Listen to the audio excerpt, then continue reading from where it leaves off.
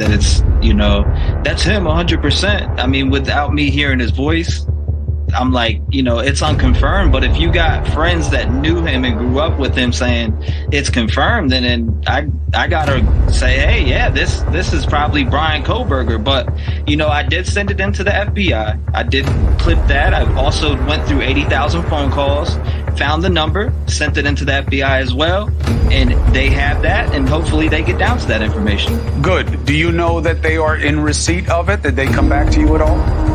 I know they have it. I never got an email back yet.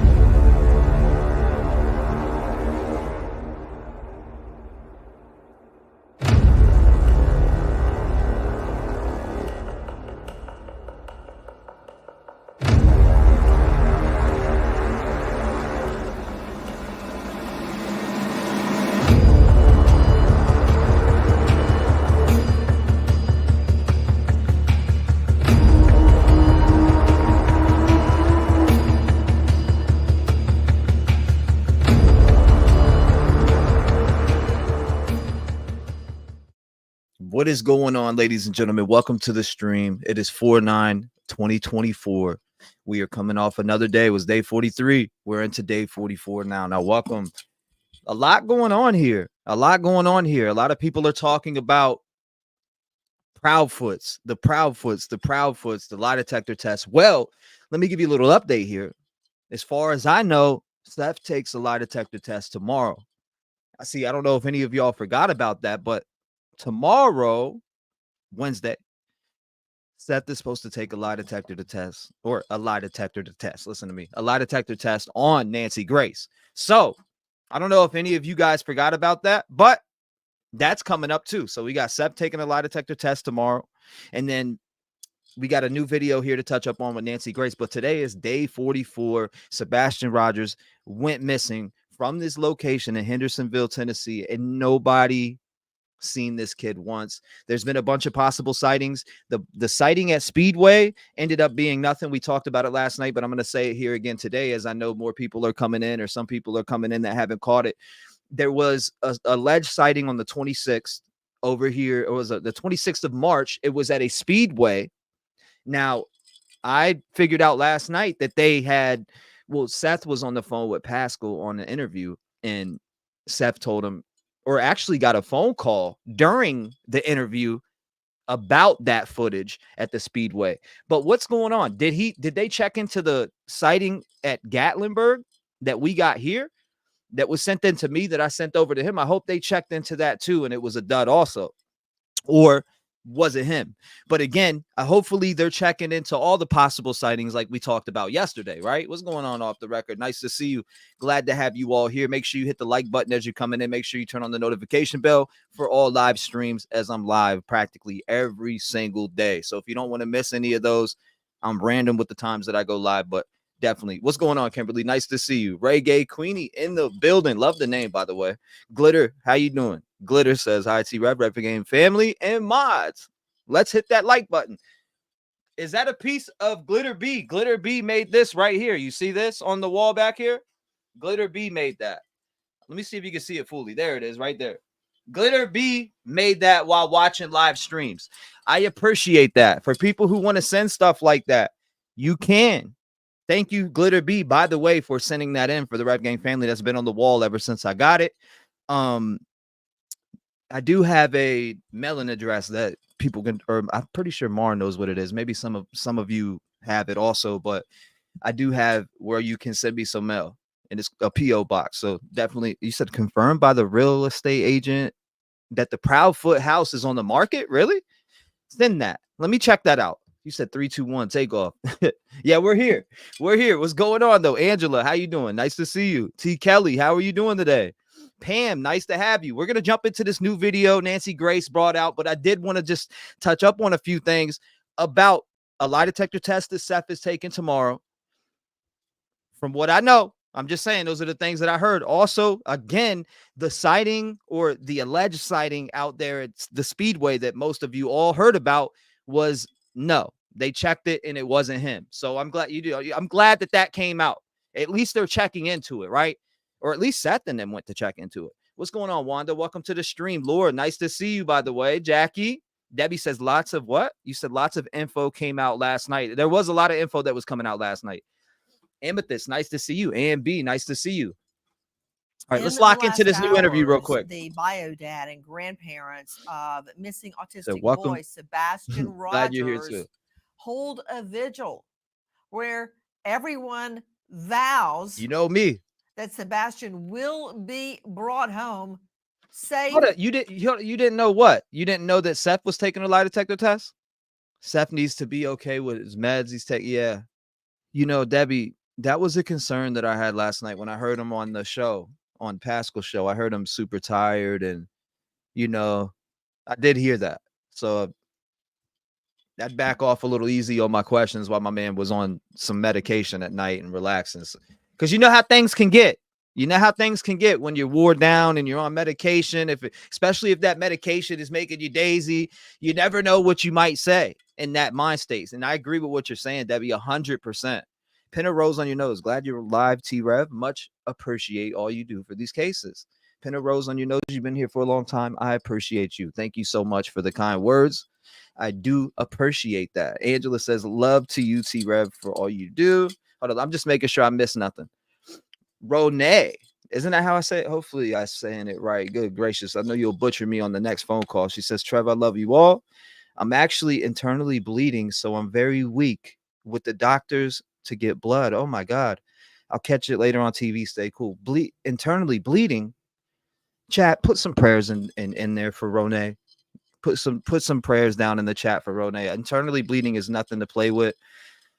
I know someone that's died from that. So God bless you, Ronay. Our hearts are with you. Our prayers are with you. God bless you. I hope that, let me know that you're okay. Hit me with an email, okay? Alyssa says, okay, T-REV with the chains. I see you. I just like wearing a few necklaces every now and then. There ain't nothing wrong with that. Rebecca, hey, everyone. Hi, beautiful Rev. Thank you. I appreciate the kind words. And sound. Let's keep going. My Will son is he? his age. I'm Nancy Grace. This is Crime Based Stories. off Thank that, you for Jesse? being with us here at Crime Stories as we continue joining in the search for Sebastian. First of all, Nice to see you, Annie. Have the two of you taken a polygraph? I have. Have I you? have not. Would you be willing to? I've offered and volunteered on many occasions to take a polygraph, and I was told directly by law enforcement because of my whereabouts, I did not need one. I understand. Because of his whereabouts, he does not need one. The lie detector determined that was a lie. Proudfoot, did you pass your polygraph? I did. What's the update? I just mentioned a few. That's not exactly Just mentioned a few. what has been stated before by Sebastian Rogers' stepfather, Mr. Proudfoot. Listen. What's up, Rabbit? And Mr. Proudfoot, you have volunteered to take a poly? You're so welcome, Glitter. Yes, ma'am. If I were to set up a poly for you, Hey, JB. would you take it? Name the place and time, ma'am. I'll be there. Joining me in All-Star panel to make sense of what we're hearing Thank you, right Trixie. now. But first to Dave Mack, crimeonline.com, We're here. investigative reporter. Dave Mack, isn't it true that crimeonline.com did set up a polygraph? Absolutely true. And Hey, what Darren, happened? make a new account. He, Chris Proudfoot, told us that he could not take it now. He wanted to, but he can't because the TBI told him not to. You're welcome, Lindsay. It's The TBI told him not to take a lie detector test. I wonder how true that is. The lie detector determined that was a lie. understanding to Cheryl McCollum joining us. Cheryl McCollum, founder and director of the Thank Cold you, Case Sarah. Research Institute, forensics expert, and host of Zone 7 podcast. Cheryl, it's my understanding Thank you, that Grandma. specifically Sebastian's stepfather said he could no longer do interviews, including with us, because he had been instructed so by the TBI. And Jackie, correct me if I'm wrong, that they did not want any of his interviews to interfere with the investigation. And that even though he had agreed to do our polygraph, he now says that the TBI is going to set up their own polygraph Yep. and he can't take our polygraph until after that. And once he does that, then, quote, we'll take it from there. Yeah. Why What do lie? you make of it? You know, you and I always go back What's to the point? class. If you want to make sure Me that too. the law enforcement has everything they need to get rid of looking at you, you can do that. Mm-hmm. He can set up a private polygraph through an attorney. He can Appreciate take you, yours. Elsa. He can demand Right. that TBI give him one so that they can stop focusing on him and this polygraph business and move on and find out where Sebastian is at. Period. But I mean, when I think about the lie detector, I get making a big deal about it just because of what was lied about, or saying that I'll take one, make a name a place, time, and date. Well, the TBI told me not to take one. I get that, but let's be realistic. They don't hold up in court, and they're admissible in court. You cannot go to court and win a case based on a lie detector test. You just can't. It's just, that's a fact. But the bullshitting about or telling people that you've taken one on a Facebook platform, a public Facebook platform where multiple people seen that at, then to go up on Nancy Grace and say that, yeah, I will take a polygraph, name, place, time, date. I'll be there. Right. So you have that, and he doesn't go. He doesn't show up. He says TBI says I can't do it.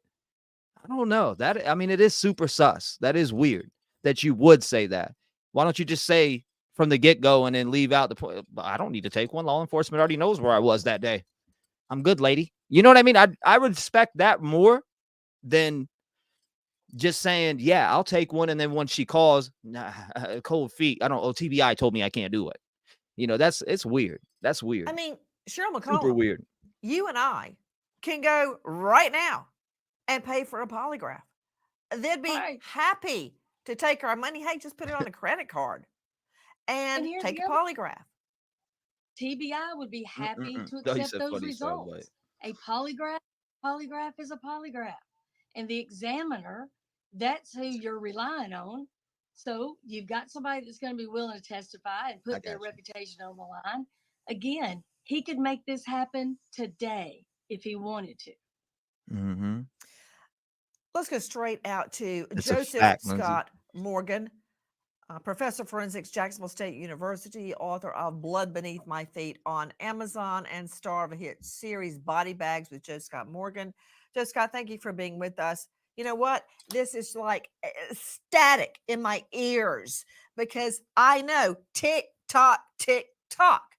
As long as we focus on the Hi, Sigma. stepfather Nice to see and you. the mother, Mr. and Mrs. Proudfoot, I'm losing time. If by some stretch of the imagination, Sebastian is still alive, if he's alive, you said, he won't be much longer.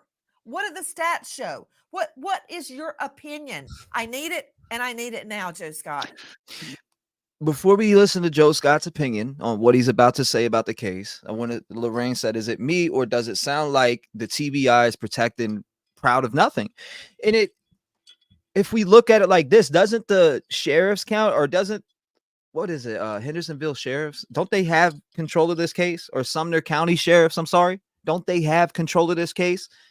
Isn't the TBI just assisting? So this is under the sheriff's office, the Sumner County sheriff's office. I mean, from what I was looking at, and per some sources on Twitter of people who are, in the media, etc., I've been following some of what they're posting too, just to take a look, right? And two of them were saying that the Sumner County Sheriff's Office has control of this case and not even the TBI. TBI is just assisting, right? I mean, that's what I'm being told. What's going on, man? Nice to see you. Miss Kirby says, to be honest, I don't think so. I really think they are setting them up for a fall. And that could be the truth. That could be the truth, but we don't know that. Everything looks weird from our angle.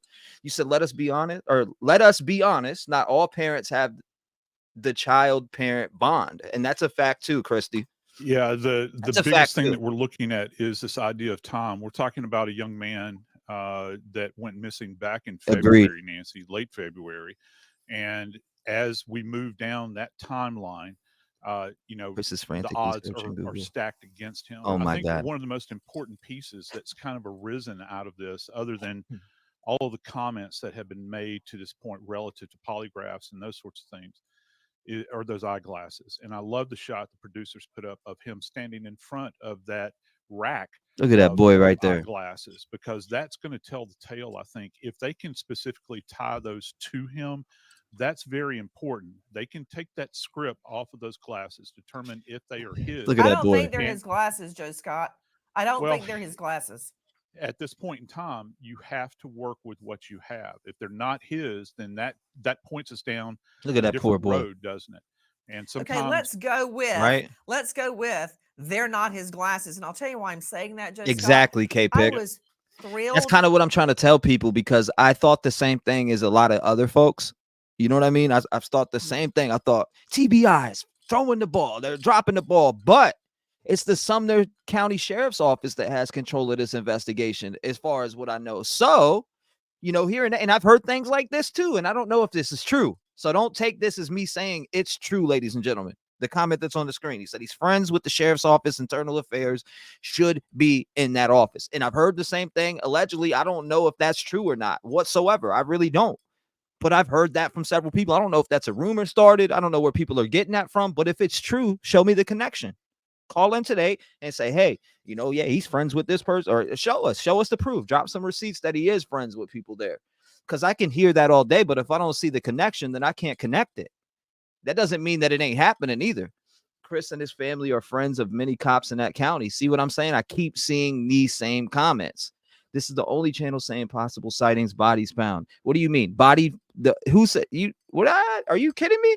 Last night there was a body found by Pascal put on Pascal. You said I'm the only one saying that?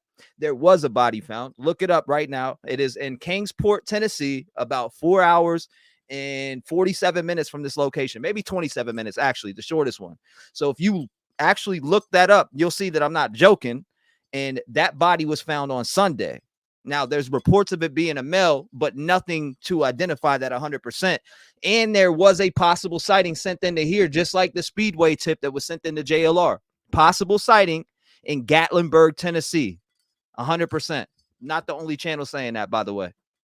I mean, you may want to jump in on this, Cheryl. If you Remember, watch, we're you not would having know. high tea at Windsor Castle, but it's a sad day when you're excited, when you're thrilled. You think you find a missing boy's madness. glasses. Why was I thrilled? Because it was a clue for a moment, and then the TBI confirmed they're not his glasses. So I see where you're going, Joe Scott, but it's a sad day when we're all thrilled to find a pair of beat up glasses on the side of the road. But I was. So where does that leave me, Joe Scott? As we're all like, take a poly, take a poly. Why won't he take a poly? What really happened? Was he at work? Was he not at work? While we're all gnashing our teeth and switching our tails, trying to figure out about Mr. Proudfoot, if this kid, this child is out there with his autism, TBI does not give legal advice. giving him What's problems, going on, MJ? Welcome. What's going to happen? The likely scenario, Joe Scott, as we're spinning our wheels on Proudfoot.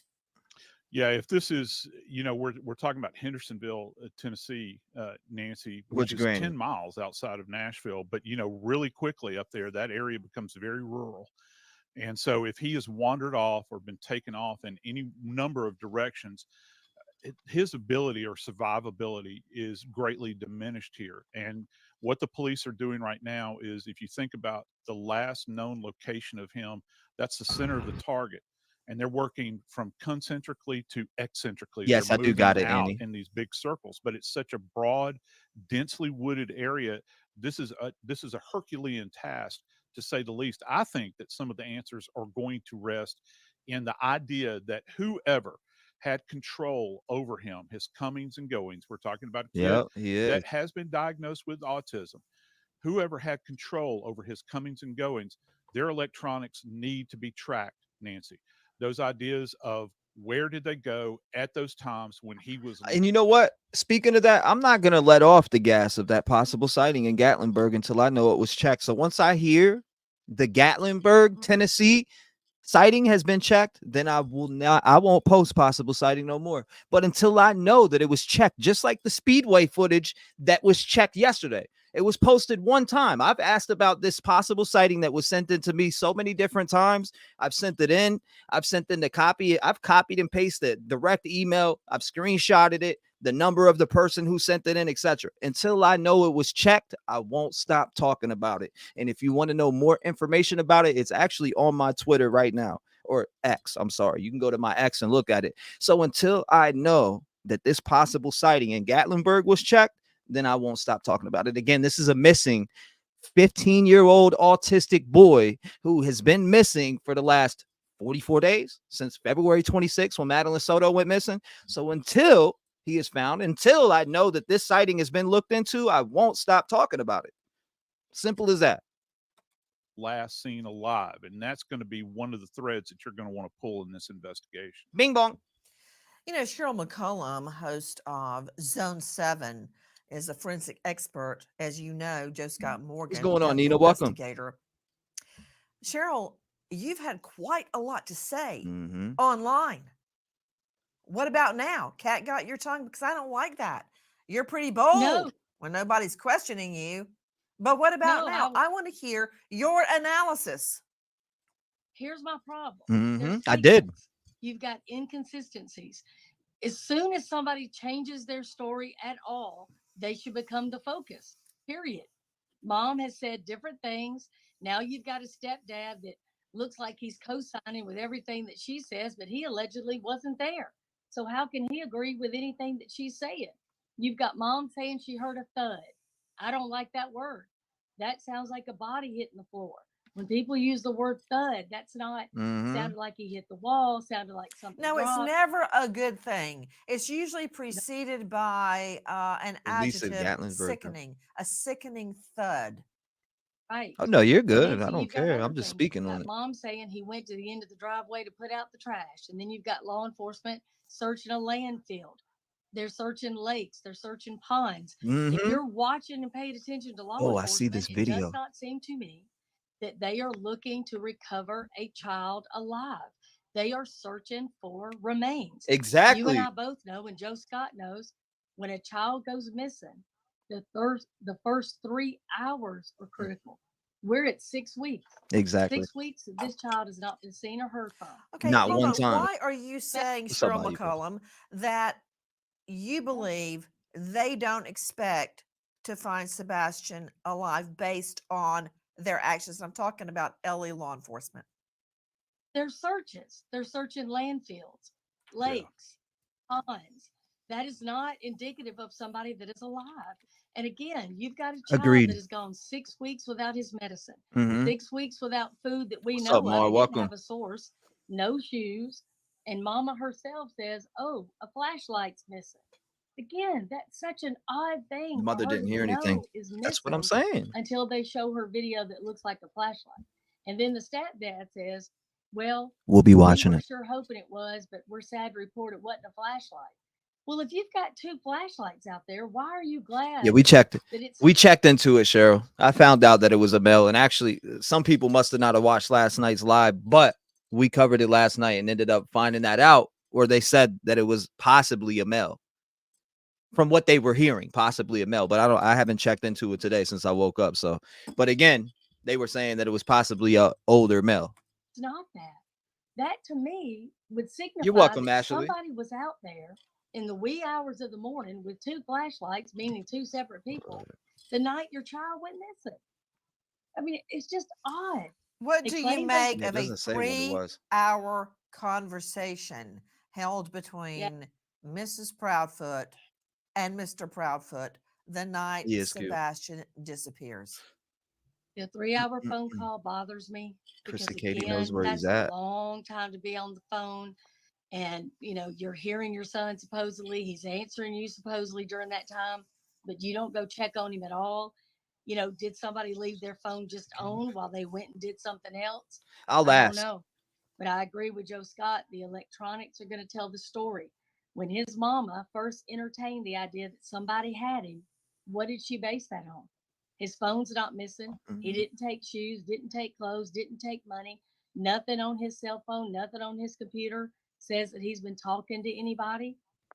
I mean, she's entertaining something that we have no facts for. Well, We I'm have no concerned about the, and you're right. Whenever I hear inconsistent statements, as I've discussed many, many times in front of juries, it's one thing to add or embellish your original statement because maybe you weren't asked the Okay. right questions the first time around. Maybe you remembered something in addition. Seth I actually was just texting with Seth and about the actual Gatlinburg, you know, the Gatlinburg sighting that was sent in here. Well, it was sent into TBI, but the person was in this live also that worked at the job in Gatlinburg that caught, you know, that was working at this job who's allegedly seen, you know, somebody that looked identical to Sebastian Rogers. So I shared that information over with Seth again, and I just brought it back up to his attention to find out, you know, what did he look into it?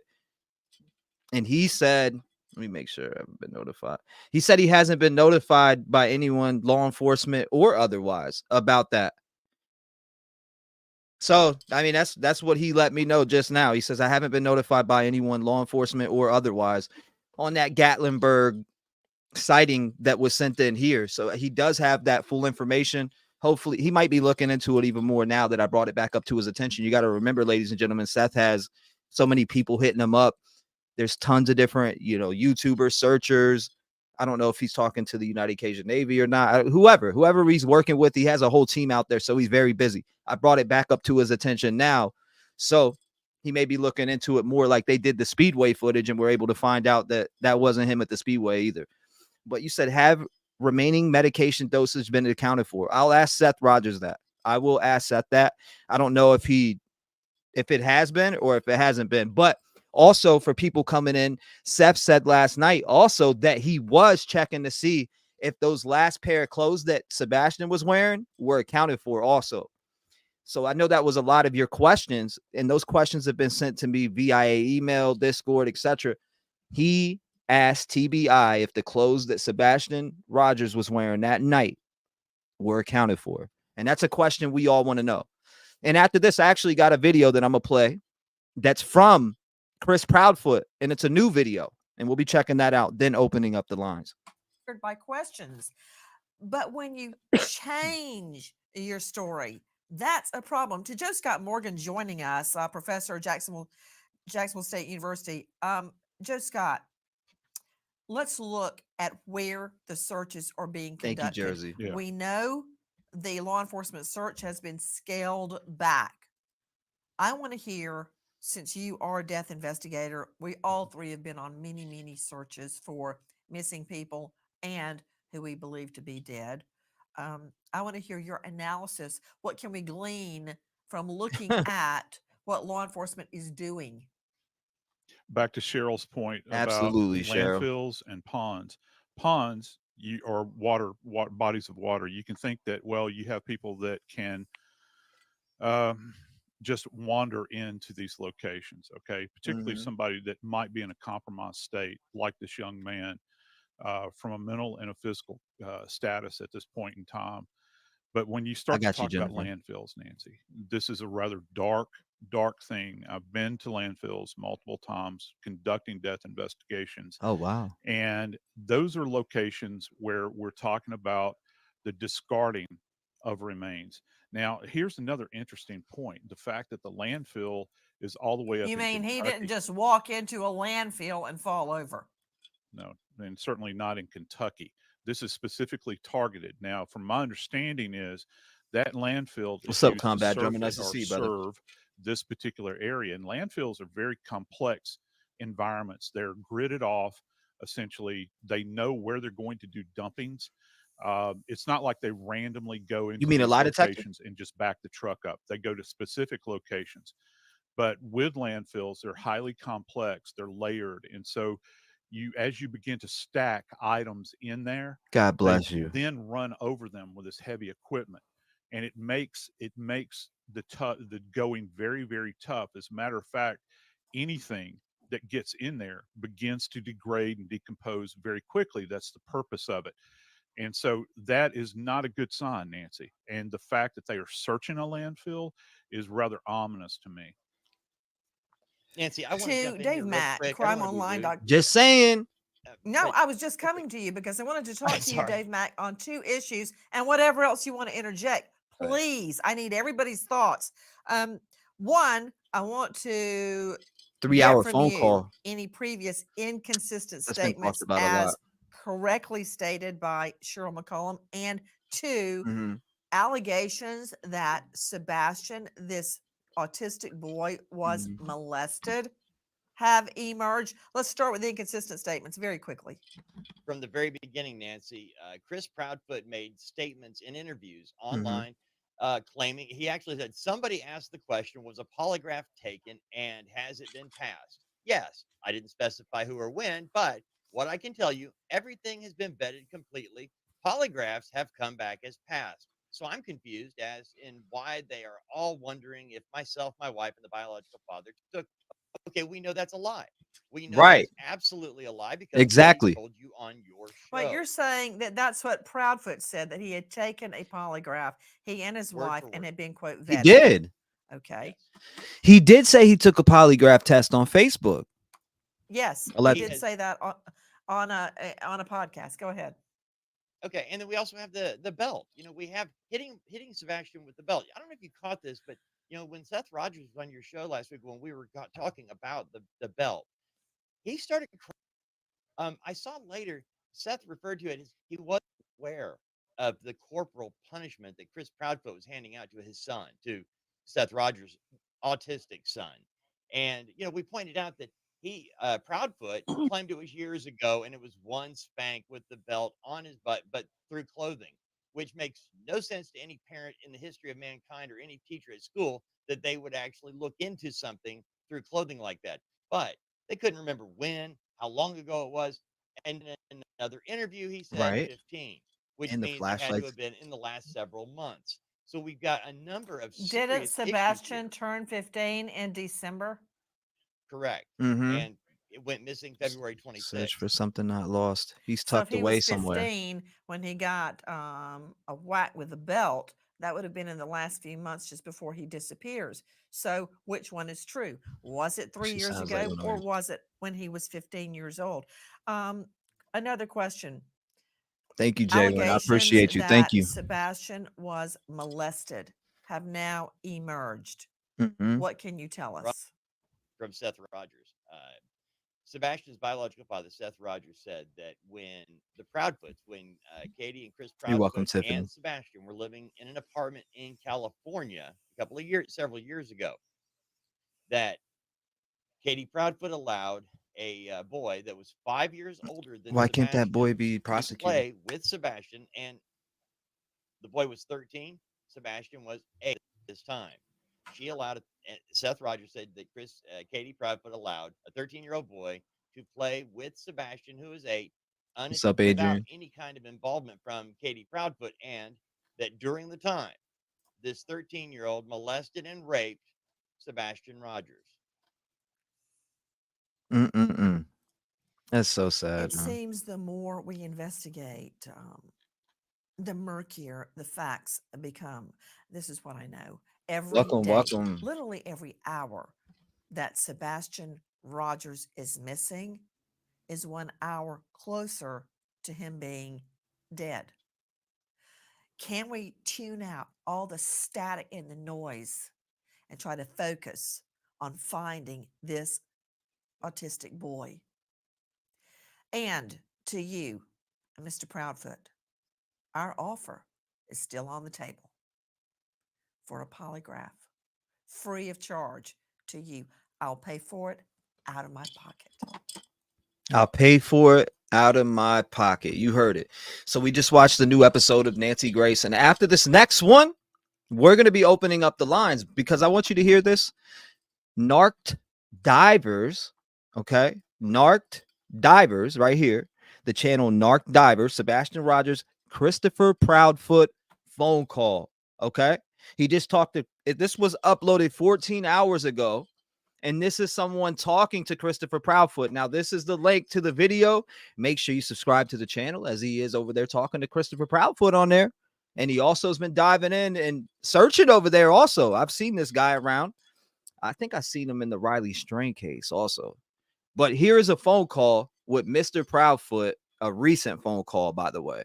So let's check this out. You said stay safe, stay safe today from those in the Dixie Alley area. Tornado outbreak possible today, and tomorrow moderate risk of severe weather. Okay. Thank you for that, Aries. We appreciate that. And before we move on, I do want to say this. Let's all bow our heads real quick for a prayer before we finish and dive straight into this stream, get to the phone calls, etc. Okay? Dear Heavenly Father, we come before you today with heavy hearts as we hold up the case of Sebastian Rogers, a 15-year-old who has gone missing from Hendersonville, Tennessee. We ask for your loving protection over Sebastian, wherever he may be, and plead for his safe and swift return to his family who anxiously await for him. Lord, we are gathered here today from all over the world with the same interest, with the same goal in mind, that Sebastian is returned home. Lord, we pray for strength and comfort for Sebastian's family, especially his father, who is enduring a pain no parent should ever have to face. May they feel your presence in their lives, offering solace in moments of despair and hope when all seems lost. We extend our prayers to the dedicated individuals involved in the search for Sebastian, the dedicated individuals on social media who are sharing his story every single day, no matter what, the volunteers, the search and rescue teams, law enforcement officers, grant them wisdom, perseverance, and a sharp insight as they work tirelessly around the clock to find Sebastian. Illuminate their path with your light, guiding them to Sebastian's location. We also pray for the community surrounding Sebastian and his family. Inspire them to come together and support, solidarity, and love, showing the power of community in times of crisis.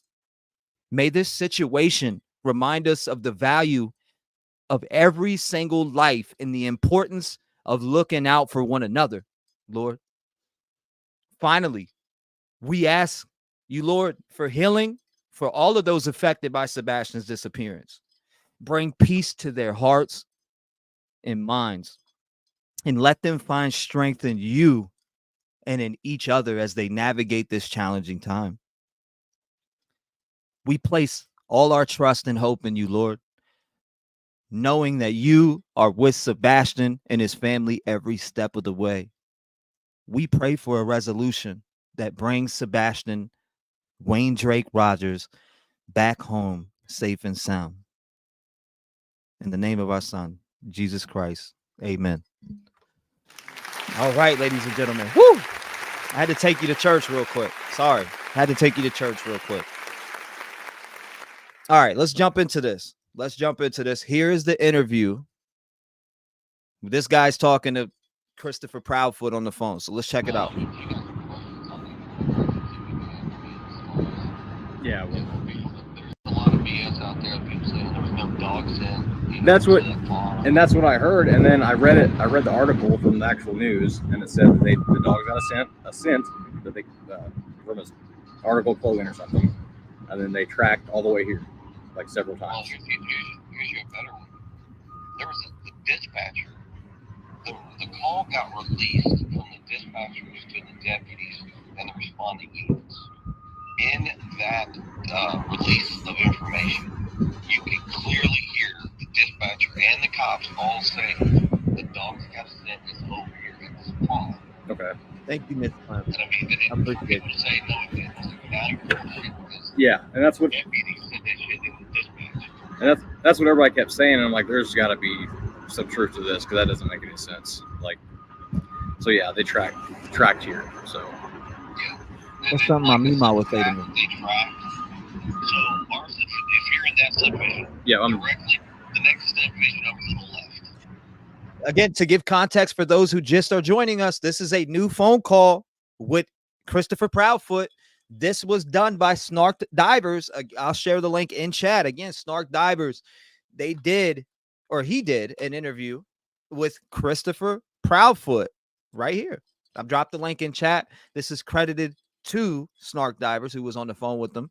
So is our subdivision. Okay. It's called Victoria Place. Okay. The scent that they got, as soon as you turn in our subdivision, you're on Kelly. Driving all the way up to the very top of the hill at a four-way, you'll see that to the right, they're cutting in a new road that will link all this together. Okay. Yeah. The scent Is that what he's talking about directly right there? Oh. So a track.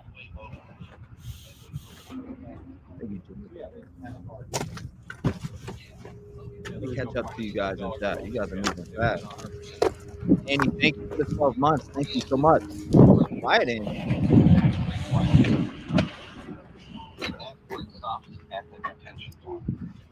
And do you know how much they actually drained? They drained the whole thing. It's okay.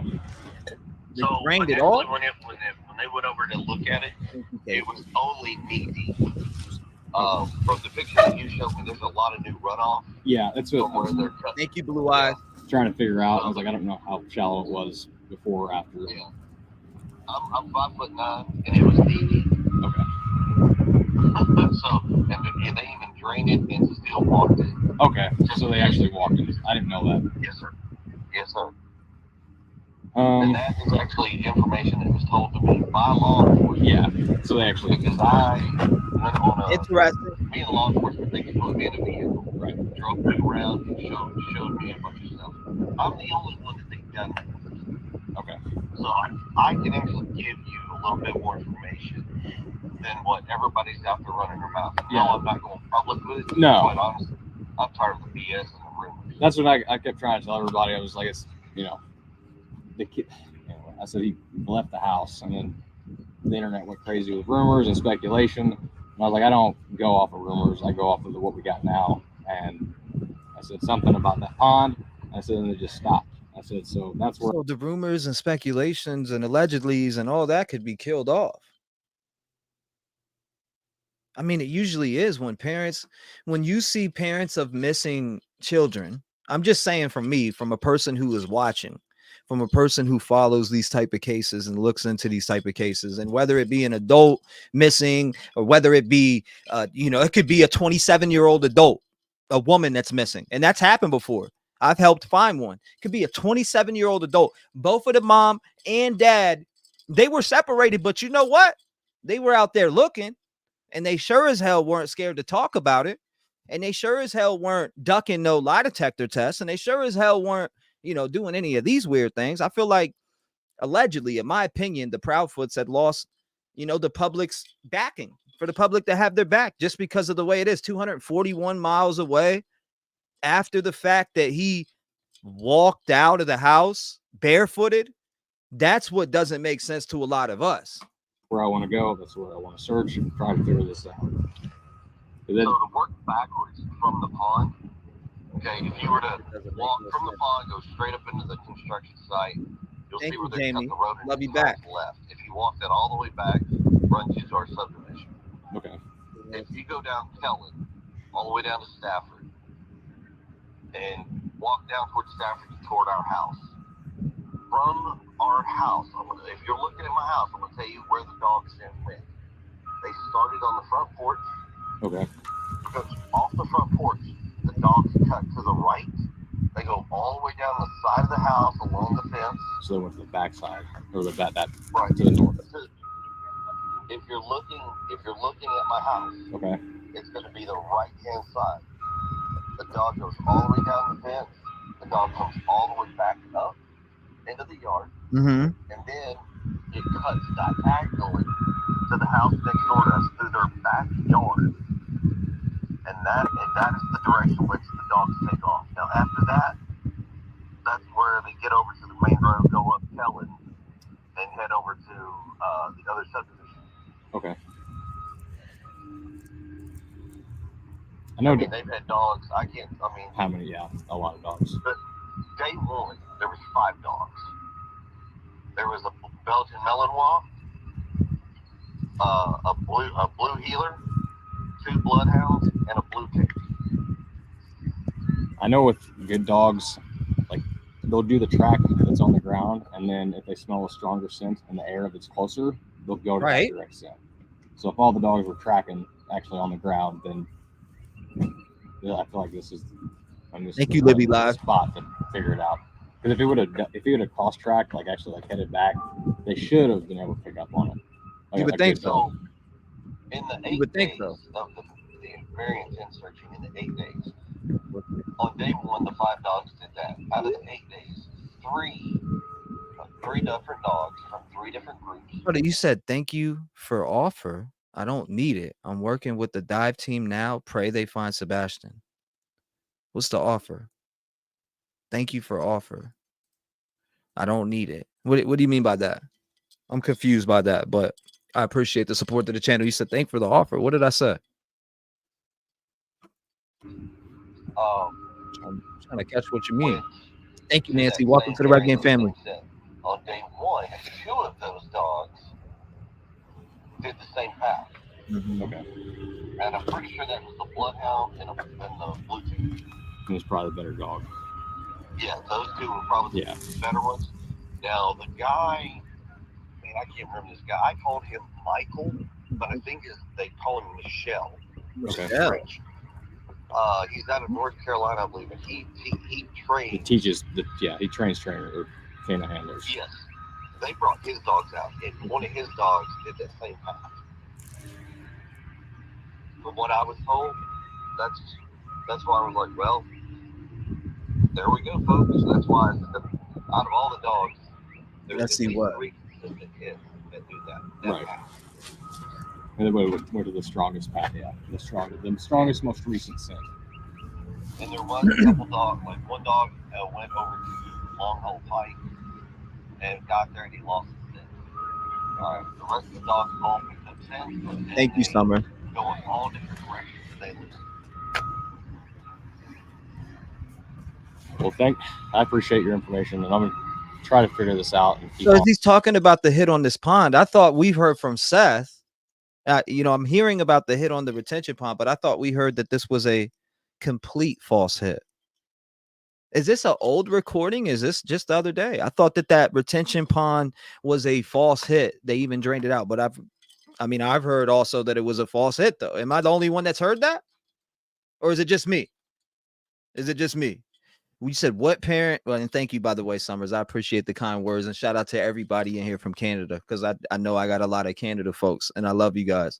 Sweetness says that's the psychic that you said you would pay for her plane ticket last night. Oh yeah, no joke. She said if you know exactly where they're at, she says working with divers. Okay, I get you. Thank you for bringing context on that, Sweetness. I was serious about that. If you know where he's at and you're a psychic and you know his exact location, we'll fly you in there.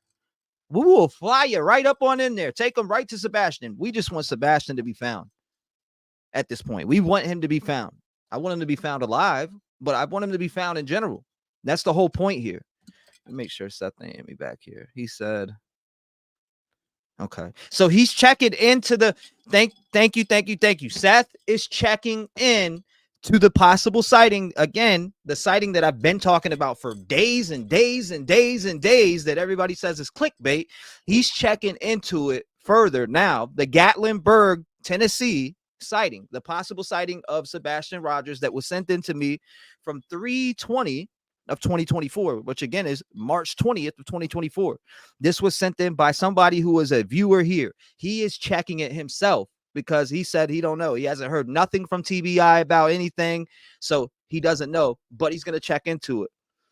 Just like he had to do with the Speedway.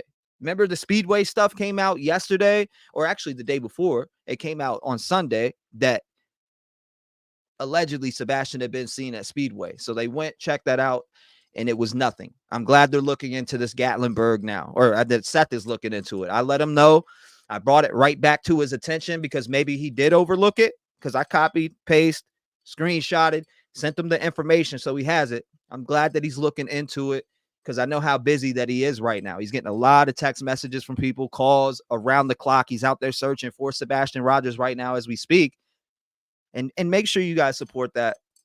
Seth's Cash App, people will drop it down below in the, I mean, I know that my mods are dropping them right now. So if you want to get a t-shirt, if you want to get flyers, mods can drop them all right in there, as I have commands for that in chat, so they can show up and you guys can print those flyers out. But yes, he is checking into that right now. Oh my God, he said he just keeps talking, hoping someone believes his crap. Bow and Arrow says, who's lying now? Was there a scent or no scent like the public was told? What the heck is really going on here? Now CP is inserting himself into the investigation. Bow and Arrow, we heard the same thing then. That's all I'm saying. We heard that was a false hit at that retention pond. I'm just saying. Val, I'm just saying. Let's keep going. Just keep on working at it. If I get anything, yeah, that guy sent you his oh wow, Lou. Ken Wagner. Okay. He's the EMA director for Summit County. He was the one, I guess, they were doing. He was responsible for the ground searching and the waterways and the caves and everything. Okay. I mean, if you can reach out to him, he can give you more details as far as like the water. What's been covered. Yeah. Alex, thank you. He'll probably even show you, maybe, I don't know, but I would reach out to him and he will give you the best physical aspects of the search that took place. He's the one that was in charge of it. Okay. I can do that. All right, man. If you need something, yeah, I'll give you a call. okay. All right. Thank you very much. All right. Thank you, sir. Bye.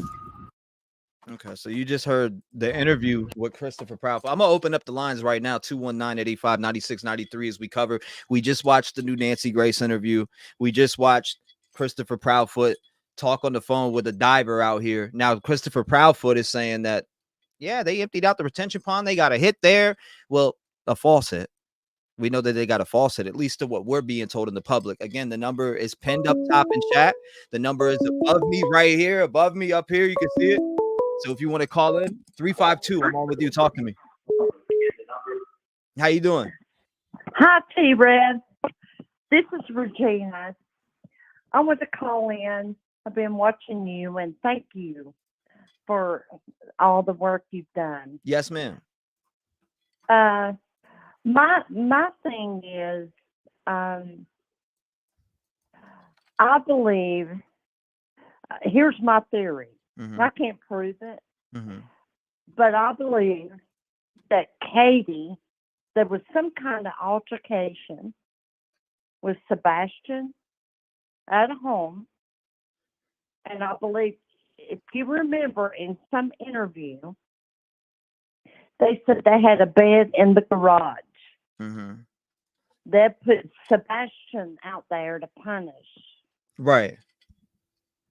If you remember, I don't know if you do or not. I heard something about a bed. Yes, this bed it keeps being brought up on a daily basis. I'm thinking Katie, now this is just my opinion, mm-hmm. no proof. Yes, ma'am. But did she put him out in that garage from an altercation and he passed from hypothermia? And then they did away with him. And she called Chris, and that's why they had a 3-hour phone call. That's just what I'm thinking. I keep going back to the house. What about it? Like you think that he was put into the garage, you're saying, as a punishment? Yes, because they had a bed in that garage. Right. No, I keep hearing about that. Out there to punish him. Mm-hmm. I mean, it's anything. But my theory, it goes back to the house. Mm-hmm. My thinking, I never left that house. Something happened there. Yeah. I mean, yeah, definitely something happened there for sure. Yeah, and Or, you know, the at least light. that's where he was or last seen. But did he even make it back home is my real thoughts, though. Did he even make it home that night? Law enforcement says he did, but Seth Rogers continues to say the footage that he's seen of his alleged son, Sebastian Rogers, at the time that they say it was him taking the trash out was a grainy video footage that you can't tell who it is. So how do we know that that was even him? You know? That's a great point. That's another great point. I don't know. T-REV, that boy, kids just don't vanish. They just don't. They don't. You're I right. don't. They just don't. My heart breaks for Seth and Sebastian. Mm-hmm.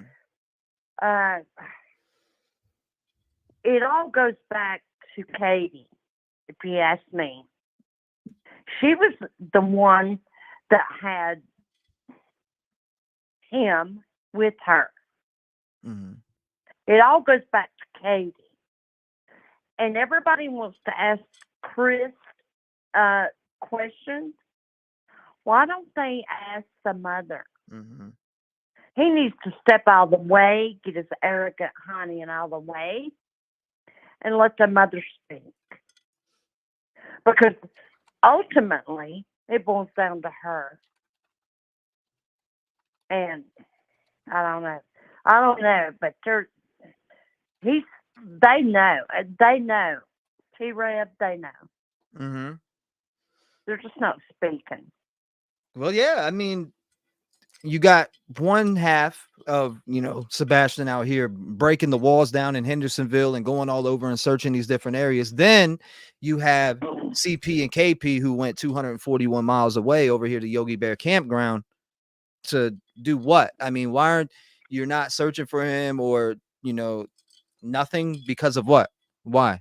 Why not? What's going on with that? I mean, I get it. Like, you have to work, you got to pay bills, etc., stuff like that. But there's just a lot not making sense. And I feel like I don't even need to explain it, but I know a lot of you get what I'm saying when it comes to that aspect of things. Oh, I get what you're saying. It's Mm-hmm. like, I'm like, make it make sense in your actions. Actions, you've heard the saying, T-REV. Mm-hmm. I'm sure. I'm older than you. I could be your mother, but or maybe grandmother. But here's the thing: I'm 48. action speaks louder than words. I'm just kidding. Yeah, no, I agree 100%. Right? If that's logical, it don't take it don't take years of law enforcement, years Mm-hmm. of being a detective. Mm-hmm. Logic makes a lot of sense if you just keep it there. But thank you for your work. I love your prayers. Thank you. I pray.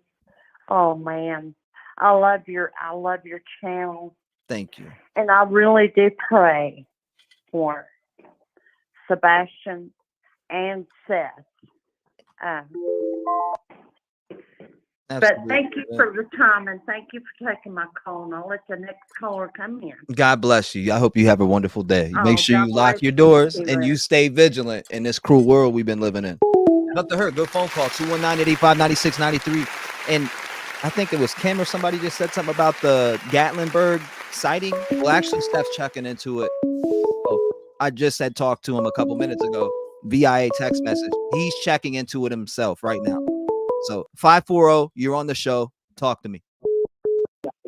Hey, T-REV. I'm still at the house, and I talked to you yesterday, you folks, about it. So I just got 3 things I want to say. Yes, ma'am. And thanks for taking the call. You're more than welcome anytime. Okay. The trash can, again, thinking about them having the lights, thinking about the trash folks saying that it was too heavy. I really am beginning to think that it doesn't make any sense that if Sebastian took the trash down there, why he wouldn't have cut the light on. Mm-hmm. He doesn't like the dark. Mm-hmm. Why, that's his job. Right. I mean, if it's at nighttime, why would he take a flashlight? Mm-hmm. That makes no sense. he needs both hands. Can't take you need both hands. He's Right. So I'm really wondering if this light coming down to the edge of if in fact I know Seth said it was a ring cam, so there's no date, so we really don't know if it happened, the 25th. But again, whoever took it down there, whether it would have been Katie or Sebastian, it cut the lights on. So that's a red flag for me right there. So next thing. I went out today and I looked at their house and I went into the description because I'm trying to cross things off. And one of the things has been said, well, he could have went out the window. Well, I think I can kind of debunk that. Their shutters, they're called plantation shutters. They're the window treatments that are through the whole house. And they have levers, excuse me. And these particular ones that are possibly in their house can actually open up. Some of them are just, stationary, but some of them can actually open up. So I'm going to go with that. Let's just say they can open them up. If he went outside, yes, ma'am. If he went out the window, he would have had to have closed those shutters. He couldn't have done that because if you go and look at the front of the house, I mean, look how far down to the ground. If he'd have dropped down to the ground, there was no way he could have pulled the shutters in and closed the window because I'm about his height. There's no way.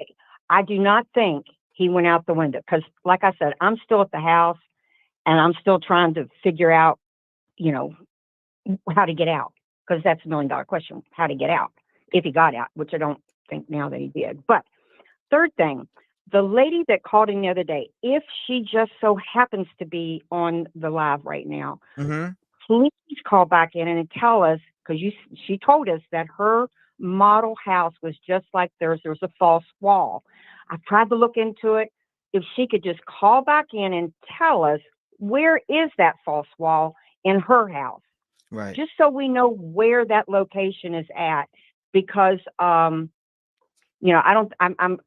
myself, I've crossed off he went out the window. I don't think he went out the window. No way, shape, or form. There's just no way he went out the window. So those are the things that I just wanted to say, and still praying for false wall. Yeah. False wall keeps being brought up, right? It does. It does. I keep hearing about it every single day. Did they check to see for the false wall? Is he in the wall? Like, is there something in this house that I'm missing? Yeah, I've gone through the rooms and things, and of course that upstairs, that's the one that's above the garage. I mean, there's different things there, but she said there was an actual false wall, and I know that a lot of folks yesterday said, well, he would, God forbid, Seth's not listening, but he would snort. So they could have put things on him, like different things that he could be still in the house, because we have first off, we don't know if he made it to the house. We all know that. But we got to cross off what has been said. And that's what I'm trying to do. Let's cross it off. So I know he didn't go out the window. There's no way. If you go out there and you pull the shutters back towards you to make it look like, and then pull the window, he's not tall enough. And that did not happen, in my opinion. But the false wall, if she could just call back in and tell us what part of her house is the false wall in, because if they're built the same way. Did you say you went to the house? No, I didn't go to the house. I've been on the internet, and so you looked at it. I think somebody in chat took it as you went to the house, like directly yourself. No, but I'll tell you what, if it was up on the market, guess who'd be the first one saying, oh, I'm interested in buying this house? You. Yeah. Would you buy it? I'd be definitely going in there and looking around, but it's not for sale. I don't see anything that's for sale. No, I went through the rooms according to the, if you put their address in Google, it'll pop up different places of, I've seen it. Pictures. I've seen it. Yeah. Yeah, I've seen it. So I was going through there, and that's how I found the shutters on the inside, the plantation window treatments. And then, of course, I looked to see, well, what are they? So, yeah, I just want to get out of the house is what I'm trying to do, because right now we're still at the house because, we're going by what Katie said, which, and going by them saying that she passed the polygraph. So, you know, I'll lean into that, but let's cross it off. So I've crossed him coming out the window. I absolutely do not think there's any way, shape, or form he came out the window. So now I'm trying to find out about the false wall. Let's get it crossed off the list is what I'm trying to do, because, you know, I'm trying to find him. Yeah. And I need to get out of that house. If he's not in that house, I need to get out of the house and look down to a different direction. But you got to start at the house, because that's what she said. That's where he was. Yeah. Yeah. Glad seen. So Yeah, that's I appreciate you. I appreciate you calling in. I mean, again, I don't know where he went, but did he even make it home, though, is the real question. Did he make it home? And I'm glad Seth is following up with TBI to see if the clothes that he wore that day Absolutely are accounted for. I think that's very important. Absolutely. I'm just saying, We've because got he to get, allegedly we got to get changed, right? something in stone. He Yeah, we got allegedly to get changed. something. If those clothes are missing, something's wrong. Allegedly. If those clothes that he wore that day are missing, something's wrong. Allegedly. And that's how I look at it. Yep. If you can't find them clothes, there's something up. But hey, that's just my thoughts of what's on my mind. And I'm glad that Seth's finally checking into it. You know, that kind of gives me some relief, because that's been something that I've been thinking, and thousands of you been thinking, if not millions. Right. Where are the clothes that he was wearing that night? God bless you, man. I hope you have a beautiful day. Stay vigilant. Lock your doors. And thank you for calling in. Good phone call from her, 219-885-9693. We got the Gatlinburg possible sighting being looked into by Seth Rogers.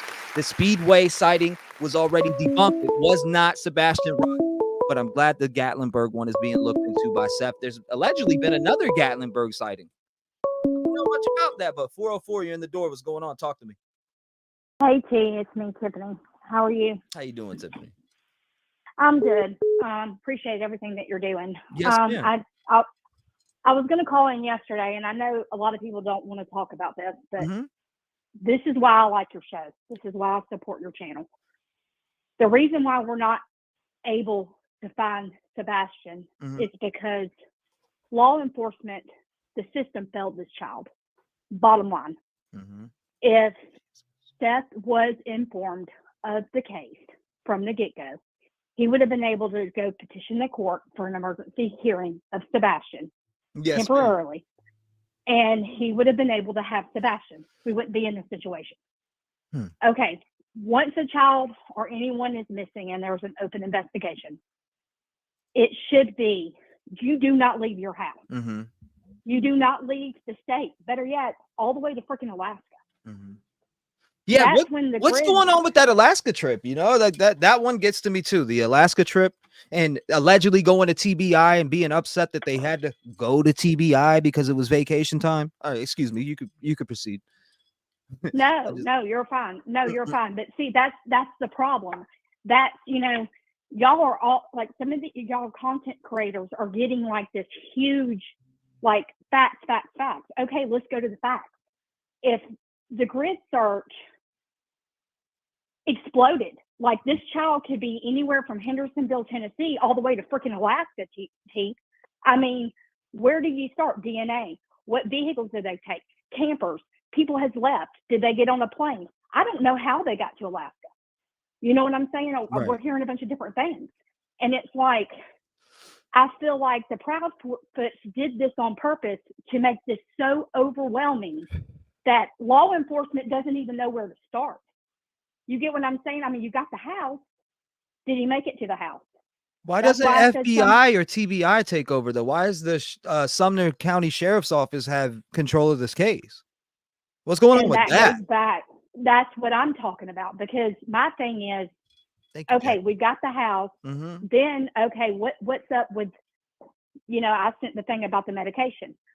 Okay, so I know this is about Sebastian, but I've got some history with a family member that had just given kids Benadryl just to get them to go to sleep. Right. Okay? Yeah, I've heard of that. Is it right? No, it's not.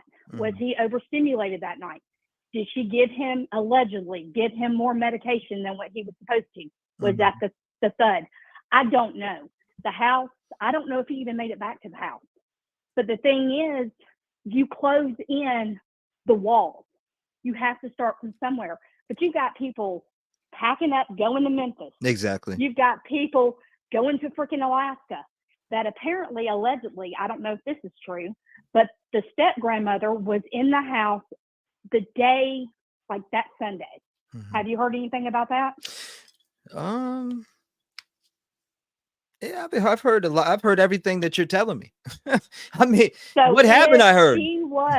I've heard a little bit of everything from speculation, facts, all the way down to the wildest. You know, he's located in a pond under a rock. Like, I've heard the most wildest stuff. Yeah, absolutely. Right.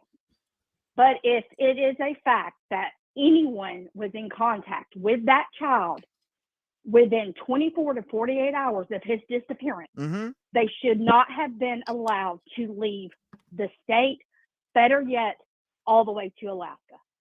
And I fault law enforcement for that. I fault the system, because Seth and Katie had joint custody of that child. And that's what excuse my language, but that's what fires my ass up, is that dads are not given the same respect as moms in this country. And I'm here to tell you right now, T-REV, just because you're a mama don't make you a mama. That's a fact. And we have seen it. We have seen it from case to case to case. And he should have been notified, because if a proper investigation of CPS was done with allegations against that boy, they should have called the father in before they closed or proceeded and said, look, you get him? Have you seen any marks on him? Have you seen any way he acted? It goes all the way down to the beginning of this situation. And now we're in the mess that we're in. And I hope this boy is found. But at the end of all of this, laws need to be changed and people need to be held accountable, because that's the fact. That's the fact. Agreed. And I'm angry. I'm angry because this could have been prevented if Seth was given the respect that he should have been, and then people would have told to stay their asses at home. Bottom line. Yeah. So I mean, look, again, Seth, a lot of people, I mean, we were speculating and talking together, and did he make it home that night is the real question. I mean, it's law enforcement tells him that he did make it home that night, but where's the proof of that? Yeah, I mean, and where's the clothes? Was the medication accounted for? Was the dosage correct that was left in the bottle? Absolutely. I mean, and yes, Katie, I'm sorry, but if she did not inform his father of an open case, that wasn't right on that end. And then you know what gets me so frustrated? I am divorced. My ex-husband has passed on. God rest his soul. Oh, and then my husband. I'm sorry. God bless you. That's hard. I've remarried, and my husband's ex-wife, they don't get along very well. It's just a part of it. But if something happens to your child at one point in time in your life, you love the person that you brought that child in this world with. Why are they not helping for the bigger cause of saying, let's put everything to the side, let's find this boy? Absolutely. And you get what I'm saying? And that's what bothers me, because it doesn't matter about the politics of any of it. It's the bottom line of finding your son. Right. And that's what a mama does. You suck it up. I don't care what relationship you have with somebody. Thank you, you suck it up and you take care of the business and you look together for your son. You don't get in a camper and take off. You don't do that. Agreed. I mean, what does that show? I mean, you see Seth, I think Seth said he lives, an hour out, and he's going out every day and gas money all over the place, driving and looking for Sebastian in all these different areas, got search teams set up, got private investigators, got all types of stuff. And then over here, it's just very quiet. They're 241 miles into, away in Yogi Bear Campground in Mississippi, why would we go out here and relax like we're on a vacation when, again, your son, 15-year-old Sebastian Rogers, is MIA. 44 days. And you're at Yogi Bear. What is Yogi Bear Park? Well, I'm a camper. They could be anywhere. Park. They could, he could be anywhere, they said. So You know, she's got to be The looking out thing there is, too. the parents are at a kid park, T. I'm a camper. I go everywhere in my camper. We went this past weekend at the Cherokee. I airdropped his photo. I asked all the local businesses, hey, look, have you seen this boy? Have you seen this boy? Because it's close to Gatlinburg. And we were going to go all the way up to Gatlinburg, but we got snow, so they had closed off the roads getting up around the mountains. But, you know, yeah, I mean, it's just, I don't know. It's the facts are, you know, you work together, you do what you need to. And Seth, I'm sorry, he needs to get him a lawyer, because he needs more respect from law enforcement than what he's getting. And on top of it, I mean, you're not going to have a camper this campground is for kids. I could not be around a bunch of kids watching moms and dads play with their kids while my son is missing. This doesn't make a bit of sense to me. The only thing that it makes to me is if they would have closed in that grid search and kept everybody stable in their area, they wouldn't be chasing rabbit tails going all the way across the state. And that's what infuriates me. That boy can be anywhere, T, anywhere. I don't know that answer. Thank you for Carrie, what. by the way, but somebody asked in chat, was Seth going to put up billboards or give money towards reward with the money he gets from the GoFundMe? I have no idea. You got to remember, this guy's taking his time off work to search for his son every single day. He did take off the couple days that the doctor told him to, but he's been out there. He's searching, he's looking, he's following leads, he's doing all types of stuff. I don't know the answer to that question, and that would be Seth's question to answer. You get what I'm saying? I don't want to answer anything for him, as I'm not, you know, I'm not Seth, and I can't answer that, but I do get the question. And if he comes back on, maybe you ask that. But I appreciate you. Thank you for calling in and being a voice here for Sebastian, Wayne, Drake, Rogers today, day 44. Tomorrow, Seth Rogers, from what we all know, is going to be taking a lie detector test on Nancy Grace. So, you know, some people who weren't aware of that, as far as I know, that's still happening.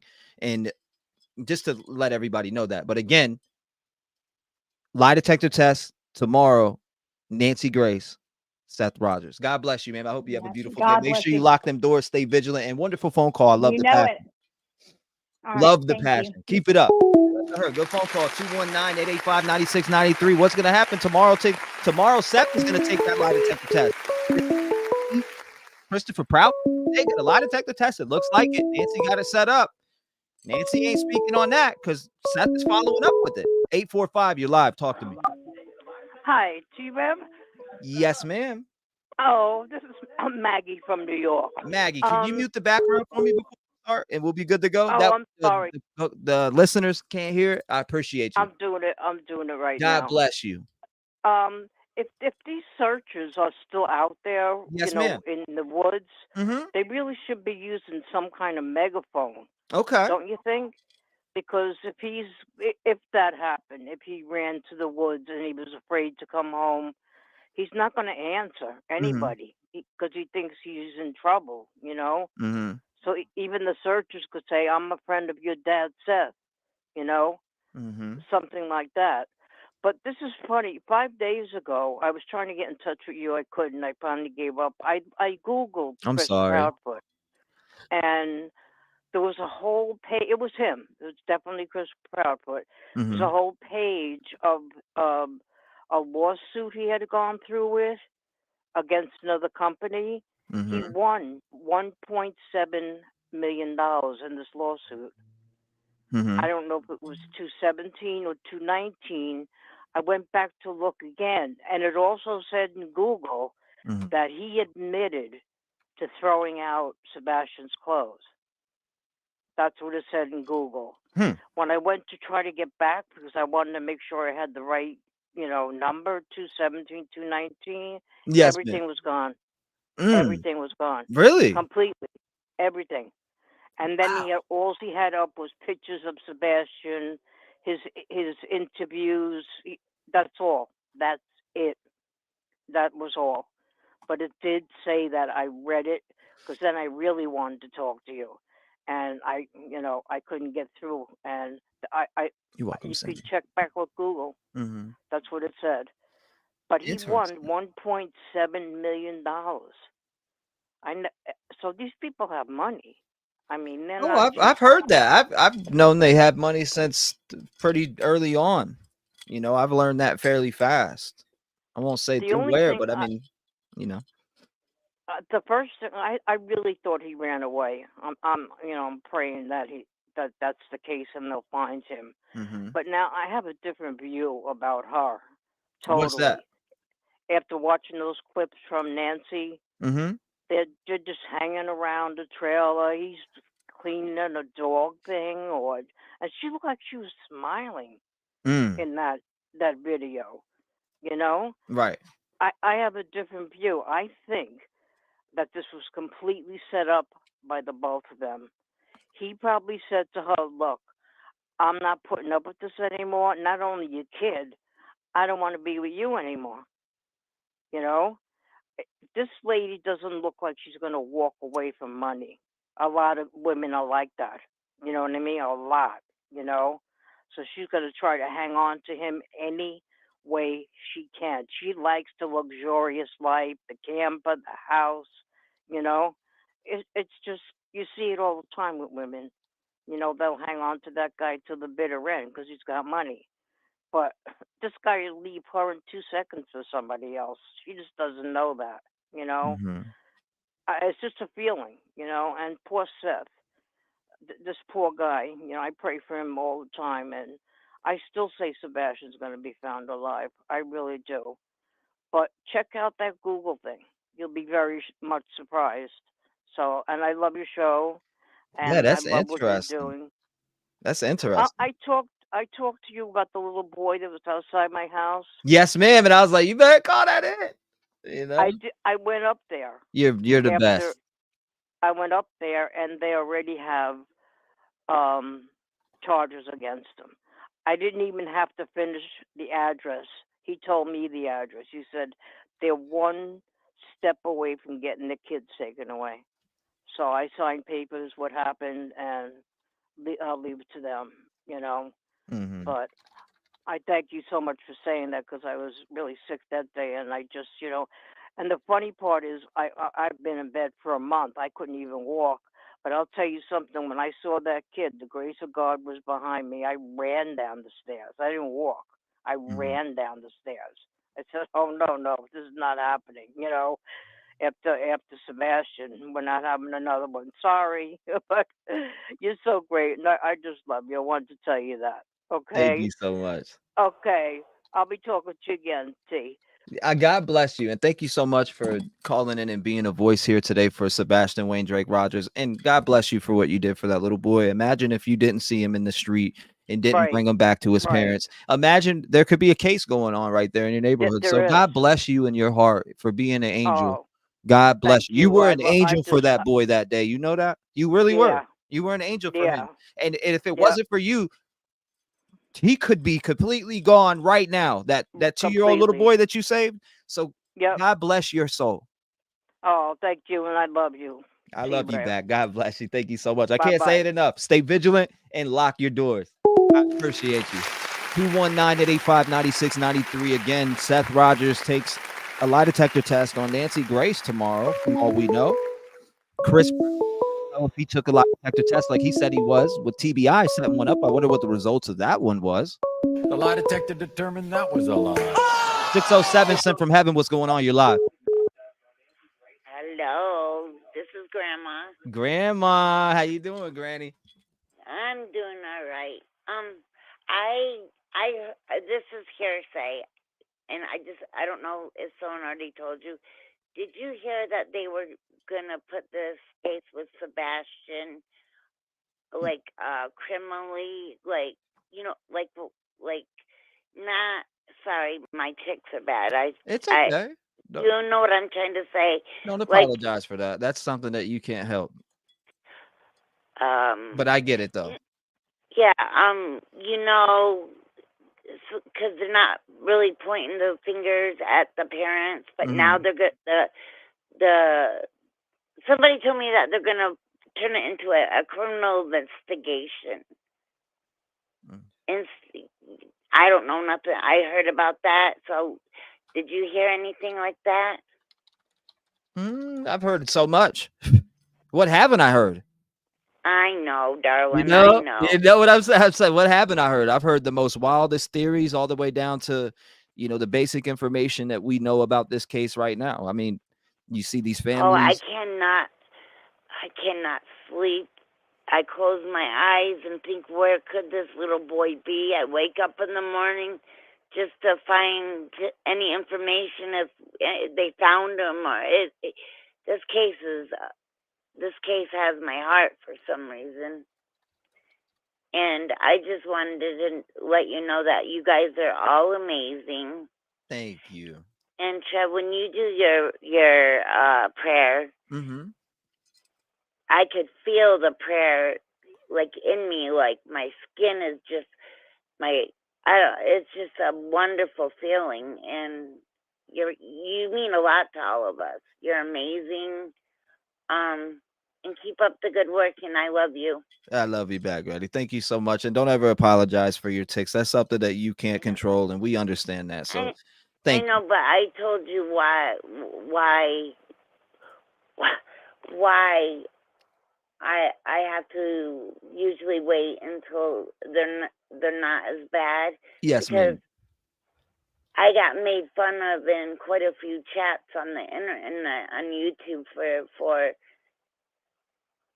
something I can't control. Yeah, well, they better cut that crap out. Yeah.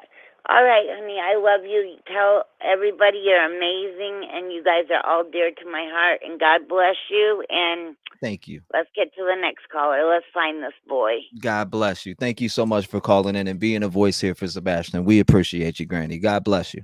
And then lock your doors too. Good phone call from her. They shouldn't be making fun of her. 219-885-9693. We are here covering today, going into Wednesday, the day that Seth Rogers takes his lie detector test. I can't wait to find out. Y'all ready? Do we know what the are going to be? What? 315, you're live. What's going on? Rev, Yes, ma'am. How are you doing today? I'm doing great. I listen to you all the time and I love you. I just have to tell you something. Yes, ma'am. And it's not totally about Sebastian. It's about the spirit box. Mm-hmm. I know you've been getting close with Jesus, mm-hmm. and I want you to read up about that because you're actually playing with demons. Mm-hmm. Well, yeah, I'm worried about you. I know. I hear that all or the does everyone tell you that? Yeah, I hear that all the time, though. I mean, okay. Well, I just wanted to tell you that, and I definitely think the mother and father are involved in this. You think the mother and father are involved? The stepfather, the mother and the stepfather, definitely. And I hope he's alive, but I don't think so. You don't think he's alive at all? I don't. I really don't. I there's no way he hasn't popped up yet. I think the dad might have snapped and pushed him, maybe hit his head, and he something bad happened like that, like a freak thing, and then probably hit him. That's what I have a terrible feeling because. Yeah, but if his dad was at it, or if stepdad was at work, how was that happening? If he's at work and, like he said, he didn't have to take a lie detector test because of where he was. So basically, law enforcement confirmed he was at this spot from this time to this time, so it couldn't have been him. That's basically how he put it. But we didn't. So they confirmed that. That's what he said on national television. Now, if that's a lie, wouldn't stuff be getting turned upside down at this point? Well, it's just weird that the mother and him were on the phone for 3 hours. When you're married, you don't talk on the phone for 3 hours like that. Mm-hmm. So that's what makes me think something went on. Maybe the mom snapped, but I would think more him. But the 3 hours, really hard to say. Crazy. The 3 hour part. I mean, I understand to an degree because I've been on the phone. I am one of those people that have been on the phone for 3 or 4 hours at times. Like I have been, but was this time out of the ordinary than the normal times? That's what we want to know. And what about you hear the thump and you don't go check on him? He's autistic. Mm-hmm. And I did listen to the whole interview of his ex-wife, and he just sounds very abusive. You're talking about Nina. Proudfoot. Yeah, you're talking about the Nina. He had the trial with her. What was it, March 5th? And that didn't end up going down or something. Wasn't Sebastian supposed to be a witness? Is allegedly, from what I heard. That's what I heard also, allegedly. And I think that could be part of the reason why the mom might be so obsessed with her husband that she even wanted to get rid of him. It's definitely something suspect on that side of the family. I feel terrible for Sebastian's real father, and I hope he's alive, but we pray he's alive, but I really think that it's something else. I really hope it's not. I hope he's out there being hidden somewhere and he's found and those people are, they're brought to justice. But at the same time, day 44, not one trace of them. There's been 3 or 4 possible sightings so far. One of them been knocked off. Or actually a couple of them have been knocked off, but I did send the one to Seth Rogers today. Again, I had to resend it. And he actually told me he hasn't heard anything about law enforcement from that sighting, the location, the address, that he hasn't heard anything from TBI. So he's checking into it himself today. So I'm glad I reminded him, because I don't know if he had seen that. He was just like, I don't know. I haven't heard nothing from law enforcement, but I'm going to check into it and I will let you know. So, he did just tell me that about an hour ago that he's checking into the Gatlinburg sighting, which there was another sighting in Gatlinburg separate from this incident. And they checked into that, I heard. But this one is a whole separate one from the other one. That's so weird. I hope that he is alive. I pray that he is alive. It's just so much time has passed, and he's, to say he left without his shoes, I still can't get past that. Being autistic, also, that would really bother him, like that his mom saying he left without his shoes and his phone and everything, and just seems so far-fetched for a 15-year-old. Did you hear last night also what Seth said? He said he's checking to TBI, or he's checking in with TBI to see if his clothes that he wore that night at Texas Roadhouse were accounted for. Oh, no, I didn't hear that. Yeah, he said that last night. On the Pascal show. He said word for word that he was texting, or not word for word, but he basically, that was being asked, and he's texted TBI about it. So hopefully, that is answered. Was those clothes accounted for? I think that's a great question. Yeah, it is a great question. We need to know all these things. I mean, obviously, I feel like law enforcement staying real quiet, like they have been on Idaho, and oh my God, feels like they're more quieter than ever. But that's when I started listening to you during Idaho, and I just love you, and I'm going to be praying for you, and I appreciate you. I do appreciate you worrying about me, though. I want to say that. Thank you for that. But you're amazing, and I know that God's going to work on you the way he worked on me, and I used to be into that stuff too, so I totally understand. Hey, look, I love you for that. I love you for looking out for me and worrying for me, so I appreciate that, and I get that all the time from all of you.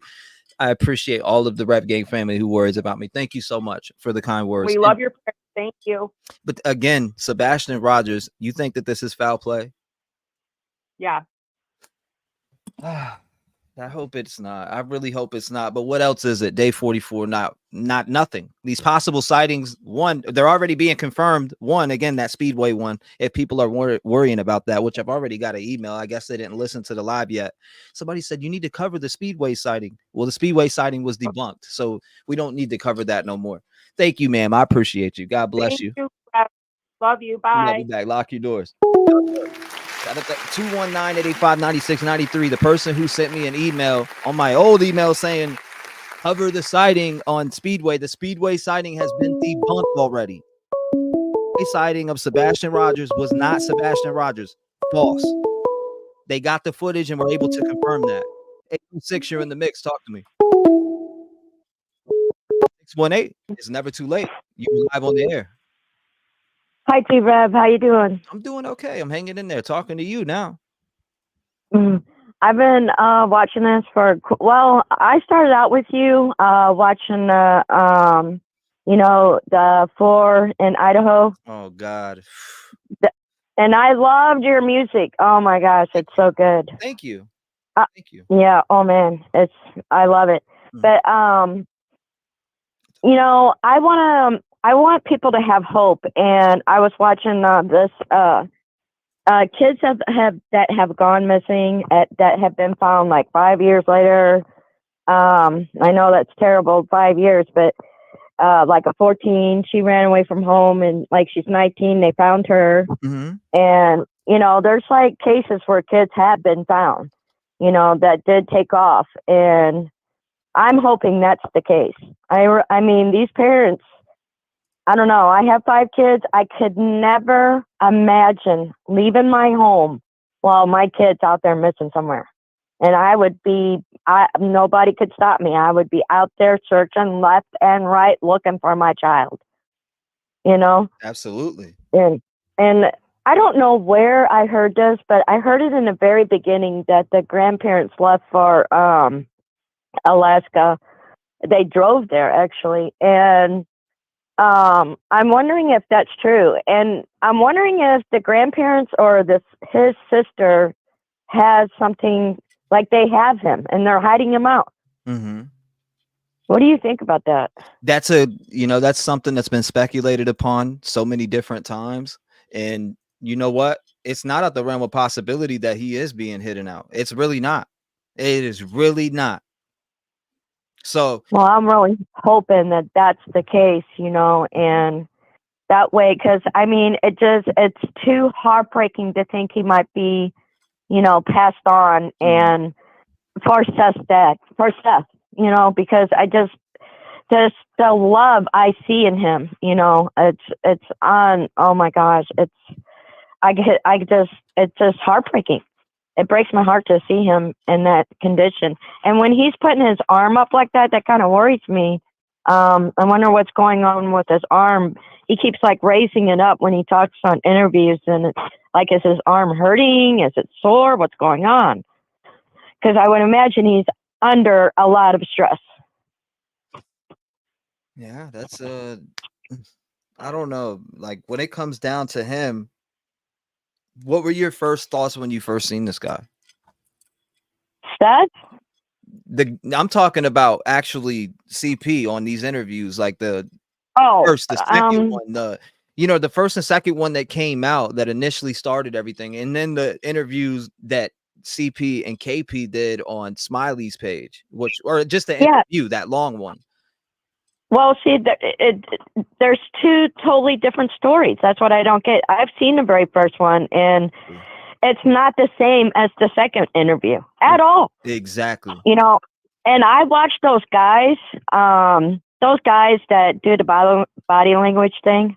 They did a show on them, and that's how I found out about the case actually. And then and I don't know. I don't know. I believe the lady, his ex-wife. Why would she just call up and lie about that? Why? Why would you do that? No, it makes no sense. Yeah, it doesn't make any sense that she would. But then again, they did have a trial coming up. They did have a trial coming up. So that trial was on March 5th of 2024. That didn't happen. I don't know. I've heard mixed things like, well, Sebastian was going to be a witness there. I don't know about that. But again, they did have a trial on March 5th. Well, do you know what happened? I mean, does she get to keep her child away from that guy? Because, oh my gosh. Yeah, I don't know what I can imagine having that guy around my life. I would throw him out in 2 seconds.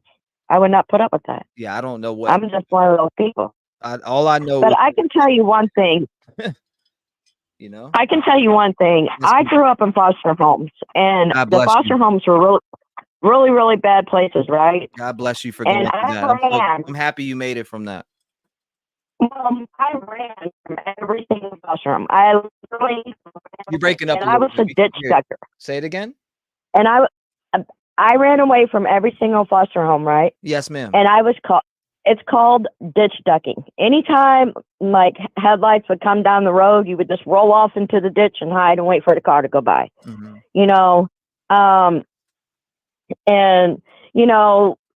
People that are in a situation that they need to get out of, you're smart enough to know how to survive out there because you're already learning how to survive in your home from evil parents. If they were mean to this kid, he already had survival instincts. You know, that's how I survived from running away from all the foster homes, because they were bad. The people were bad. Right. And I would just take off and run. But the very last foster home I was in, they told me there was a big dog down the road and it would get me. So I didn't run from that one. But I'm just saying, you know, hopefully, you know, he's smart enough. If he did run away, he's smart enough to survive. He's out there maybe hitting those houses up, Right. sneaking in there, getting some food. Mm-hmm. You know, if I could get down to Tennessee, I would be driving up and down, looking in the windows, or just walking that neighborhood, trying to shine a light, see if he is hiding around in there. I don't know. There's just so many rumors. It's just so confusing. You don't know what to believe. You know? No, there's a lot of rumors. I agree, and you absolutely don't know what to believe when you hear a lot of these different things. I've heard something about everyone pertaining to this case, everyone, and it's like, look, we just want to find Sebastian Wayne Drake Rogers. It's day 44. Yeah. We want to know where he's at. Again, he had disappeared. He was out that night. Did law enforcement now? Again, Melissa, I did see Melissa say that all of them pretty much have been interviewed and cooperated with law enforcement. But did law enforcement drop the ball on this somewhere down the line so far in the 44 days that has passed? Have they dropped the ball? Is there something that they missed? How do they not see them leaving the state as being weird? I don't know. Again, I don't know, but it does stand out weird to a lot of us. So yeah, thank you. I appreciate you highly concerning. I appreciate you calling Yeah. in and sharing your story. Sorry that you had to go through that at foster homes. Oh no, I'm never okay. imagined, but that I know that's heartbreaking stuff, and I pray for you. God bless you, man. All right. Well, you take care, and thank you for your good music, and thanks for all you do for children. I really appreciate that. Well, you know, it's my way of giving back for everything that I've been through. That's what I can't say. It's my way of giving back. I'm extremely proud of you. You got to thank live you it so to much. feel it. You got to live it to feel it. And you know, I've lived through some wild stuff. And when you look at all these different cases, I have a connection with almost every single one of them. Like I do. I have a connection with every single one of them, and it gets to me. So I appreciate you calling in today, being a voice here for Sebastian Wayne Drake Rogers on day 44 as the world is looking for this little boy. God bless you. Shout out to her. Good phone call. 219-885-9693. Wow. Chris Proudfoot, did he take his lie detector test? We know tomorrow. Nancy Grace. I mean, remember they talked about it. Seth take tomorrow. So 330, you're on the show. Talk to me.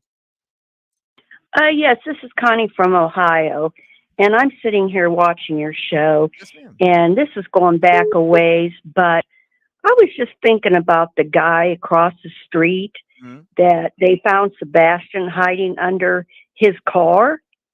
Wow. Do you remember that? You said Sebastian hiding under a car? Yes, and it was in the neighborhood where he lived. I don't remember hearing that. Yes, that was early on, and I was just wondering if they had ever spoke to the guy that lived in the house where he had supposedly been hiding under the car. Yeah, I don't remember hearing that. Well, if I happen to find it, I'll go ahead and send it to you. Yeah, definitely. I just in my head I'm thinking back. I've heard a lot of stuff, but I don't think I've heard that one. Yeah, I heard that early on, and I was just sitting here thinking it could be a possibility. You know, it's close to his house. If he did get out and was running away, you know, he wouldn't have had to go very far. I don't know that the guy would have him this long, but, you know, it was just kind of funny that they said it before that all this happened, that they did have him across the street and he was hiding underneath the neighbor's car. Yeah. Yeah, I didn't hear much about that, to be honest with you. And if it was talked about, then it must have been overlooked by me. Okay, well, you know, like I said, if I happen to find it, I'll go ahead and forward it to you. So he was hiding under the neighbor's car, and when was that dated? That was like once they started the research on everything and looking for him, that came out early on. and I'm not sure of the date or anything, but I'm almost positive that that's what they had said. If anybody listening knows any more, maybe they could fill you in a little bit more. Yeah, because I just don't remember hearing much about that, him hiding under a vehicle. I don't remember seeing much about it whatsoever. Right. Okay, well, it was just a thought, and I won't hold you up. You can take another call. No, it's okay. Thank you so much. Prayers for Sebastian. Prayers for Sebastian all around. And if you find that, Amen. please do send it in, because I believe what you're saying. I just haven't seen it. Okay, I will do that. You have a blessed day. You too. Lock them doors and stay vigilant in this cruel world we live Amen. in. Shout out to her. Good phone call. Keep them coming. 219-885-9693. Somebody said, why is Seth taking a lie detector test? Be the Proudfoots. Great question, but he's doing it. Is he about to beat him to the punch? Absolutely. Wednesday, 252. I'm on with you. Talk to me. North Carolina. T-REV. Yes, sir. T-REV. What's up, man? What's going on, my brother? How you doing today? All right. How you doing? Hanging in there, doing the best we can. What's going on? People talking all over the streets, man. Talking all over. It's going crazy. Yeah. Talking all over, man. I just that video, man, they put on there with Mr. Bad Feet there talking to that guy and talking about the coordinates of the dogs and where they went, man. I kind of think that was a production. Oh, is that you that commented that? I seen that comment in chat talking about a production. Was that you? Yeah, I think it was for our benefit. I really do. I seen that. Was that you that commented in chat earlier? You were like, I think this is a production. Yeah. Luke? Yeah, it was me. Was it the name Yeah, Luke? yeah. Is that Yeah. you? Okay, I'm That's telling me. you, I got a good mind. I watch comments more than people ever think, and I did see you say that. You said specifically, "I think this is a production." So, dude, drop this what dude, what do you think is a production about that? This guy, for all the bad publicity that he gets, is not a dumb individual, dude. He is thinking way out the box. I mean, he's if you look at it, man, one side makes a measure, the other one makes a countermeasure. Now they're going back and forth. It's kind of like a stratego or a strategy game, and both of them are playing it. I have a little bit more faith in one than the other, even though I think both sides need to just kind of like slow their roll. But that situation, I think, was for everybody's benefit, man. Who can you tell me who was the guy behind the phone or the camera, just conveniently taking that whole conversation? That's the thing that gets me. It's like, yeah, what'd you do? Arrange for the guy there to get that whole conversation on tape, and then put it up there for everybody to see. I mean, come on, man. I think that's a little too convenient. But what you thinking, man? I don't know, man. It's wild. I feel like we're living in a damn dream with all the stuff I'm seeing. Yeah. The possible sightings being brought out. You got there's tons of different things going on. In which, by the way, I have to keep refraining that and putting that out there, that the possible sighting that I've been posting about for the last week is finally being looked into by Seth today. Now I know he's a busy man. I've been sending it to him over and over again, but the one in Gatlinburg, he's checking into it for himself so we could find out yes, no, maybe so. I mean, again, it could have possibly been him. You never know. So I'm glad he's actually checking into that.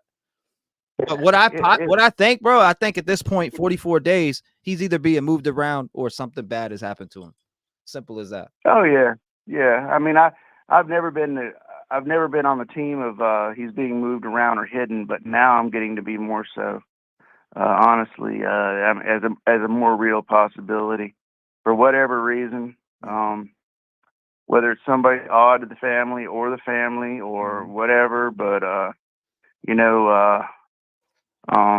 it's just kind of getting crazy out there, man, and you don't know who to believe or what to believe, and we don't have any facts, so that's the thing. I mean, he's can you imagine being him now, having to go find another job? Yeah, that's crazy.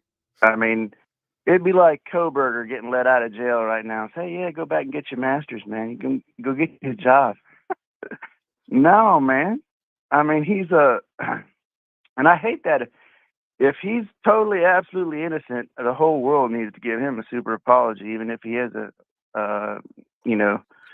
has his little quirks. But because for somebody to go under that kind of scrutiny and be absolutely innocent, and that's the thing we need to keep in mind. We don't know. We really don't know. But as far as law enforcement is concerned, man, I don't want to say they've dropped the ball, but I think they got started a little too late, giving them the benefit of the doubt. And Oh, okay. I see what you're saying. I mean, but if you take every investigative effort and you check everything off the list that you possibly can with them, where else do you go if there's nothing showing you foul play, if there's nothing showing you lie or anything like that? As an investigator, what do you do? Well, everybody's giving Coffindorf, or whatever her name is a lot of backlash about the statement that she made. But what she made was, I'm not a big fan of hers because she's kind of a sensationalist. But the statements that she made were kind of true. It's like, where'd y'all get this probable cause to do all these search warrants and searches and stuff? Mm-hmm. I mean, you ain't got anything that a crime was even committed. Right. So how are you doing this? I mean, feds can probably do almost anything they want. I'm not sure, but I'm almost sure that they got a little bit more power than regular state and local law enforcement, as far more leeway on that. Mm-hmm. To get that kind of stuff. But it's still, I mean, you just can't go and do a full exploratory on somebody that you have nothing on that they've even committed a crime. Right. How do you get records? How do you get tracking devices on somebody like that? You can't. I mean, legally, you shouldn't be able to. But we'll see how that goes. I hate it for both sides. I think both of them kind of need to come to some kind of a truce. You shut up, I shut up. We go our own ways. Let's see how this pans out. Seth, I like Seth.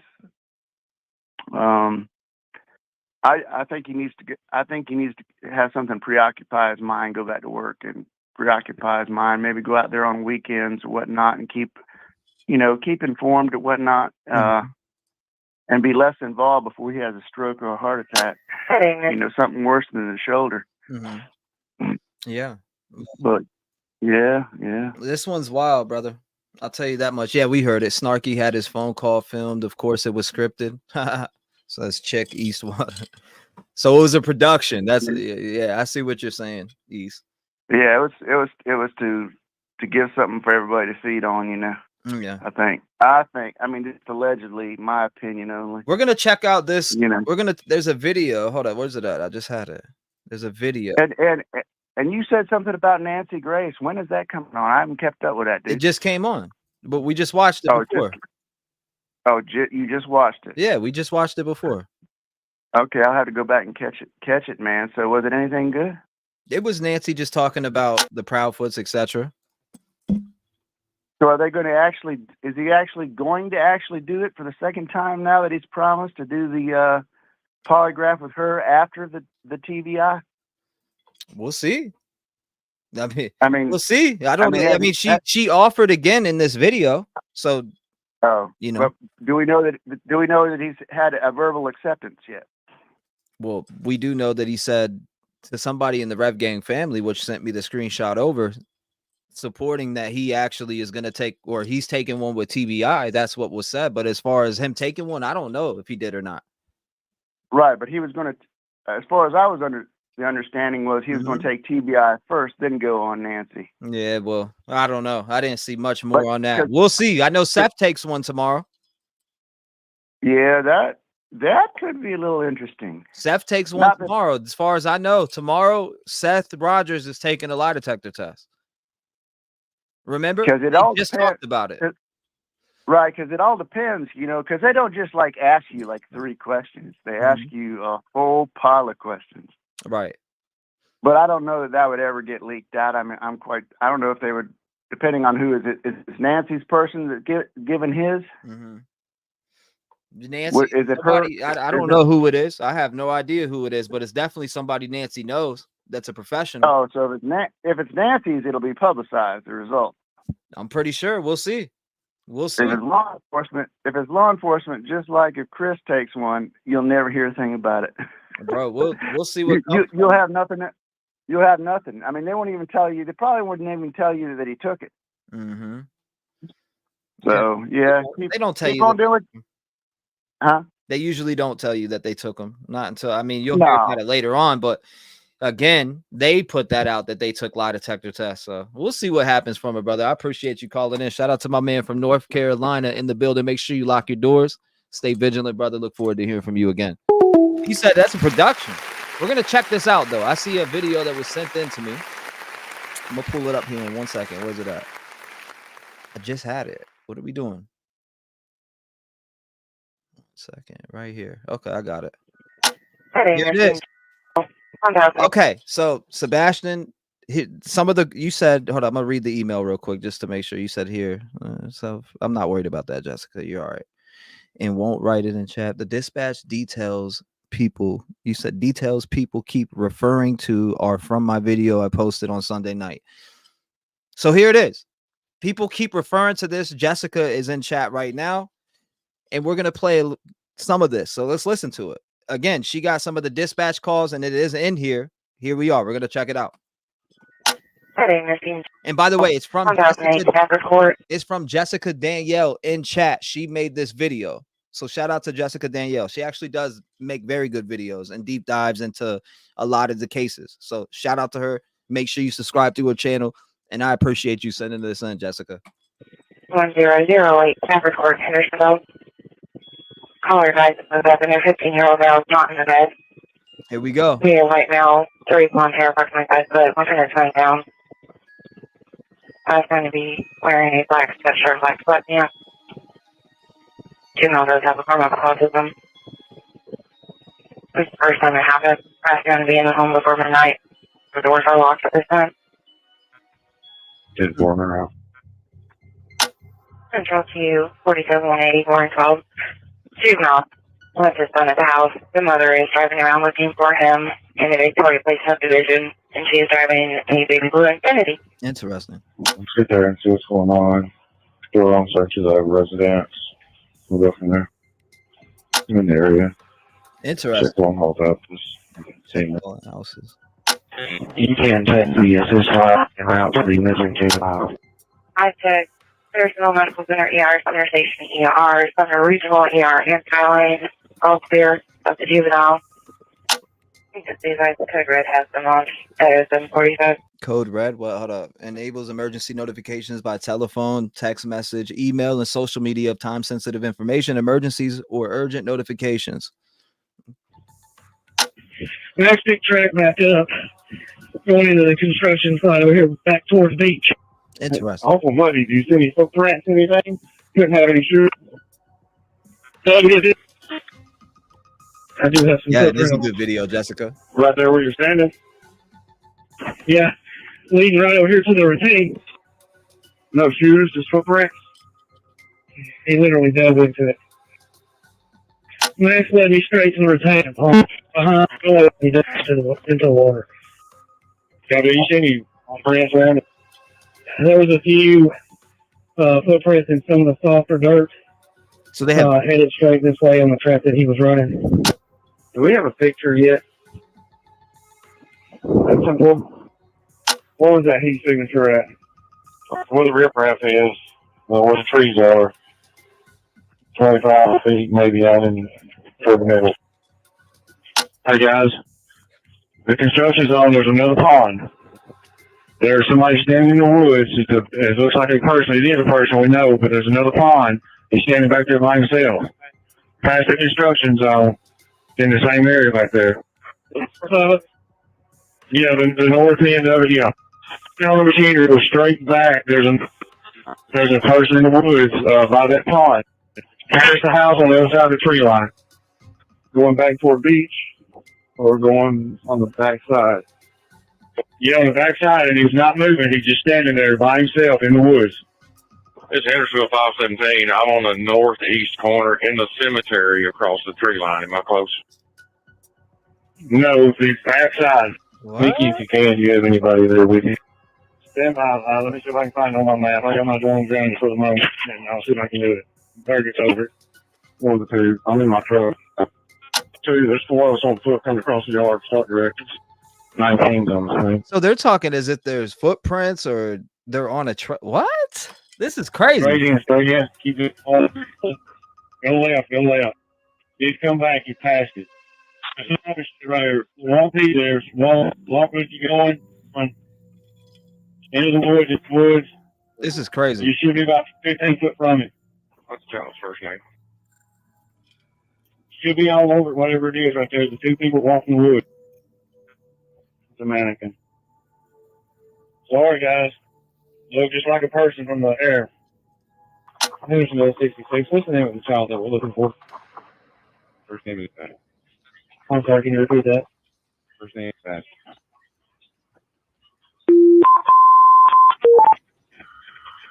Last clothing description was black sweatpants with a white stripe, black long sleeve t-shirt with a print.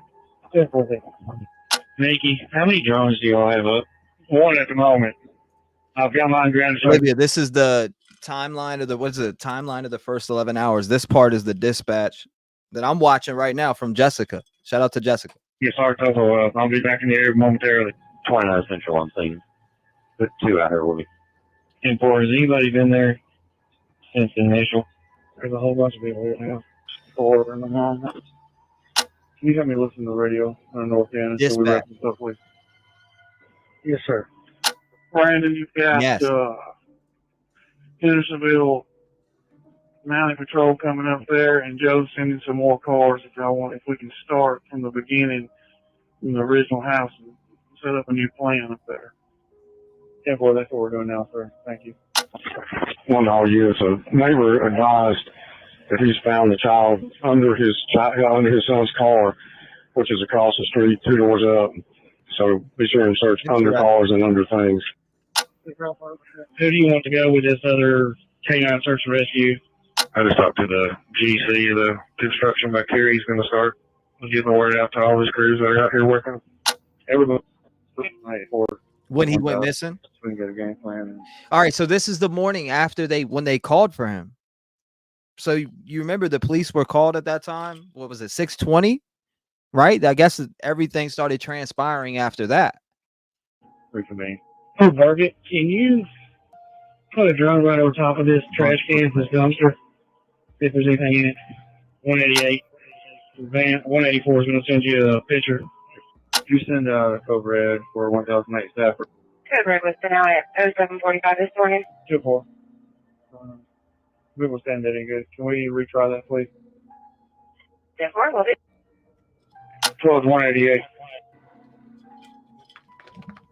Go ahead, sir. Can you come to 1008, please? 12 to any units that are going to be assisting with 1008. Please come to 1008 Stafford Court now, please. Start at the beginning of Kelly Lane 1000. We're going to work our way north of Kelly Lane. That's fine. I'll get these 2 houses right here, and we'll take the right side. The white Ford truck, that's the Hendersonville officer's house that's with me. No, that house hasn't been checked. The next house up from is see the white Ford in the driveway. We will neighborhood Facebook page. Post was made. 1023 check. This is crazy. On camera. Yeah, now first. We've had an additional caller call in that lives in this area, stating she saw someone that made the description on Hogan's Branch, male with sandy blonde hair, with a bag wrapped around his head. She also stated he had on a reflective jacket approximately 2 hours ago. 3 command. 139 World End has a camera, but nobody's answering the door. He had some ties at White House High School, and every time he got in trouble, he wanted to go back to White House, so I notified White House PD, and we're notifying this, sir. 10-4. 10-4, that the camera is correct. It's 10-4. Nobody's answering, nobody's home. In reference to that address, please run a registration check on testing tab Sebastian. Detector 2012 BMW, 750 black in color, registered. Wow. Registered Other meter for address. privacy. Confirmed NSR. Correct. You can't see it. You can find any information. See if we can look up on a phone number or something. We would appreciate it. Command the units that are at staff report. When you check a residence, please give me the numeric and unit numbers that have checked it and whether or not you made contact with anybody. Made contact with 1000 Killing Lane. He checked all of his cameras. Nothing was on. No answer at 102 or 103 Killing Lane. 105. What? Answer, hasn't seen it. Nothing on the ring doorbell. Inform you're saying 102 is at 1002. 1002. I'm sorry. That's crazy. Did you ask if he had any lights for He said, Trev, that's probably a neighbor on the same street that said when he went missing before, he went under his car. The caller was right. I saw that in the Facebook group. Thank you for sharing. Tweety Girl says, let me guess, the foot orbits. What? The foot of what? Are from the mannequin? Why the hell would a mannequin be in the woods back there? I don't know. It beats me. I got the same questions. I don't know if the parents will know, but Beats find out if he owns a light purple hoodie with him or something like that. Can I ask? Mom doesn't advise us to follow him. Yeah.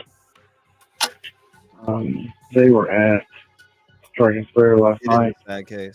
Just bowling at them. Do you have a unit go there? Make sure that he hasn't returned there. 1015 have ring cameras, but didn't pick up anything. 517 Hendersonville is with me. 1000 contact, haven't seen anything either, nothing on ring doorbell. 1012 Killing Lane through 20. 1012 go through the entire. The lady at 1032 Kellen runs the neighborhood Facebook page, and she's updating it to request people to look in their crawl spaces and hidden areas. Hey, on at 1000 in Killing Lane, did y'all happen to check the crawl space? I will have to check my list, but if it wasn't locked from the outside, it was checked. 1018 Stafford. They are reviewing their camera footage right now. I need some contact and the cameras checked. No, that's fine. 184 your low volume. I got cameras checked. It was 1018. I'll be out at St. John Missionary, 1085. Resident at 1028 Keller Lane states that he just saw a kid with a black shirt, black shorts, had a phone in his hand coming across the construction. When he made contact with this gentleman, the subject went straight back to the woods at the top of Keller Lane. I just talked to him. He's one helping. Thank you. 12 units. When you're done with your assignment, please come back to 1008 Stafford. 1023, 24, 18, and 16 Stafford. Ring cameras. Nothing's been called. Operations have started at Willow Bend Drive. St. John Baptist is clear all the way along. Interesting. And dumpsters and yeah, this is a good job. Buses have been cleared also. They're making room. 10-4. Are you going back to Stafford? Still on search, but general area. 1026. Killing Lane, no contact. 1028, made contact. Nothing on their cameras. And 1030, contact. Nothing on their cameras. And nothing in the treehouse behind the house. 10-4. 68, man. All houses on Killing Lane have been checked. Ray, those woods on that side of Long Hollow, we've been unable to fly to due to the distance with the drones. So those big woods that's south of the house, he ran away before. we haven't been able to get just all properties on Sandy Wood Court have been checked. We're starting on Honeysuckle now. Yeah, that's 3293 Long Hollow Pike. Beyond the creek and checking that cave behind the house. I'm almost back to the house. Meet my partner. I crawled back into the cave as far as I could go before it got muddy. No footprints, and it's collapsed on in about 10 feet. 10-4, but you're out of it, correct? Sounds like Trooper Grinder has himself and a few troopers. They're going to hit the roads outside of our immediate vicinity and just look for him walking down the roadway somewhere. 3301 Long Hollow Pike has been cleared. Stone House, several outbuildings have been cleared. They're unlocked if anyone else wants to look. I just sent you the endangered poster. If you can put that on our social media, please. Jessica, I want to say you did a wonderful job on this video, by the way. And I did not see it. This is my first time watching it along with some people in here. So I know some people have already seen it, but I think you did a wonderful job on this. 12 to 188. Please.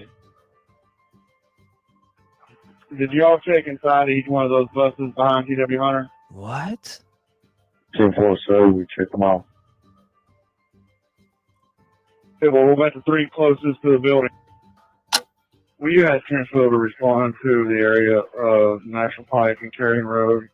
There's a juvenile in that area wearing black pants and a red T-shirt. I'm shaking back and forth like he had autism. It was just reported to us.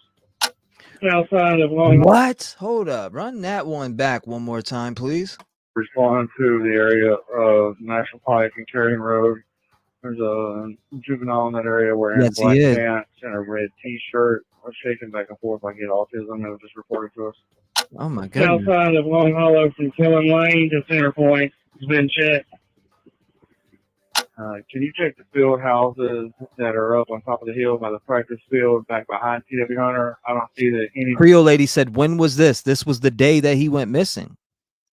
anybody has tracked through there. First 11 hours. Simple. The barn and my starting location's clear. Residents in barn at 3221 Long Hollow Pike is clear. And from my starting location to Shackle Island, I've left the entire creek bed and it appears clear. Myself and 182 have been behind T.W. Hunter, all the way behind beach, football field and baseball field, up in the fields, checking tree lines, all the way to the cemetery, behind Beach Green Presbyterian. We're still here so far. This is clear. wild. Myself and 182, we've not made ourselves around to the front of the schools inside the school check. We're still in the back. Thank you. Very well, we get a long haul flight. 3 years. You did a wonderful job.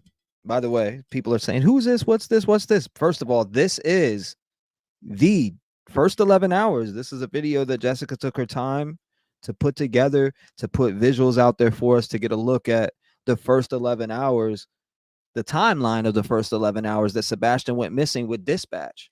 So again, her name is Jessica Daniel. That's her right here in chat. She's a member here. She's been a member here for months now. And this is awesome, awesome, awesome work. I love the dedication and the visual that's into it. Plus, we kind of get a feel for what's going on at the time that he went missing. And there was timestamps with, what, as early as 7:04, 6:45. Right here, I see it, 6:45. So all the way from 6:45 a.m. Remember, they called the police around 6:20. So 6:45, I see everything starts. Maybe even before that. But again, 6:45 a.m. This is the first 11 hours from when Sebastian went missing. I got to make sure Seth sees this too, Jessica. Go ahead, 3. The bus and the shed have been checked at 3220. Thank you. You and your partner stop at Willow Bend and go house to house up Willow Bend. Check all those, please. See where people have driven through it, but it doesn't look like anybody's a house I'm to house. sending it to him now, actually. Yeah, well, every house on Honeysuckle has been checked. People that answered the door have only seen the Ferrisman this morning, nothing else. The White House and Red Barn adjacent to T.W. Hunter, 2105 New Hope is clear. 3417 THP has joined in with myself and 517 on Willow Bend to check houses. The big holding pond has been cleared by Hendersonville Fire. They're going to rehab at Shackle Island for a bit, then go to the one over by the cemetery. Field houses behind the beach, soccer field's been searched. We're going to head over to the side field house across the street from the fire hall. That's a good question. 106, 108, 110, She did 112, Willowbrook, all check, no contact with any homeowners. And none of these houses have crawl spaces. Beach football complex. Were you also searching that area? She did wonderful on this. Yes, sir. Made contact with a realtor at 114. Hasn't seen him, and all the rooms have been cleared. 116 made contact with that homeowner. He said he has seen that child walking in the neighborhood in past times, but not recently. The main field house next to the freshman annex has been completely searched. All clear. It's got beach softball, beach football. It's the one next to the beach going church between it and the freshman annex. It's the main football complex. Me and Marshall was back here in the back of the cemetery back here. No contact with anyone, and his truck is not here either. So I think the lady's here trying to get in her driveway in your cars, and is the key there by chance? It is, but it's locked. Okay. So she's trying to get in her driveway. We haven't had a process. Call came in at 6:33 this morning. Great, thank you. You may do it, man. We just put another can on the ground at the house. See if we picks up anything. We are breaking off fuel gallons for her fuel. Fuel. She did The creek worsens to New Shackle Long Hollow and the bridge there, both been checked. Marty, what's your location? I'm looking by 109 in Thornton's right now. I just got a phone call. Kid matching that description, hiding under the bridge, lower station camp behind the market. I'll be en route. I'm close. If we get somebody else on the other side of their nursery to come down, she stated that he could be on that side. What? 446. What was the last thing that? Just under the bridge. She stated that when she went down to turn around, he was gone. I just sent this to Seth, so Seth has it. At least from, I sent it to him, so he has it now. Again, I've seen people email me about a dispatch video and be talking about dispatch. No, I have not heard that. Absolutely not. I have not, but this is a very good visual put together by Jessica Danielle. She did fantastic. Did you talk to the client? She's still on the bridge. White female, black leggings, I believe, blonde hair, silver. 447, 446. You see any tracks that way? I'm taking the creek over. See any tracks? 446 to 447. Hold your location, please. I'm on foot now. Good question. 10-4. I know they've got the dog up there. The helicopter's coming back to you. 158 Upper Station. The residents say the ETA, approximately 5 minutes ago, somebody walked through that gate right below you. There's somebody in black. What? There's a deputy at 158. I saw somebody in black on the tree line. I don't know if it's one of our guys. Yeah, there's two law enforcement guys walking back here along the tree lines. Let's go through there. 12 to 24. How long have they lived in that house? Year. UTC. Where were we at before? Cambridge Farms, Gal. 449 Remington in Cambridge Farms. White male, gray t-shirt, white pants. They didn't get to see his face, kind of shaggy blonde hair. We'll be out. Very good. Lower Station, Scarlet, and Big Station with a white male juvenile with four-wheeler in the creek. Who checked out with a juvenile on Station Gal? This is not going to be our missing juvenile. He's with his father in the creek. I made contact with the male, the caller, and him and the trail called about. It's not our subject. Oh, I'm going to share it.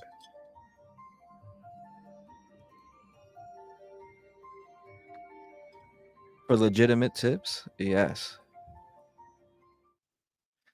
Great video, Jessica. By the way. Great. I mean, wonderful video, by the way.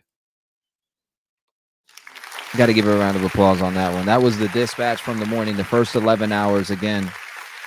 The first 11 hours of Sebastian Rogers.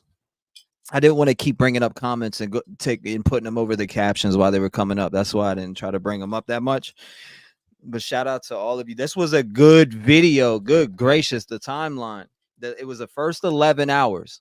The first 11 hours, I thought you did a wonderful job. Again, that's Jessica Danielle that made this video. If you want to go over there and subscribe to her channel, it's right here. I don't understand how this has 5,000 views. A very, very good video. Make sure you subscribe to her. I'm gonna give you guys, I mean, it's very good. Again, very good. Thought she did a wonderful job on that. A wonderful job. Wow. I sent it over to Seth, by the way. Hopefully he sees it, or maybe he has. 219-885-9693. I've opened the lines back up. So if you want to call in, they are open. Thank you, guys. I appreciate that. Indeed. Thank you. Jalen, thank you. It was a blessing. Thank you so much. I appreciate the gifts. Thank you, Melissa. 470, you're on the show. Talk to me. Hey. How you doing How today? you doing? I'm doing good. This is Susan from Georgia calling you. I'm sorry, I had to turn the background down. You're fine. How you I've doing? been hearing, I'm doing okay, but I got a different slant on this whole case with Sebastian. Let's hear it. You know, first of all, you know that when there's a divorce, there's his version, her version, and then the truth. Right. Okay. Now, I've seen the interviews with Nina, and I believe Nina. I can't help it. It just comes through that she's genuine. Mm-hmm. And when I see Chris's demeanor, what I see from him is a bully. Okay? I think he's a bully. He beat down her. He intimidated Nina. And I believe he's intimidated Katie. I don't think Katie did anything to Sebastian. Mm-hmm. I really don't. I think, you know, everybody says, well, when she heard the thump, why didn't she get up and go check? Right. Well, how do we know that that wasn't something he always did? Because let's face it, okay? If you have something to hide, are you going to tell the police I heard a thump and I'm such a sorry ass mother? I didn't, excuse me. I didn't go in and check on him. But if that's something, and I have seen, I've been around autistic children. Mm-hmm. He was on new medication, and sometimes we don't know how that medication reacts. If, you know, because sometimes when they change the medicine, they have to tweak it, right? To make it work for you. So maybe he was like that all the time. Right. And she just said, you know, go to sleep. Mm-hmm. And then she didn't hear nothing, right? Right. So she figured, okay. And about the 3-hour phone call, let me tell you something. Mm-hmm. I'm not married now, but when I was married, my husband was in a different state. Right. And we would talk for 2 or 3 hours. Mm-hmm. Okay. Right. We were close. And then, you know, because you know, and then I would go see him sometimes, or he would come back. And sometimes it was a month or so, or what have you. Right. But people do talk I'm one of them. I could talk. I have girlfriends that I talk to for 2 or 3 hours. Right. I've talked to him 2 or 3 hours. It depends on what you do. What is your pattern? Right. And sometimes, you know, when you're married, if there's something, she said she was in school and she was working. Mm-hmm. That's a lot to do for a working mother, right? And, you know, and then she had a good day with her son. I believe he was taken. I think he was taken. There have been people that's happened to before. I think he was taken, that a predator has him. Because just like J.C. Ducard, 18 years later, they found J.C. Wow. And then there was this one little boy. He was 14 years old. He was autistic in Colorado Springs. Right. He took off. He had never done it before. You know what he did? He crawled up a tower and got stuck in a fireplace. And they were looking for him everywhere. Found him 6 months later because someone was looking at that place. That's crazy. Yeah, it is crazy, but it's a known fact. And you know, so we don't know. And I hate that everybody And, you know, I'm going to say this now. I like Seth. I know Seth is looking for his son. You don't know what you do till you're in there. And one of the I was watching on YouTube, and one of the people, she called in and she said there was in that neighborhood where Sebastian was living, they had like a neighborhood chat that all the neighbors were in, and they were talking threats about Katie. They said things about her. They said they saw an Uber driver pull up, you know, and the police were following that. And there's nothing that shows an Uber driver pulling up there. Right. But that's not what they said, right? That's not what they're saying. No. And so when I saw that, I said, but the police haven't said anything about it. Police aren't going to tell everybody everything. They're not. They're not going to do that, nor should they. Yeah. And I don't think they're sharing everything with Seth either, because I was watching it when this first came through, and I heard clearly a dispatcher say that one of the dogs have hit near that pond construction site. Yeah. They said that. You could hear it. It was like a 911 call. Somebody called and said the dogs are hitting over here, blah, blah, blah, blah, blah. And she was reporting it to the police. And then they said it was a false hit. Well, who knows? You know, what you gonna do? What do you think about that? As far as the pond being a false hit? Yeah, it could be. I honestly think, I'll tell you what, I honestly think that the pond being a false hit is what they said it was, a false hit. I mean, that's what I've heard from Seth. Well, Seth wasn't there. I get it. And he didn't hear I heard the dispatcher. And see, one thing about Seth, I do like him. I do believe he cares about his son. But see, I don't like the blame game that he did with Katie about his son being SA, because you know what? As a parent, okay, kids play together. You never know. A babysitter, I've heard friends tell me that they were with a babysitter their parents liked. Everybody let them babysit. And then they came and found out years later, they finally told their parents that babysitter had, or a boyfriend or somebody there, another kid had sexually SA'd them, okay? And so, you know, that can happen. I mean, I'm not saying that it's right. I'm not saying it's not horrible. It is. Right. But, you know, Katie said, I did get him help. I did get my son help. And I think she was feeling frustrated because she was being dumped on by her ex-husband and the one she was currently with. Because I think he's an abuser. He's been married 5 times. Come on. What about this video we just watched, the dispatch of the timeline, the first 11 hours? Did you just watch that with us? Did you see that? No, I didn't.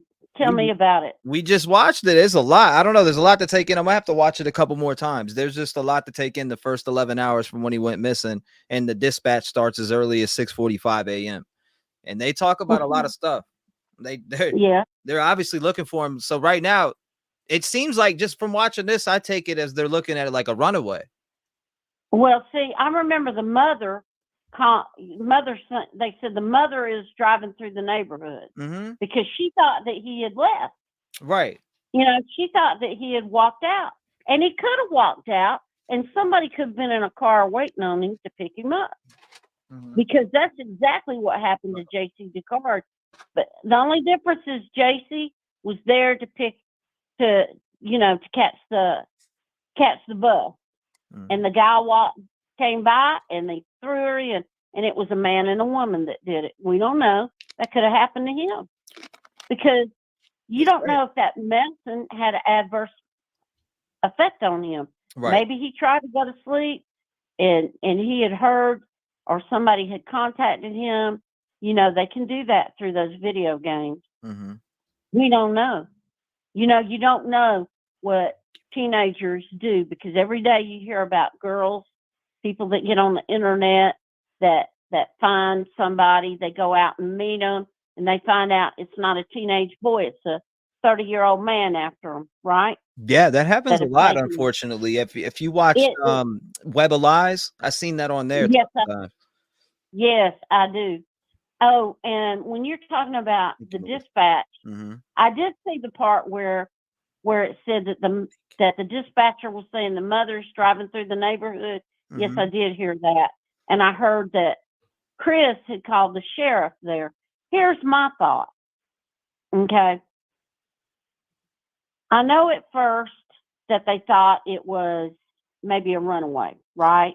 A kid that got loose, because autistic children do that. They do it.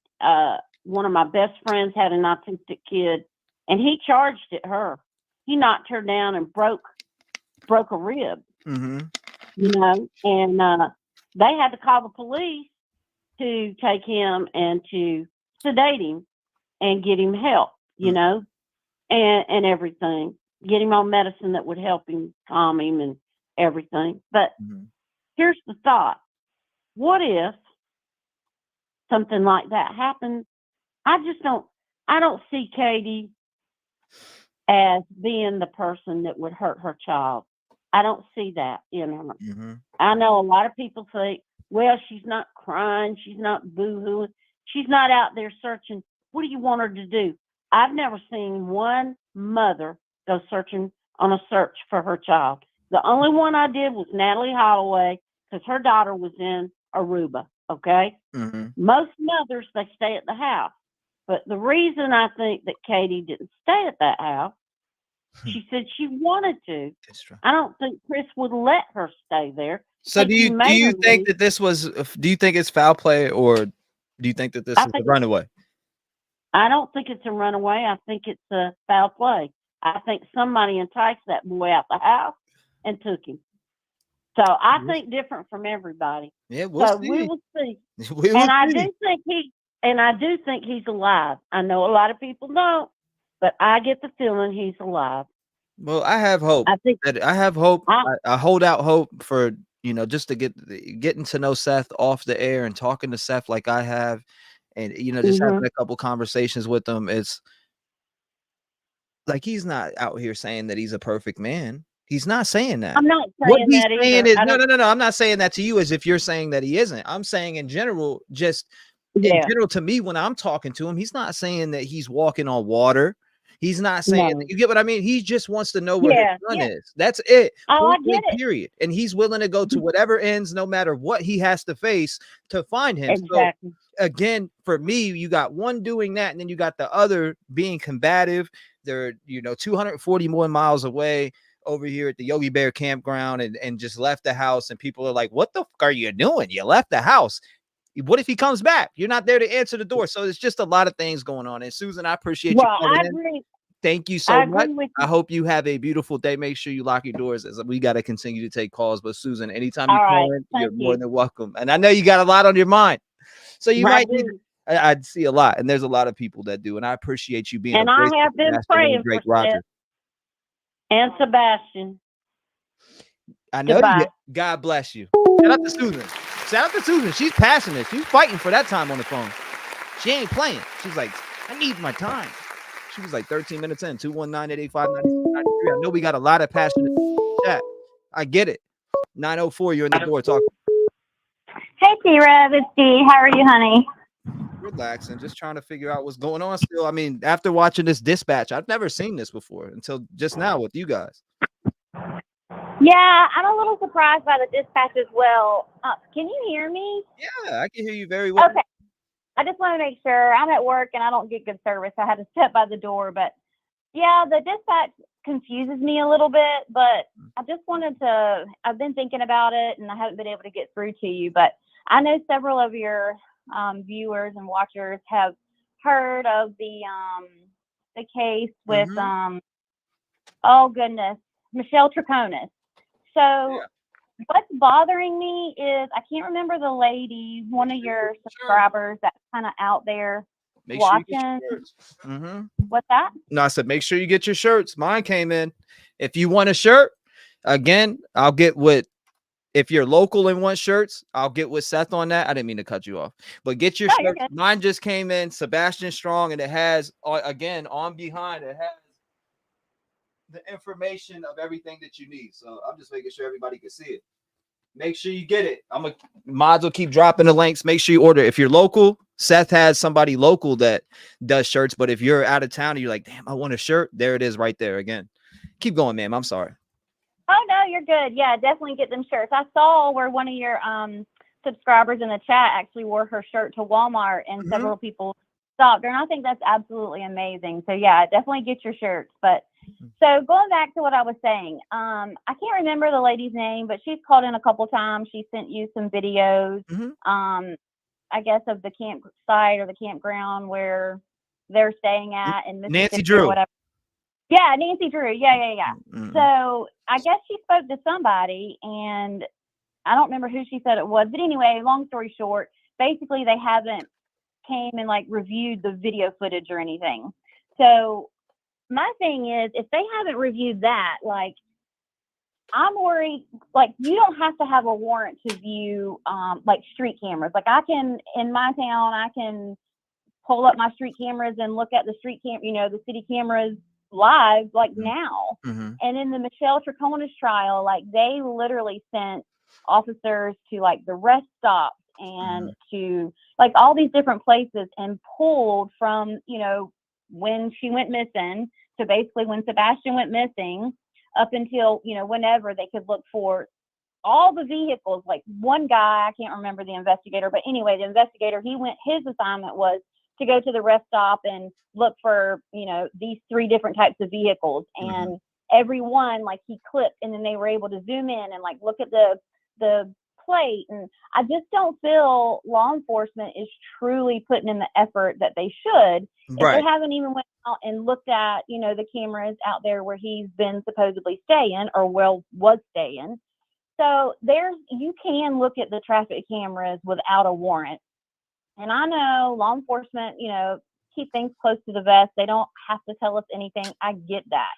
But with looking at the traffic cameras, you do not have to have a warrant. And maybe they are doing that. Who knows? We don't know, and there's no way for us to know. But it just really bothers me to my core that they haven't looked at the camera footage out towards the Mississippi way. Maybe they have, I don't know, but according to her, I just feel in my gut that law enforcement and I'm for law enforcement. Like, I have several friends that are cops. Right. And but my gut is just telling me that and then going back to what Nina said back when she had, everything she had to unfortunately go through. Right. Like, he had a friend in the, and I live in a small town. I'm not going to lie. I live in a very small town. And truthfully, here, it's all about who you know and what you know. And that's just the truth. I mean, that's just the God's honest truth. So, last night I was sitting on my porch and I seen the sheriff of our town go down my little side road, and it didn't take but one text message to, find out what was going on down the road beside me. So it's literally about who you know and what you know. And I have a feeling That's a good point. Chris or somebody in his family is close to law enforcement. And if the Narked Divers or whatever they're called, if what Chris told him over the phone, what we listened to earlier, if that's true, why would they only, I mean, I know you got to take what Chris, whatever CP says with a grain of salt, because I don't believe anything that comes out of his mouth. But if what he said is true, why would law enforcement only take him riding around to look at different places or whatever? I can't remember word for word what he said, but like, why would it only be him? Like, why wouldn't Seth? You know what I mean? Why wouldn't Seth offer that? Or I don't know. I just feel there's something really stinky and something weird with the whole law enforcement. And in my gut, I feel they are truly not. They're not putting in the work that they should. I really don't. No, I feel like, and then again, you got the Sumner County Sheriff's Office, the one that's actually holding the case right now. TBI is assisting. From what I'm, getting TBI is assisting, and now allegedly FBI is involved, somewhat assisting. I feel like they need to take over, but then again, That's what. I Who just am I to feel say that? FBI. I'm just looking in from the public, like the rest of us are. But in general, I feel like somebody needs to come in and intercept this case and take over because it's obviously leading to nothing. Exactly. I feel, FBI should have stepped in and like taken over a long time ago. Even with the, bless his little heart, the Gannon Stout case. I mean, he was found not far from me, and that case, the FBI, I mean, they can do a lot of things. They were doing recordings without, the stepmom knowing about it. And going back to what I just said with the, the Michelle Troconis, like they had people on desktops looking at cameras for hours and hours and hours. And I don't think FBI would have like any connections with CP or his family or anybody. Right. And I just feel like it would be like a broader range and people in there that have no affiliations to the town or to the county or to the city, whatever. You know what I mean? I feel it needs to be out of TBI their hands. It needs to be out of, that county's hands, and the FBI really should have taken it over a long time ago, because every second that this just continues to go on is every second Sebastian is not found. And that's the ultimate goal. And I just don't feel that Ellie in that town and TBI is not going to say they're not taking it serious, but I feel like it's almost like pushed to the back. You know what I mean? Like it's not, I don't know. If I would, I bless his heart, Seth, it just breaks. I literally cry every single time I see that man and I hear him talk. Like I feel the pain just from him talking. Like I can see it on his face. And I mean, he is wearing himself down and I feel bad for him, but it's almost like I feel bad too, because I feel like his hands are tied. Like they're not speaking with him. They're not, and I know they don't have to. I get that. I know they don't have to. And I'm sure people in chat will come at me about that. Like law enforcement doesn't have to tell him, me, anybody, anything. Yeah, But they could tell them what what they're available to tell to the public, but anything else other than that, they're not going to tell you anything that they're thinking close to the vest or no. Right, exactly. I mean, and I agree with that, but there's nothing showing us that TBI or the local law enforcement has, I don't know. And then listening to what you said, listening to, the scanner and stuff, it was almost sound like it was promising, like that day they were all in there and they were looking, and I don't know. And then now all of a sudden it's just almost like it's fizzled out, like it's not a big deal. This Sebastian is a big deal, and there's people not even in, our country. It's worldwide. People are worried about this baby and he needs to be found. And I just don't know that there's enough being done for him to be found. Yeah. But Is that the case? They're not doing enough, or they treated it like a runaway? If you listen to this, from what I'm looking at, they're treating it like, oh, he's on the go, but possibly he's on the go. And then they were talking about stopping at different places to get their footage, etc. So now at watching this, we know that there was footage around in that area as far as from law enforcement and dispatch, from what we just listened to. But again, I appreciate you calling in and being a voice for Sebastian Wayne Drake Rogers. I see a lot of people still calling, so I'm gonna open up the lines. But thank you so much. Thank you for everything, and we'll talk soon. God bless you. Thank you so much. Of course. All right, so a quick recap, ladies and gentlemen. Let's do. I seen somebody ask for a quick recap. All right, so we started off the show like this, talking about the sighting in from Speedway. Seth Rogers himself, has debunked that. Him and his team have been able to debunk that sighting at the Speedway. So that wasn't him. Again, we just watched the dispatch video. Let me take this back one. We just watched the dispatch video that Jessica Danielle made, and it was very good. I recommend a lot of people to watch it if you didn't just watch it with us. But we just watched that, and it does fill in a lot of gaps. And the first 11 hours that Sebastian went missing, you can hear the dispatch and what they're saying, etc.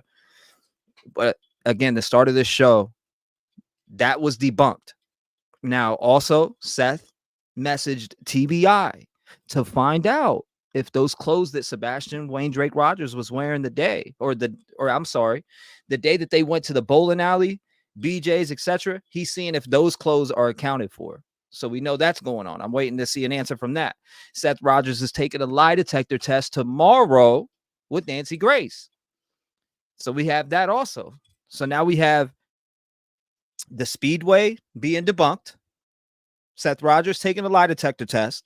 Now I personally messaged him about the Gatlinburg tip that was sent in to me and TBI.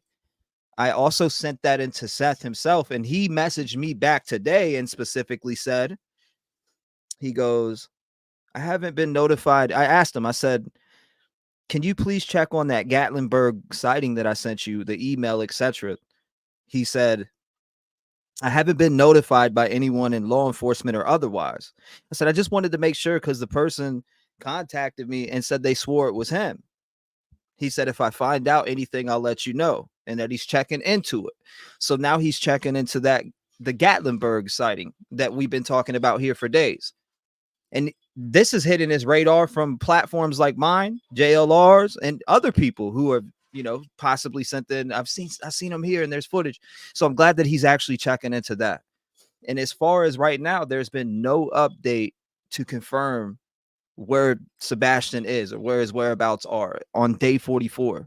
Nancy Grace just dropped a new video. We watched that at the beginning of this live stream. She was talking about and still offered Chris to come up and take a lie detector test. And they were kind of talking about why he said he would and wouldn't, etc. So it was a good video to watch, but that's really the recap. And we're here talking and keeping Sebastian Wayne Drake Rogers' face out there. 219-885-9693, ladies and gentlemen, and get your t-shirt. Get your t-shirt. What are you doing, Sosa? Why are you breaking in, Sosa? Sosa's in here breaking in. 207 sent from heaven. What's going on? You're live. What's up, T-REV? This is Main Man again. Main Man in the building. What's going on, my brother? So I wanted to tell you like a new thought of this. Okay, so let's hear it. A lot of people are. I've listened to so many different views on this, and a lot of women that are abused, right? Don't talk about it. Okay. Okay. Now, what if KP had got with